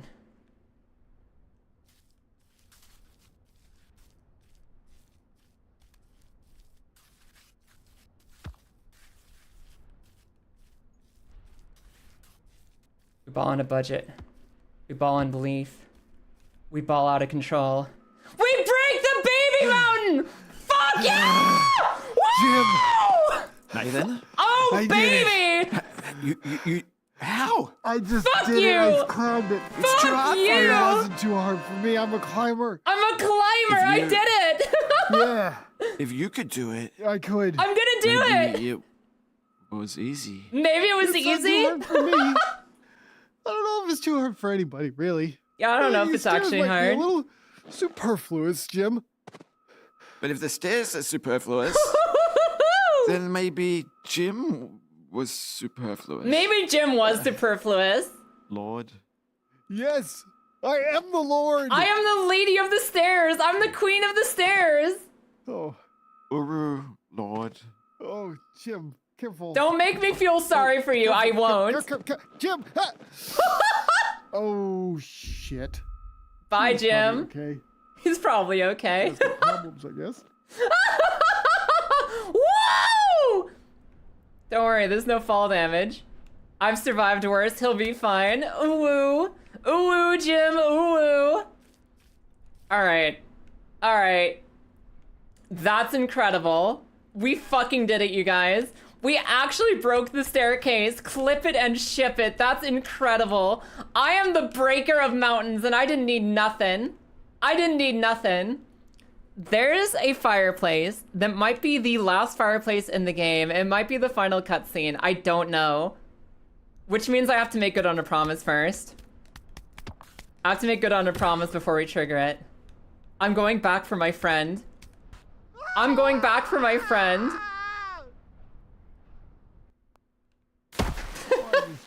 I'm going to find my friend who is kicked off the mountain and lost to us forever. I'm going back to find the crown that fell off the cliff without us. I'm going to find the crown, and I'm going to climb back up, and I'm going to use the staircase with the crown. But first we have to find our legend. We're not crossing the finish line. We're not finishing the game without the crown. It's not happening. First the crown, then the final victory. And I am comfortable in the knowledge that I get to go up the stairs next time. I get to go up the stairs. I get to choose the stairs because I chose the cliffside and I beat the cliffside. And I proved I'm stronger than that cliffside ever was. We just need to figure out where the crown bounced off to, which is a much easier problem than anything else we've solved recently. If I don't miss my mark, the crown's gonna be down this way. You keep thinking the daisies are the crown? No, no, the crown is much deeper and much further away. The crown bounced roughly in this direction. My problem is I don't know where it would have ricocheted from here, but I know it went so far down this way and out of sight that it was almost impossible to find before. Haystack, meet needle. Boo-boos. We're going for the crown. I'm the queen of video games, and everything else in this game is easy now, and I'll use the stairs on the way back up. All we need to do is make sure we find the crown, which should have bounced right here and into the river. I'm gonna give it a small chance to bounce down here first. But I have a feeling it went all the way to the river. We're gonna do a quick search for the crown. And once we have the crown, we just walk up to the top. Easy mode. Because everything other than that has been baby game for babies. Haystack needle my ass. I'm gonna walk my ass right into the crown. Simple mode.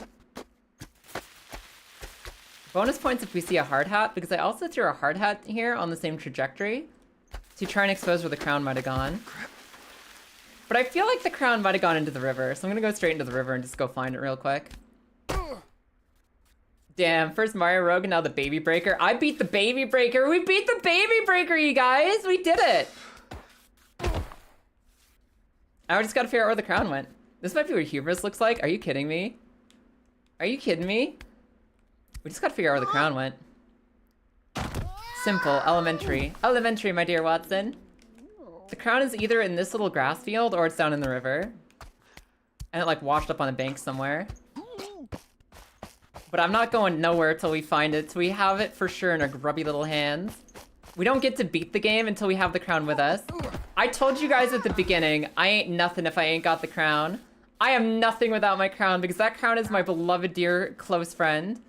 And if I went on without it, I would hardly be a gamer. I would hardly be a girl. I'd hardly be a gamer girl. I don't abandon my loved ones in their time of need. Especially not if I'm the one who kicked them down the mountain in the first place. So we're gonna do a thorough search of the bottom of the mountain. We're gonna see if we can find the crown real quick. There's only so many places it could have washed up down here. There's a slight chance it got so far out of render distance that it literally despawned. Praying the crown didn't despawn? Yeah. I think the one problem I can foresee is if the crown fully despawned from being too far away from us. In which case it might be functionally impossible to find. So we're gonna take a quick peek to see if it got washed up anywhere. Ow. We're gonna do a loop of every layer of the mountain that we have unlocked so far. We're gonna see if we can find it. Because that's our current goal, find the crown. Lilith, I'm gonna go for like 25 more minutes, okay? We're gonna do a 25-minute crown hunt. And then I'm gonna call it for the night. We're gonna do a quick crown hunt. Go as long as you want, I need you not. What do you want me? What if you want me? What if you actually want me a little bit, huh? Find the crown so Nate can be a Burger King. A Burger Kurg? Have it in a way. I'm pretty sure it's down here somewhere. There's no way you find it. Oh my god, my hero music is playing, Huntley. My hero music is playing. Of course I'll find it. The only way I don't find it is if it's despawned. I'm so committed to this bit. If the crown exists to be found, I will have it.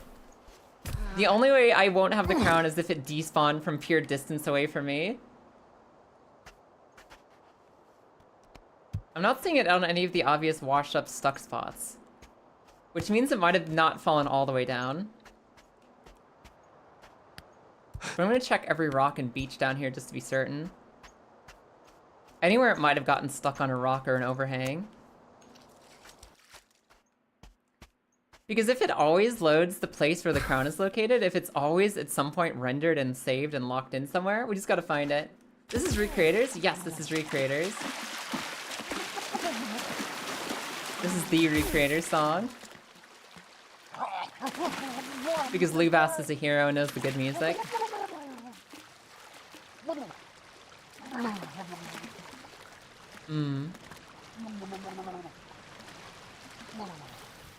According to a single Reddit post, no items will ever despawn. Fuck yeah, Kilda. Alright, there's hope.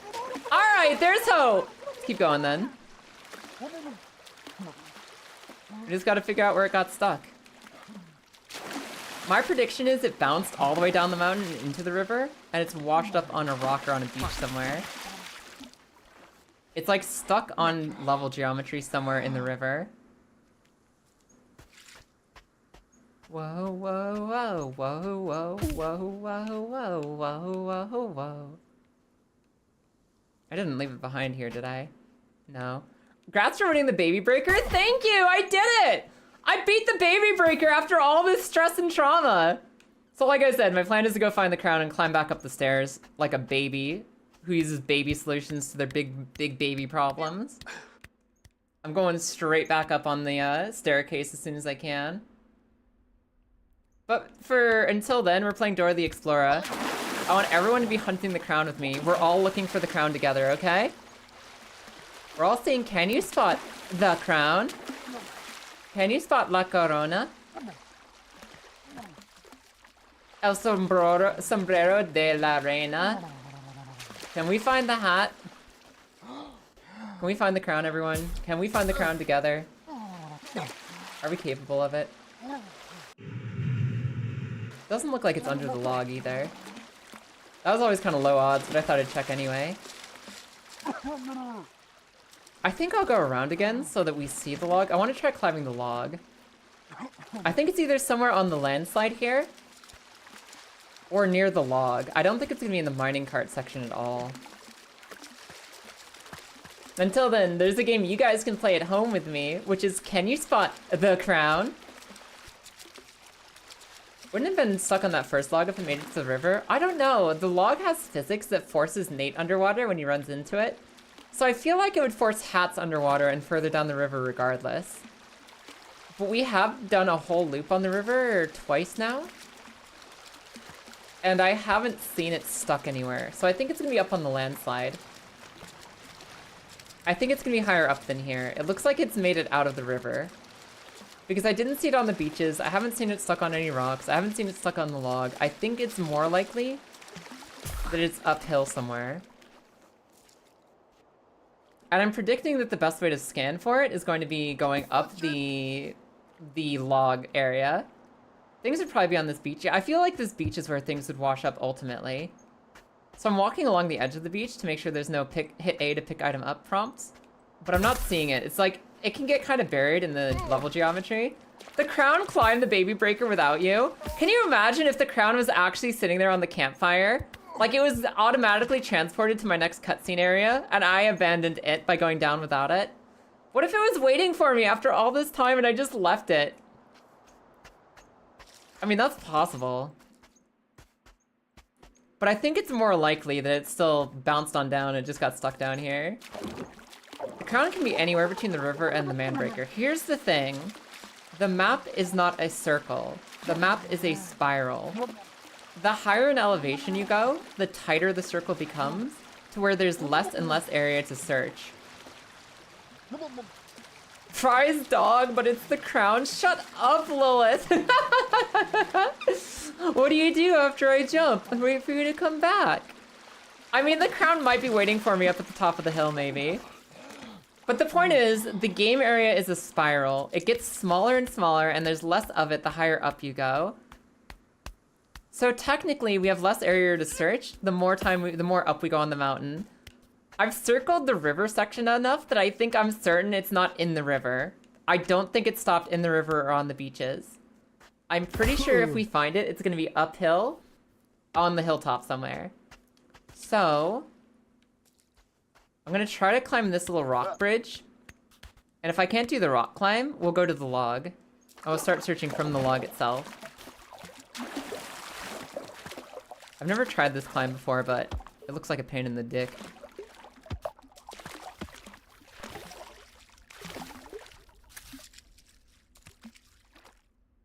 No crown? No crown here? Alright, we keep going. We keep going, Nate. No crown here. God.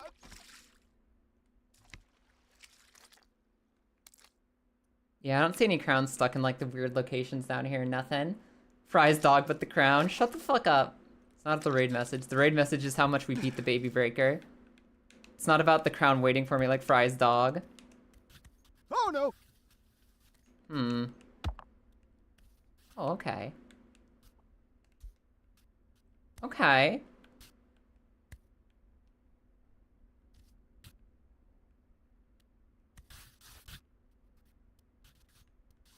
Grab. God. Alright, Nate. We're not doing it this time. There's like a small chance it's over in this section, but I don't think so. I don't think I see anything glowing or shimmering over in this direction. Is it possible for him to get up here? Holy shit. Nate? Nate the hero? The crown broker? Nah, it's around here somewhere. Maybe it sinks in the river. I've had the crown fall off in water before. It doesn't sink. Excuse me for being judgmental and like defensive of my crown's reputation, but my crown don't sink. My crown don't sink like that. It ain't weak. My crown floats. I've seen it. I've lost it in the river before, or in other rivers and other lakes. It don't sink. It don't. It simply do not. Okay. Any crown there, actually, in those rocks? I should check these rocks. It doesn't look like it got stuck over here either. Like, if it would have got stuck anywhere, it'd be stuck, like, here-ish, right? It was gonna be, like, caught up on something. So I don't think it's stuck here.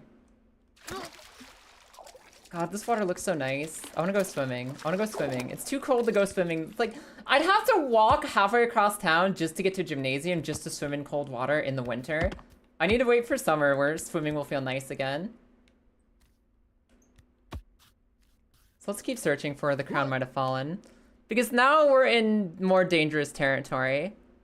If the crown didn't get stuck on actual rocks in the actual river, that means it could be almost anywhere on the side of the slope. It could be literally anywhere on the side of the mountain. And that part's gonna be a lot harder to figure out. Come on, Nate. Come on, Nate. Is there a better way for you to do this, bud? I don't think so. I think you need to go up that way. Unless we can go up this way. Unless we can go up this way. Yep. Fuck. Yes, okay, that's better.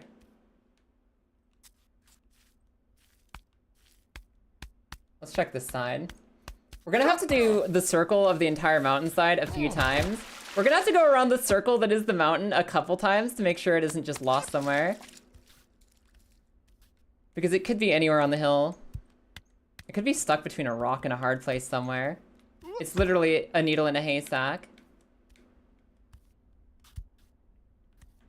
And my first instinct wasn't correct. My first instinct that it was just in the river? No, it never bounced that far. It's higher up somewhere. Something actually stopped it from falling down the entire mountain. Somehow. Oh my. Oh, this music fucks. Feel free to put in a few more songs if you guys want more songs. We got a little bit longer to go tonight. We're not fully out of the mountains yet. Check this corner for crown. Doesn't look like crown is stuck in this corner. I don't see the crown here. So wherever it bounced, it looks like this was not its final resting place. 3 songs left? Yeah, we're almost out. If you want to put in some more, feel free to, anybody. If not, I'll put on my own beats and we'll chill. We've got a little bit more time to search.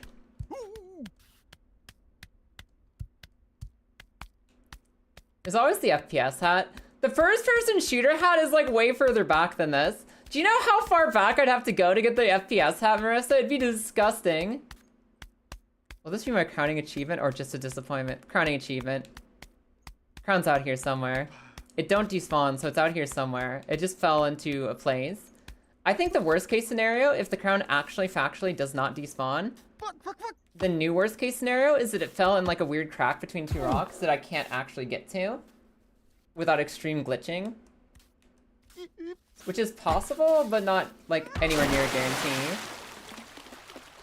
It's possible it got some inaccessible location, but it's very unlikely. Can Nate wash up on these rocks? No, he can't wash up on those rocks. Alright, we circle again. And this time I'll hug this wall in case we see something different. I'll circle this wall in case we see something different this time. Thanks for the song request, Marissa. You guys have been putting out some amazing music tonight. You have good taste. I love hearing new songs, it makes me happy. So, it definitely wasn't on the rock bridge section. We're gonna try the log bridge section instead. Also, is this a hat or is this just a stick? Like, is this a hat? Is this a tiny paper hat? He's so much better at swimming than he is walking. Yeah, he can at least swim a little bit. Crap. This is a little tiny hat. Oh, got it. I could take this hat. Actually, let's follow this hat. If a hat falls in the river, it just washes up here. Yeah, the crown ain't down here. All right, next journey. I did some science, and it turns out that most things would just wash up right there on that rock, as it turns out.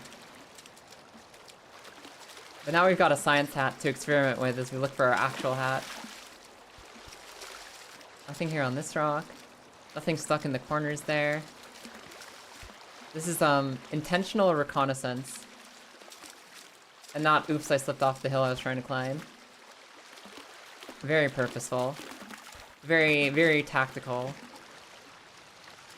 God, this river looks so nice, guys. Can I go float in a lazy river for 12 hours? Can anyone recommend to me a place to go float in a lazy river for like 15 hours? Because I'm at the stage in my life where the lazy river is all that I crave. I want to go to a rave that lasts until 6 a.m. and then I want to float in the lazy river until I stop sleeping. A paper boat. A paper boat. There's nothing stuck over here. Nothing trapped on the rocks. No. Okay, next goal. Get to the log bridge and cross the log bridge. Oh, look, there's a little staircase there. Wait, I wonder if it bounced in there, maybe. I guess I can check. I have a chance to check here. And I'm done with work. Yo, Des, have an amazing drive home. Or train home. Or bus home. Or climbing onto your partner's back and getting a piggyback home. Whatever you're doing, I hope you have an amazing trip home. Imagine it fell out of bounds. Possible, but I find it unlikely. Can I do the log? Can I do the log?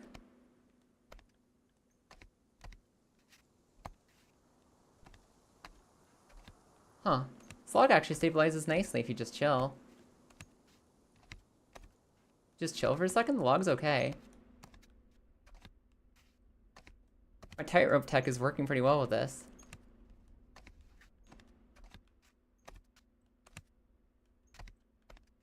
Oh, scary. Felt my life flashing before my eyes there. One day, don't fuck it up at the end. Easy! Easy game for babies! You work from home? Really? I had no idea! Congratulations! I thought you had to commute or something. That isn't, is it? No, that's just shiny rock. I thought that shiny rock was my crown and I got really excited. That was not my crown, actually. I saw the shiny rock and I got fucking thrilled. I got distracted. I thought that was it. Back to the bridge. Seeing everyone here and you're still streaming after work is literally peak. I've really been thinking hard about what I want to do with my schedule. And it feels really good to see you guys and to see people be able to join stream more comfortably. It feels really good to see you guys too. I'm happy with this. I might make this a Monday feature. Or at least on Mondays we do a later at night stream and we see how that feels over time. What is a crown if not a collection of shiny rocks? It pretty much is just that, isn't it? No, this is baby stuff, it's not peak. Listen, they're both mountain climbing games, it's close enough. Close enough. And yeah, I don't know, I've been watching the riverbed, you guys, and I'm not seeing anything that looks crown-like to me. I'm pretty sure the crown doesn't sink. Like, at any point. I'm pretty sure hats in this game are floaty. I guess an alternative is that maybe it bounced onto one of the canyon walls. Like, what if it hit one of the canyon walls out here, which are technically inaccessible as well? I guess then we'd at least have some closure if we spotted it, but the odds of getting it would be pretty much 0 if it bounced and got stuck up there. I'd kill you to see you and some other goobers play Peak. You know, I have a VOD of me and Tube playing Peak. It was really fun with Tube. I think you'd like Tube too. If you haven't seen Tube stream yet, Tubular Troll. He's really fucking funny. And I think you'd love his shit. I don't know if that VOD's still up on YouTube. It might have been just before I started streaming to YouTube as well. I might not have been multi-streaming then.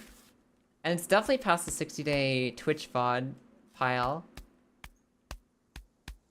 But if it's still accessible anywhere, I think you'd really like that shit. Peak is really good. I'd love to play it with more people. I love Peak. And now I hate it here. Oh, Des, no. You're right, I can't even lie. Peak is such a good game. Peak is such a good game. My only complaint is I really hate the routes. The new area 2 they added. Oh no! My least favorite thing in Peak. The one part of Peak that is not in fact Peak. I mean, it's very much what Peak is as a video game. It's just the worst parts of Peak. It is anti-Peak Peak. Nate, stay. Come on. Good boy. Thank you. Don't fuck with me, Nate. We're working right now. Professional only, Nate. Don't fuck with me.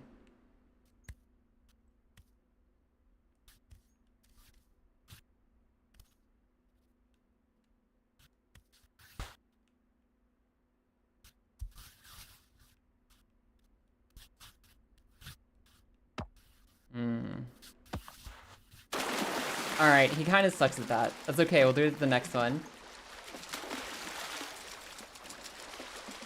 Can we make it to this rock? Can we make it to this rock, Nate? Can we make it to this rock? Are we gonna make it?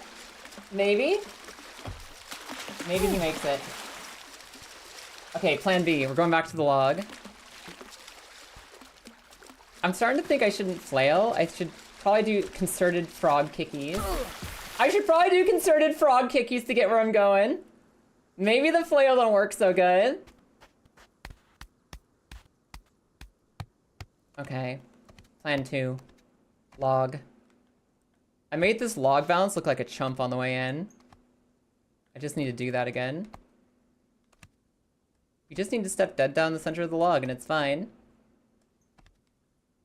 Literally cake.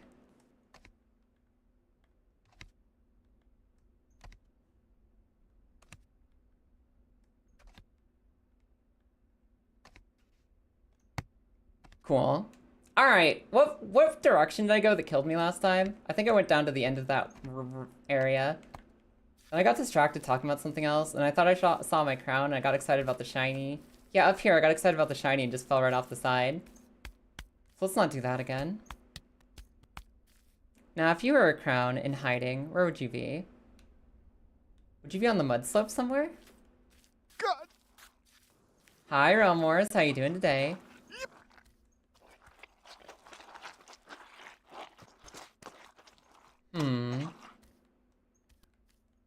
I want to try this way. There's like a hidden staircase over here. I want to see if it fell down that pit. We're gonna go slow and steady up this hill.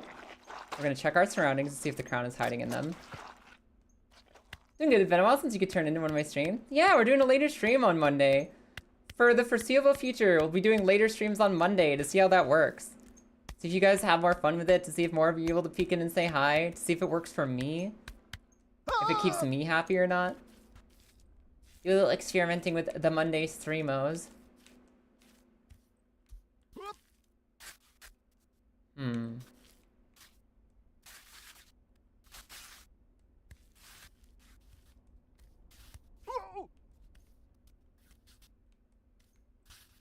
Okay. Nate, hang in there. Still no sign of crown. Still no beat on where the crown went, but we are in new locatey hidey hole. Let's look in here. Maybe it's in here, huh? Maybe it fell all the way in here.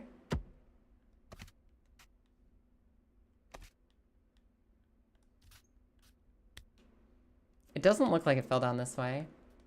We never know. This thorough search of the mountaintop to actually beat the game with our crown on our heads.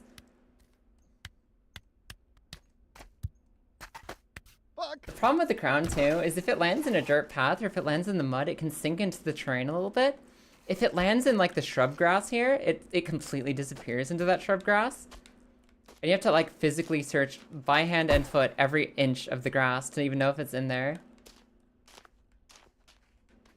The only saving grace is that it gives me a little A button prompt. If I get close to a hat I can pick up, it'll tell me that it's nearby.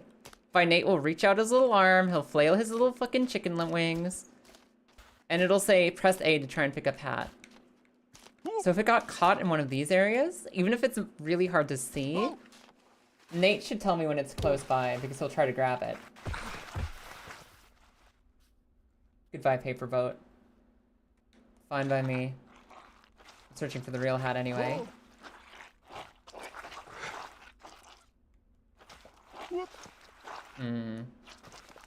Best way to proceed. Probably this way.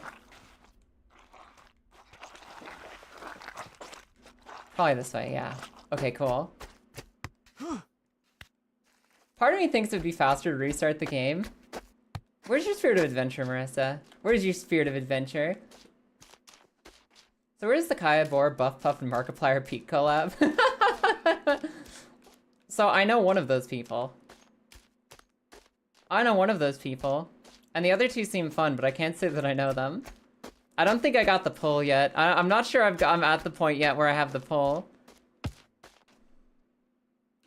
I'd like to think that I can, like, hang with anyone and have a good time. But you kind of have to know somebody to hang with somebody. I can't just do a cold call like, yo, Buff Pup, you want to hang out? There's no way, right? Guys, I'm looking... Do you see that shiny part right in the center of the screen? Right near Nate's shoulder. Look at Nate's shoulder. Nate's right shoulder specifically. That's really shiny. But I don't think it's the crown. Come to think of it, there's a lot of shiny on the screen right now. I don't think that's it. There's a lot of shiny on the screen. I don't think that's necessarily it. Oh no! This is also kind of nice because we never really got to explore this side of the mountain. We weren't right up the minecart track, and we never really saw this hillside at all. So this is a completely new area to check out. God, Nate sucks at walking through brush. I would sell my soul for that collab. Man, I'll tell you what. Once I figure out how to be big time streamer girl, where I'm worthy of the great ones. Here's the paradox. Okay, let me slow that down real back a bit. I don't believe in hero worship. I believe that all people who are just people, in fact, most of the people who are really amazing at what they do are still just fundamentally people who like hanging and chilling and having a good time. I don't think there's something inherently less human about somebody who's like got more numbies than anyone else. I think that they're just cool people who still want to spend their time around cool people and they just want to chill mostly. That being said, there is still kind of a social contract of not just reaching out for blind collabs with people you barely know. So, like, the paradox is this. I don't think I'm in a position to just reach out to random big-time streamers and be like, hey, you want to hang out? Could be fun. Even if they're just cool, normal people who want to spend time with more other cool, like, normal people, and they'd probably have a good time hanging out.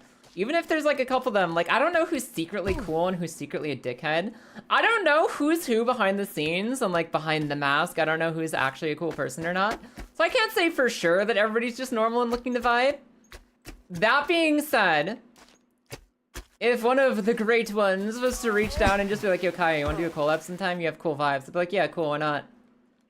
There'd be no, like, heartbreak, like, heart-stopping moment. There'd be no, oh my god, panic. There'd be no, like, oh, I'm not worthy. I'd just be like, oh, sick, you want to hang out? Sure.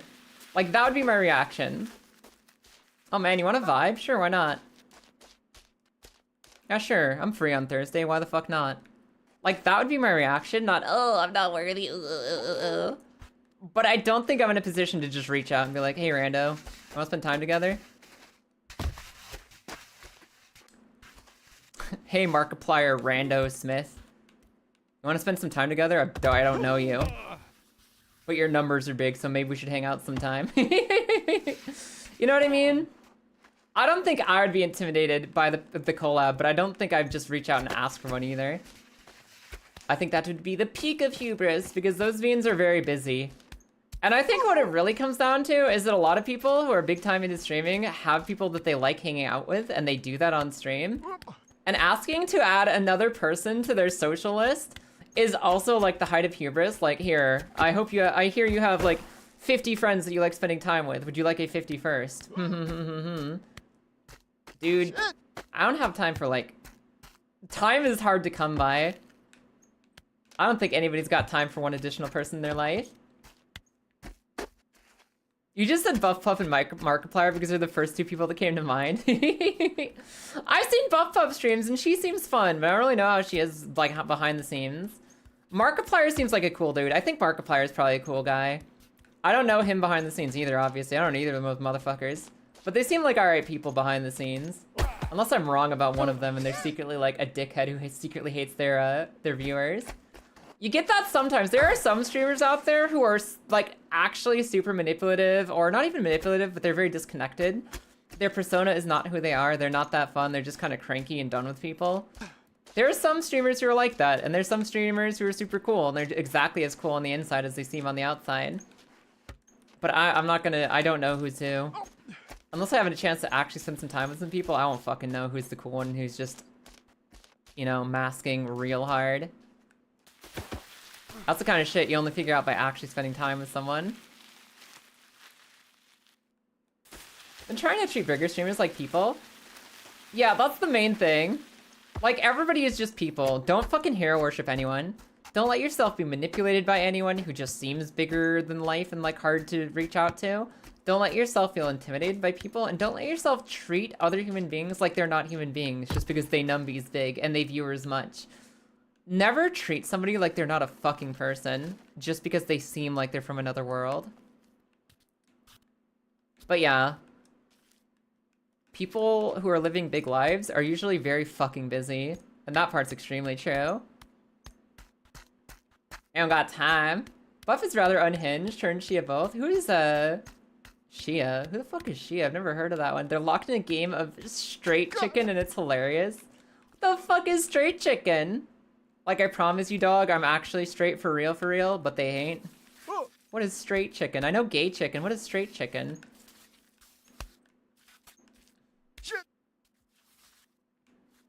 Everyone is person, yes. Always treat person like person. Treat other person like person.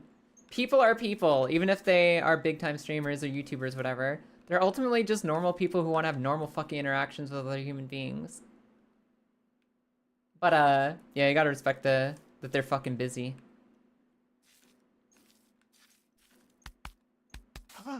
Is straight chicken exactly what it sounds like? Like, they're big straight and they're trying not to admit it to each other? They're like big straight and they're really trying not to admit it to one another? They're doing the ooh, or I don't like you or anything, ooh woo. Is that what you mean by straight chicken? Also, I don't know about you guys, but I'm not seeing that crown yet. I am not seeing the crown. I feel like the mudslide is the next place it could be. The mudslide is definitely the next place it could be.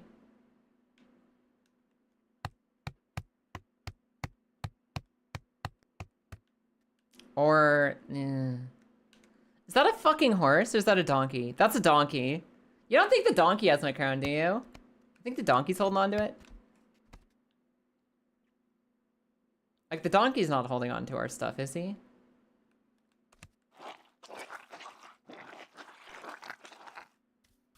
The crown probably didn't open the door and got into that house.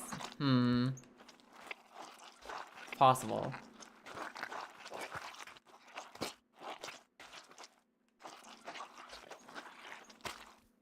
This almost sounds like a Tom Cardy song, but I don't think it is. They're roommates and gay bi, but I swear they do so much straight couple shit and don't claim it. That's amazing. I kind of love that. The rare and unusual straight chicken. One of the only examples of its kind. Hold on, Nate. Hold on, Nate. I'm going into that house, Nate. We're going into the house to see what's in the house, including, but not limited to, our crown. Oh shit! Like, surely there's a cutscene in here or something, right? Like, this house exists for a reason. Ah, it's a sink. I thought it was my crown. Well, I don't see the crown in here. It'd be really funny if the crown somehow wound up, like, stuck on some furniture in here or some shit.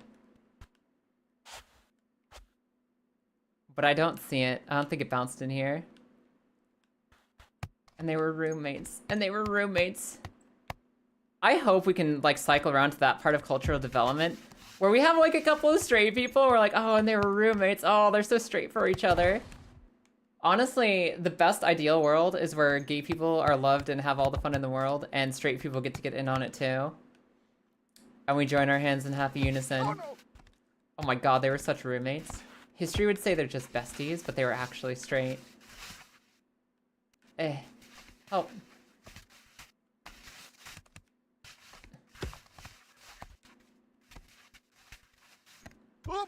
Yeah, I gotta say, I'm a little confused too. Is Shia then? Is Shia a girl or a guy? Or what gender identity is Shia?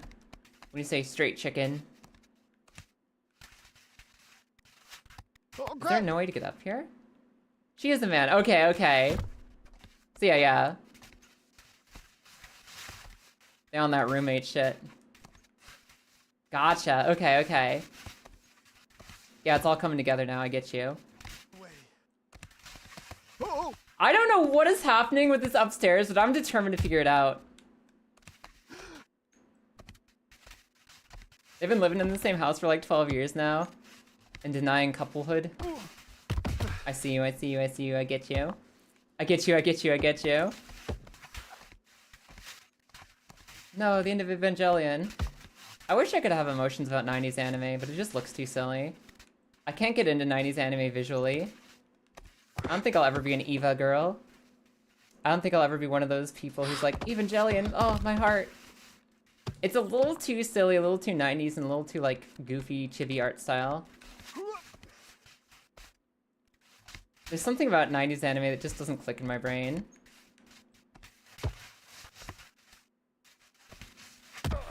I'll try sometime because I have a lot of people who really heavily recommend Evangelion and whatnot. But I form no emotional connection when I try it. This song is Kaya with the crown. Shut up.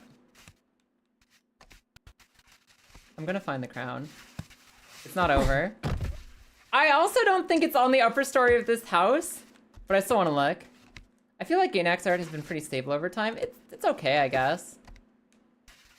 It's just not my style. It's just not my thing visually.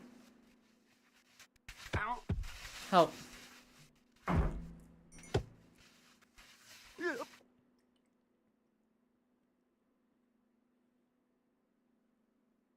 Oh, I just drank half my water bottle and I feel so good.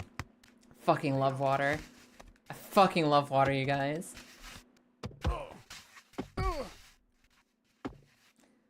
I'm pretty sure you can make this step. I'm not inventing this in my head. Like, the level geometry makes this really weird, but I'm pretty sure it's possible. I think it's physically possible to make this step up the staircase.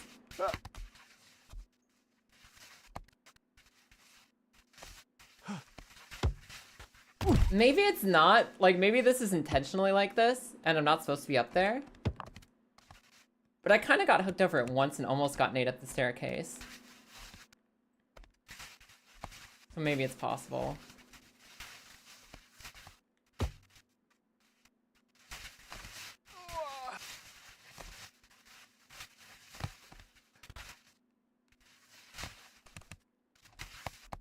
Fucking...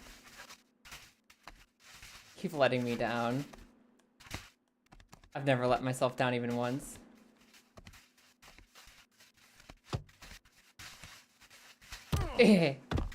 Alright. I'm leaving this upstairs alone. It's stupid and it's not worth it. This ain't helping us in the crown journey because there's a 0% chance our crown is in the upper story of this house. So let's go out this door and see what's going on. Let's walk calmly out this door. Go see the donkey if we can.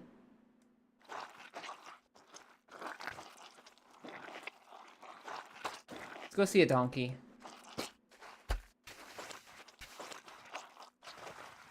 I'm pretty sure we can get to the donkey in one piece.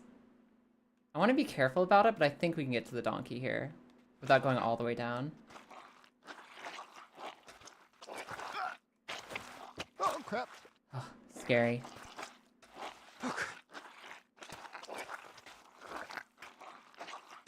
Scary, but stable. I don't know, this doesn't seem like a good resting spot for the crown. Guys, if you're a crown bouncing downhill, would you stop anywhere on this slope? Or would you just go straight down to the river? I don't think it would get stuck anywhere up here.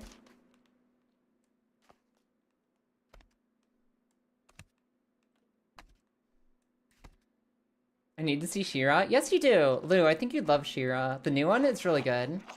I think you'd really, really like it. 1000% recommend. Here's the other problem, is like any of these single rocky outcroppings or log outcroppings or whatever outcroppings, the crown could be on one of those, right? It could be stuck on any one of these as we go down the hill. I want to check the donkey. Maybe the donkey has it for me. Doesn't look like it though. Hey buddy. What's going on? Hi. Hey, what's up? You having thoughts? Can I pet the donkey? I can't pet the donkey? I've gotten this far and I can't just pet the donkey? Okay. Here's my problem. You see that look right to the left of the fence post. Look between Nate's head and the fence. Look right between Nate's head and the fence on my right. Do you see that little clearing down there? I think the crown could have washed up down there. That's one spot the crown could have gone. Possibly. I'm not sure I want to lose my height to check it out, but I kind of want to lose my height to check it out. I want to see. Is there any chance it got stuck down this way?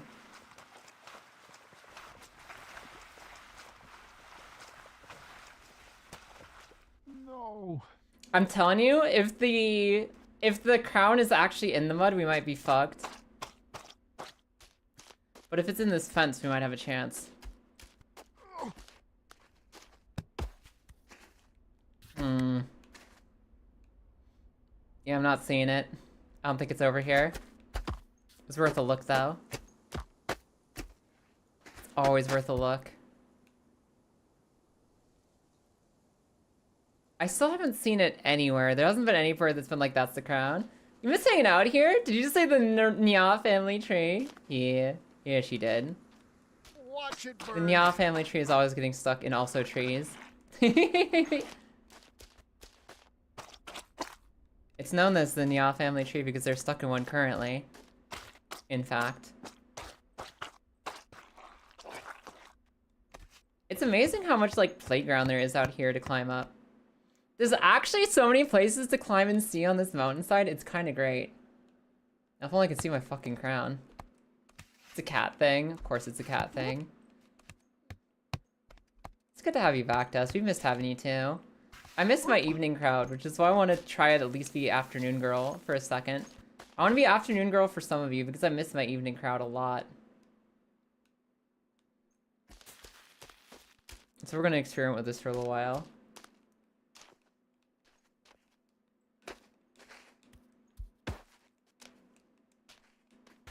Okay. We're back up here. What's our next goal? Where's our next easy area to check? I guess we just keep going up this way.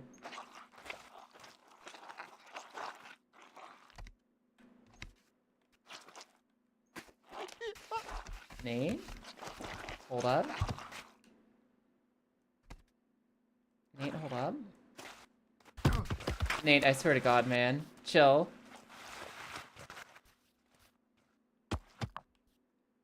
Has anyone thought to call the fire department to help your entire family tree? No, I don't think anyone's helping the Nya family tree, even slightly. Ow. Oh shit.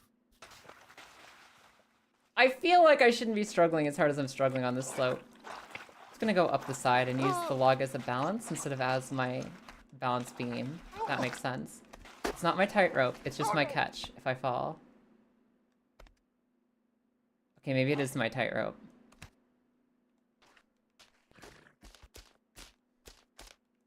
Okay, crown check number 5. There's like a lot of places it could get stuck on this hill is the problem. And it's not necessarily in any of them. Take a quick step down here to see if it's stuck up against this log. No, it is not. We're also pretty far off from where the staircase is, so it shouldn't be over here necessarily. Assuming it doesn't ricochet too crazily. That's the other thing, is I have no idea what the ballistics are on this crown. Normally I'm pretty good at reading the crown ballistics. The crown ballistics. But with this one, it dropped out of sight so fast, I don't know what its trajectory was. Oh shit. I don't know what its final destination was. I don't know how far it went. It could be any number of places. You in here? You down here, baby? Baby crown? Oh, this is huge. Dirty girl! Wait, were you there, dirty girl? I don't remember if you were in the crowd when we beat it. We beat the baby breaker. So now we're looking for the crown. And if we can find the crown, we just go up the staircase and win. You were? Fuck yeah. Like, that's another little tiny spot the crown could get stuck on. That little island down there. But I think if I devote myself to searching the entire muddy slope, I've actually given into madness. I think I've gotta hope it's somewhere on the salt mine trail instead of the mud path. Because it could be sunken anywhere in the mud. It would be like throwing myself up the mud mountain and then down the mud mountain again and again to see which muddy part it's sunken into. Which feels like it'd be actual insanity. You had to leave and do something like immediately afterwards? Yeah, that's cool. Me too.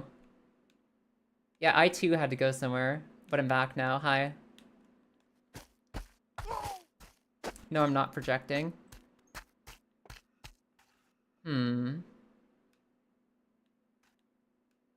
Crown's not in this grass, it doesn't look like.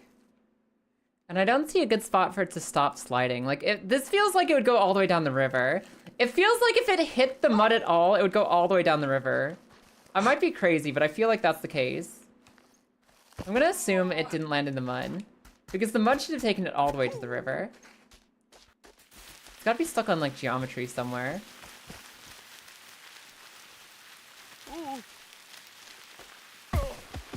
Oh, Nate, you are so bad at this hill. You finally know when you're going to leave? Like, forever? Dirty Girl, you leaving us? Where are you going? Is it a great adventure of Dirty Girl proportions? How big is the adventure you're going on, actually? Are we invited? Shit. Yep. What do you mean forever? Alright, listen. I'll take that in a second, Marissa. I do like that. I like that I accidentally said that. I'll keep that. But give me a second here. Let me see around this side of the rock. Around this side of the fence. I'm willing to believe the crown got stuck on, like, a level, flat plane of mud somewhere. It could just be chilling here. It's a good change of pace, because everyone else is like, no, Yachty, we won't kill you. Oh, you prefer honesty? I understand. Yachty, I would never hurt you. You're too precious to this community. You're too precious to me, you dirty girl. We brought you up from literal childhood to be here. I'd never hurt you. Except for emotionally sometimes, because it's funny.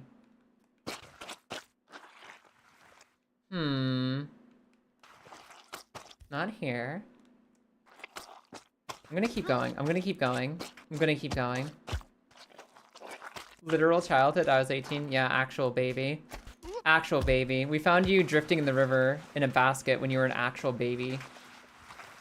And we decided to keep you. Lucky you. Oh, this is bad. Oh, this is bad, but maybe we're learning more about where the crown might have gone. If we can stop here, the crown could have stopped here. If we can stop here, then so can the crown. Oh, There's a possibility it stopped right here.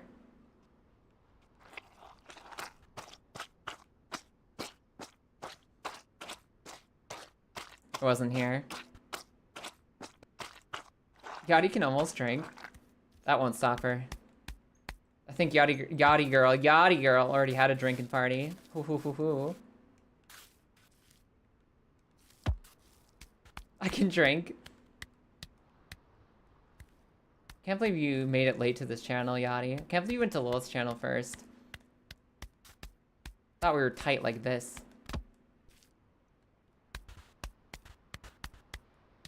I feel like this is where I first jumped down the mountain to get here. I think this is where our crown quest began, is I threw myself down from, like, that point. First drink when I was in 20. My first drink was when I was 16. Or maybe 17. I had my first drink at age 17.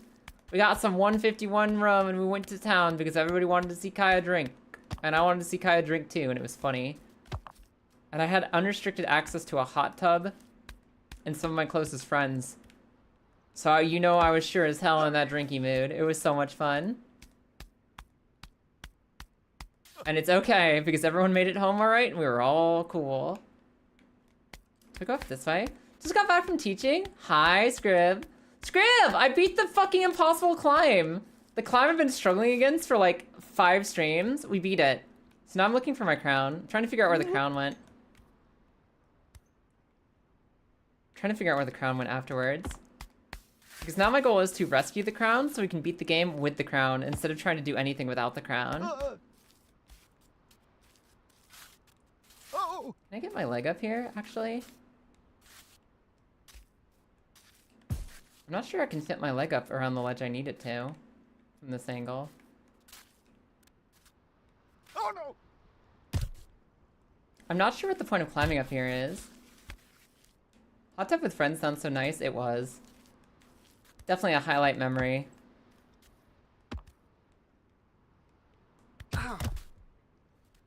But, like, what's the point of being here? Because we're not quite tall enough to make this climb up, right? We're not quite tall enough to get up this hill. Which makes me feel like I'm doing something wrong.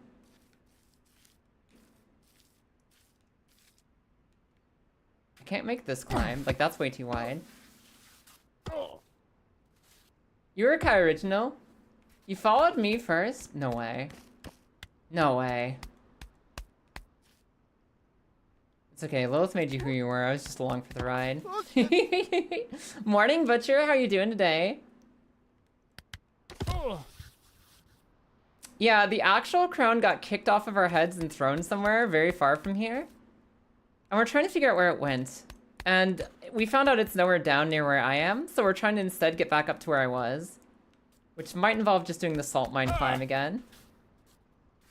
Now I'm curious, what? 3 years and 5 months, god damn. We met you early, Das. That was really early into my streaming. I've only been streaming for about 4.5 years.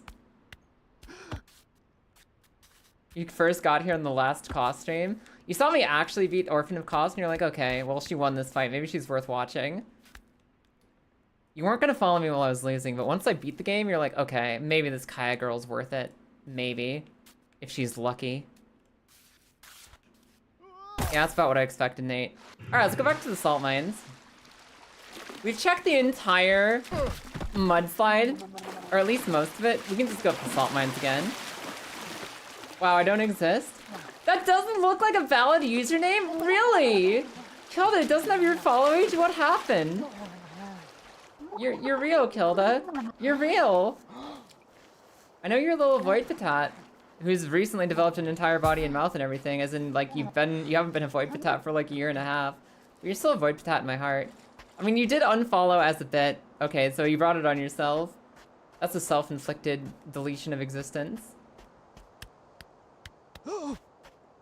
Let's just climb back up to the salt mine.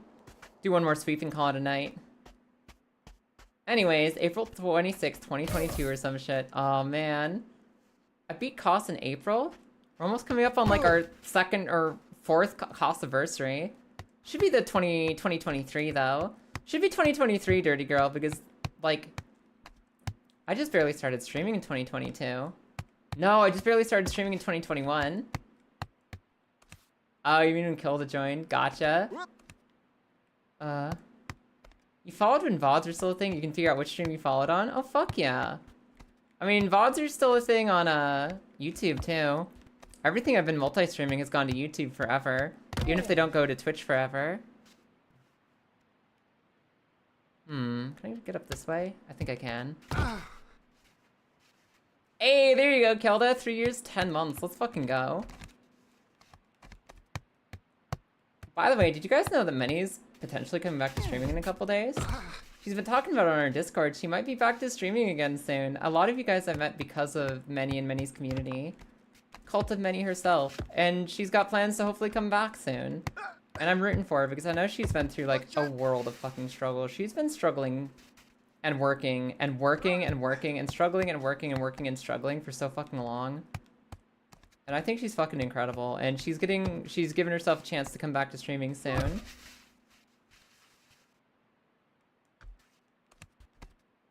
I remember that. I forgot about that. Will Kaya reach 900 followers or beat the boss? Because nobody thought would beat the boss. Nobody... I remember them days. I remember them days when nobody believed in the Kaya tech. Nobody believed she could do it. And here we are. Ah yes, Minnie the Kobold, the one and only. I've heard rumors she might be a 1T. But I refuse to believe it until I see it. Still going? Fuck yeah, I'm still going. A little bit longer.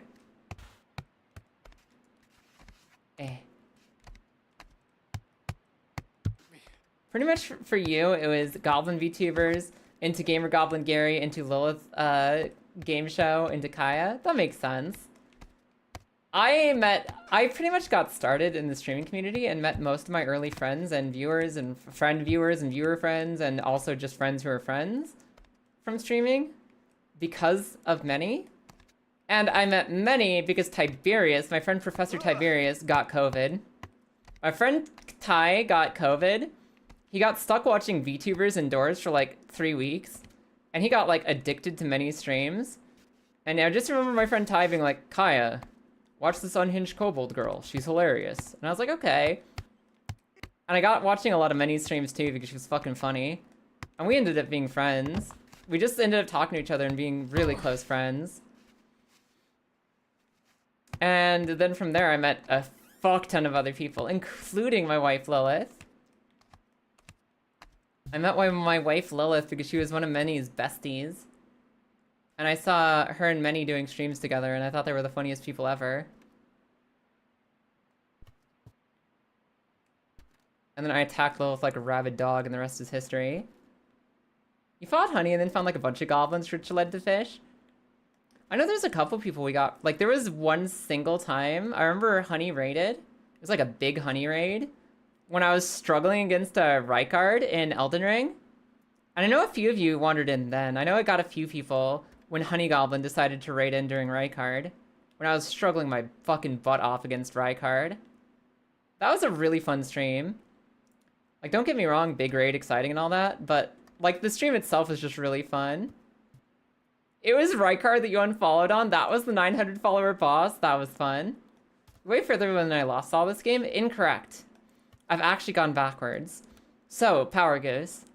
I got to the top of the Manbreaker, the hardest climb in the entire game. I beat it. I got a cutscene where the person who created this game jumped off a cliff after calling me the Stairs Lord. And then I jumped down the mountain so I can go find my crown. Now that I've beaten the hardest climb, I'm allowed to go back and get my crown. So I'm allowing myself to go back and search for where I lost my crown. Once I find the crown, we take the easy steps back up the mountain and we just beat the game. Wait, Marissa, do you still have that quote about clown ballistics? I forgot to grab it. You went from Alicia, who I don't know, to Fran, who I don't know, to Reyna, who I do know, and then Fran and Reyna. I don't remember Fran. It's been a while since I've heard or thought about Fran. Who is Fran? Also, I saw you're still at the bottom. We're lower than that, Power Goose. I can't break it down for you anymore in any more detail than I just gave you. I'm lower than that. Let me show ya. Where is it? See that staircase? That red blinking light in the distance? That's where I was. Oh, Fran the Opossum! I remember Fran the Possum. Fran Possum. Okay. Okay, no. That name rings a bell now. She and Rain always seemed like they were having a good time. I remember her now. It's been a while since I've seen either of those fiends live, just because I don't think my time lines up with their time. I don't know if they stopped streaming or if they're just not streaming when I'm awake, but I sure haven't seen them at all. I hope they're doing okay. They don't stream as much nowadays, but they're always fun. Oh, hell yeah. Yeah, things are gonna change relatively soon because we're gonna be moving at the latest May and June. At the earliest, maybe a month from now, depending on how things go with houses. We're gonna be moving soon, so things are gonna be a little chaotic for me while we get readjusted. But they should be less chaotic than when I did the big move from the US to the UK in the first place. Should be less chaotic, should be more figured out, should be mostly okay. Okay, back past the dick shrooms.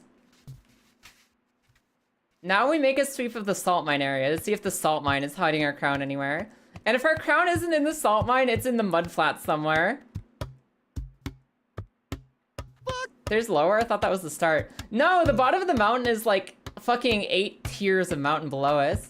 This is probably level 9 out of like 13. Or maybe, I guess 9 out of like 12, 9 out of 11. I'm gonna say this is like level 9 out of 11 total levels. We've gone through like 9/10 of the mountain before this. There is much more below this. That other part was just the challenge we were running at the moment. How do you move all those minis in paint? It's okay, we'll have boxes, we'll have a system. We'll find a way to get them across safely. I'm sure Angie and Loopy are full of amazing ideas, and at worst, I'll just throw them in a bag and take them with me. Fuck. I actually don't know anything about that fucking hyperfixation shit you just said, Aravera. I would love to, but I don't know jack about anything you just said in that sentence. You might recognize Alicia from My Favorite Time, Wizard Cat with Big Knockers, 438. It sounds like you're speaking in tongues. I don't know what you're talking about. I mean, don't get me wrong, I can parse the individual words, but no, I have no context for that anything. It's a meme? No, I've never heard of it. That's all new to me. She made a viral meme? Nice. Dude, going viral is so fucking, like, that is such a feat of skill and luck.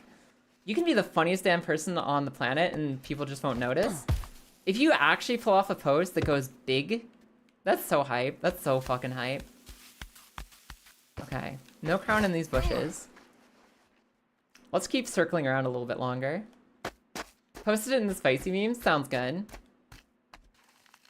It's so exciting if you post something and you actually see it do big number. You're just like, oh, people like my stuff. And it feels so validating. And it shouldn't feel validating just because number big. It should feel validating because you know you did something funny. But honestly, when you see number go big, you know for a fact that a lot of people thought your thing was funny. It's not just you approving of your own joke. You just sitting there nodding to yourself like, yeah, that was a good joke. That was a good one. But actually seeing a bunch of other people be like, yeah, that joke was amazing. I loved it. That feels so fucking good. And even though it's really important not to get too caught up in number being the only thing that matters to you, it's also important to recognize when you did something good. And it does feel good when you see validation from the outside world. Yes, streamer, you made it funny. Yes, streamer, it was very funny. Yes, streamer, we liked it a lot. Thank you. Thank you, world.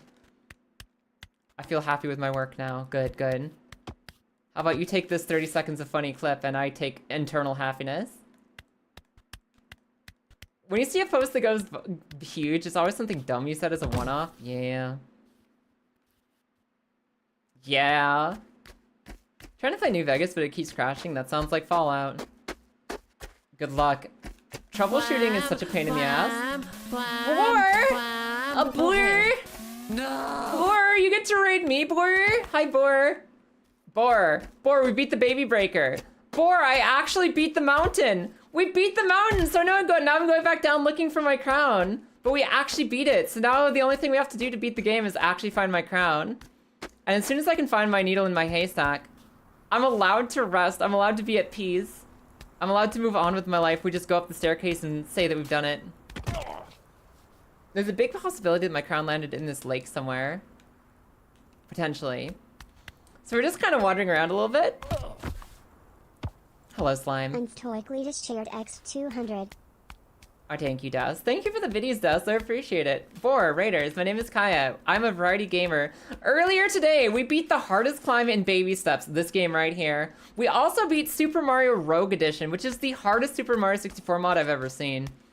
Outside of Green Demon. Outside of Green Demon.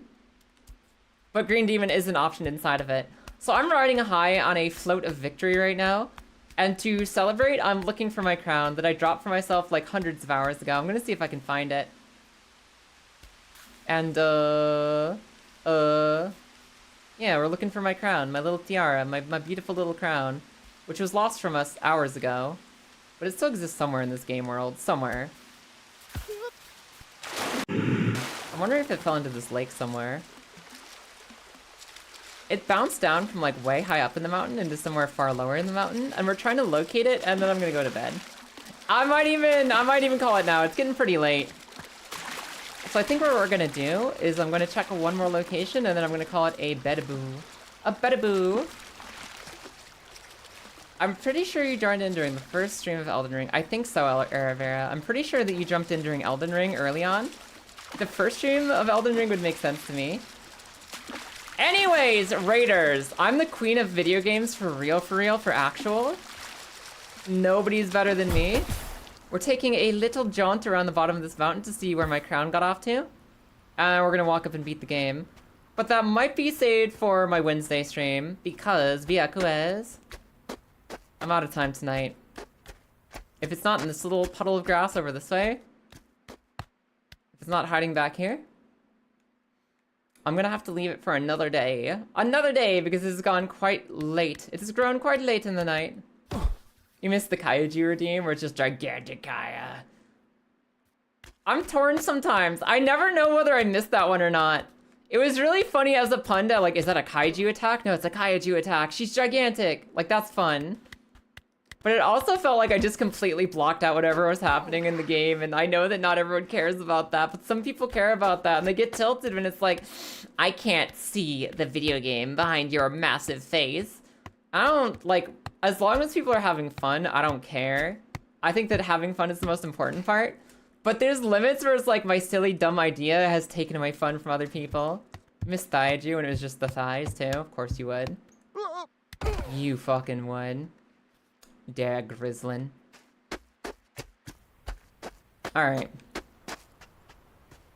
So if it's not over here, it's not in this grass, it's not in that grass. It's obviously much higher up than any of this. I think we actually need to go higher. I miss Noodle. If you guys miss everything, then maybe I could put some of them back. Hey, Marissa, do you still have the quote about clown ballistics? Because I forgot to grab it, and it's been so long now. You could just make a move out of the way, you fucking fish redeem. That's true. We could make a counter redeem to move me over when needed. Thank you, Marissa. Let me grab that before I forget again. Alright, you guys didn't see the crown, did you? I didn't see the crown. I didn't see the crown. I might have to take the search for a crown to an offline activity. Something I can do on my own. It's looking more and more likely that it could be on the mud slope. And if it's on the mud slope, I gotta do that on my own. I can't possibly take you guys through that journey. Checking every angle of the mud slope is just unfeasible, unrealistic, and silly. Also, did tits ever get fixed? Nope, that thing's fucking broken. That application is garb. Whenever Twitch did one of their big API change-ups to just adjust how their information is read by the world, tits got broken irreparably in a way that poor solo developer of tits could not fix on their own. I never saw it working again. And quite frankly, I'm sick of it crashing my stream. And I don't like it when people come to expect something nice, like they want to pay money, they want to see something funny when they pay the money. They pay the money, they see something funny, that's a transaction. People do that, and they don't get their funny bouncy Kaya redeem.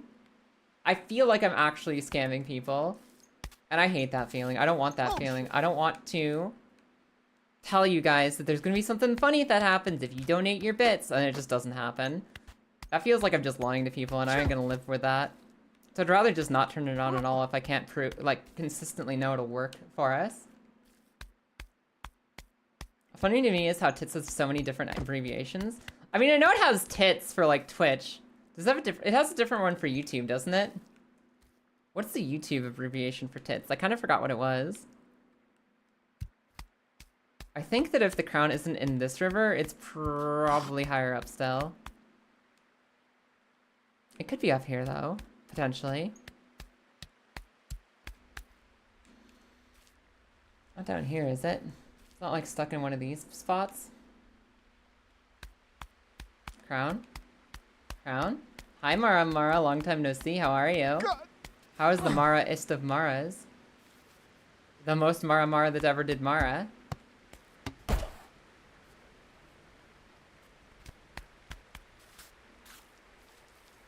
Check here for crown. Check this little bush for hidden crowns in the bushes.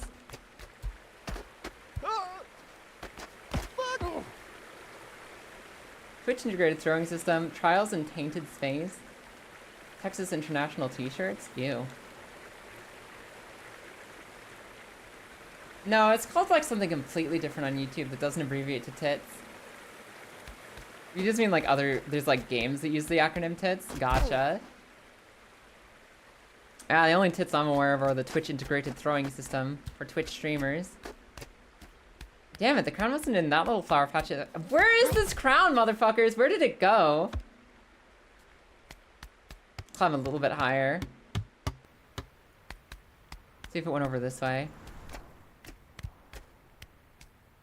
Sure haven't seen it yet, though. I think I'm gonna go a little bit more over this direction. I'm gonna check this wall. I'm gonna go up that staircase we just passed, and if it's in neither one, that's good enough for the night. You don't even know if Tits was a good game or not. What, Trials in Tainted Space? Like, which one of those is an actual game? I've never heard any of those tits outside of Twitch integrated throwing system. Tits, I'm not familiar with them. Not over here.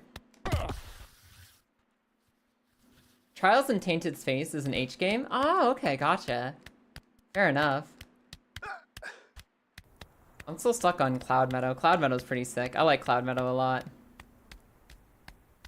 We just saw that tool on itch. Yeah, it's pretty good. But I think it's kind of still broken. Last I heard, it's still not working with Twitch.tv. Made by the same people who made Corruption of Champions. I've heard of it. I've heard of Corruption of Champions, and I've heard it's pretty good, but I don't really know much about it. Yeah, I know people speak highly of Corruption of Champions, but I don't know much about it myself. There's a seagull there. I don't think the seagull has my crown. Seagull and a pigeon just hanging out. I gotta say, I'm pretty stumped, you guys. I'm pretty stumped.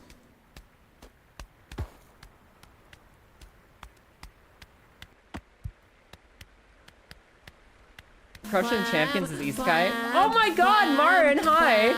Okay. Yo, Raiders, it's lovely to see you. Crime, please? I'm sorry, I can't give you crime, I can only give you victory.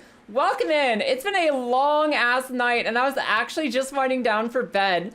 But if you guys are unfamiliar, hi, my name's Kaya. If you haven't seen Marin go around yet, you guys should go follow Marin. She's fucking hilarious. She is absolutely fucking unhinged. If you want to know more about me, let me give you a spiel, because I will be in bed soon. Yo, you want to see Kaya? This is Kaya. Hold on, where's she at? My name's Kaya. I'm a fish girl transformed by demonic energy into what you see before you tonight. I can tell you one thing. I'm a pony with tits and hooves, and I got a lightsaber. I can't think when I'm gay. Sir? Sir, this is a Twitch stream.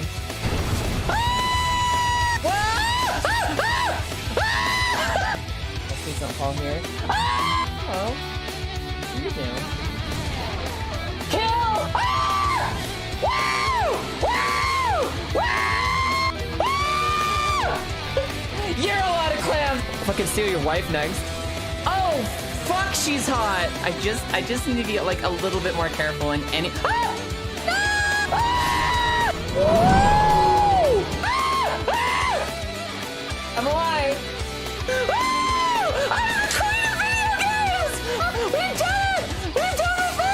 There must be no record of this failure. I'm gonna eat this microphone. I am much more than just a fish who scram. I am also winding down after a really long day. Like, you guys caught me just as I was wind down mode for the night. So congratulations, welcome in. You won't see me for very much longer, but it's nice to see you for the second that I have you. Oh my god, I lived. Ah! We played Super Mario 64 roguelike editor today, which is basically, imagine you're playing Super Mario 64, but you also get debuffs after every level. Like, for the next 10 levels, you'll go blind for 10 seconds at random. For the next 10 levels, your controls don't work anymore. For the next 10 levels, your x-axis is inverted. That kind of shit. I like to play Pokemon, I like to play Souls, I like to play stupid challenges, and right now my stupid challenge is I'm basically playing man-baby co-op, and I've lost my crown on this mountain somewhere. So I'm searching the entire haystack that is this mountain to find my crown. I'm so sorry. It's so lovely to meet every single one of you, but you're gonna have to catch me on Wednesday. You're gonna have to catch me on Wednesday when I'm playing Super Mario Sunshine Eclipse, a fan mod realm hack thing for Super Mario Sunshine that apparently adds a lot of fun challenge to the game.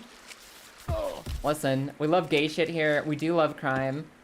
I believe strongly that you should eat the rich, but not before you eat your local politicians. And it's the end of a long day.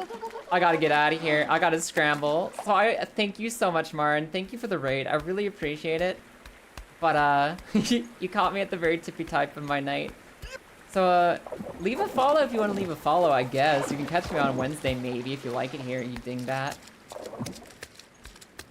If you're feeling like you just want to call it the night, I'm calling it a night too.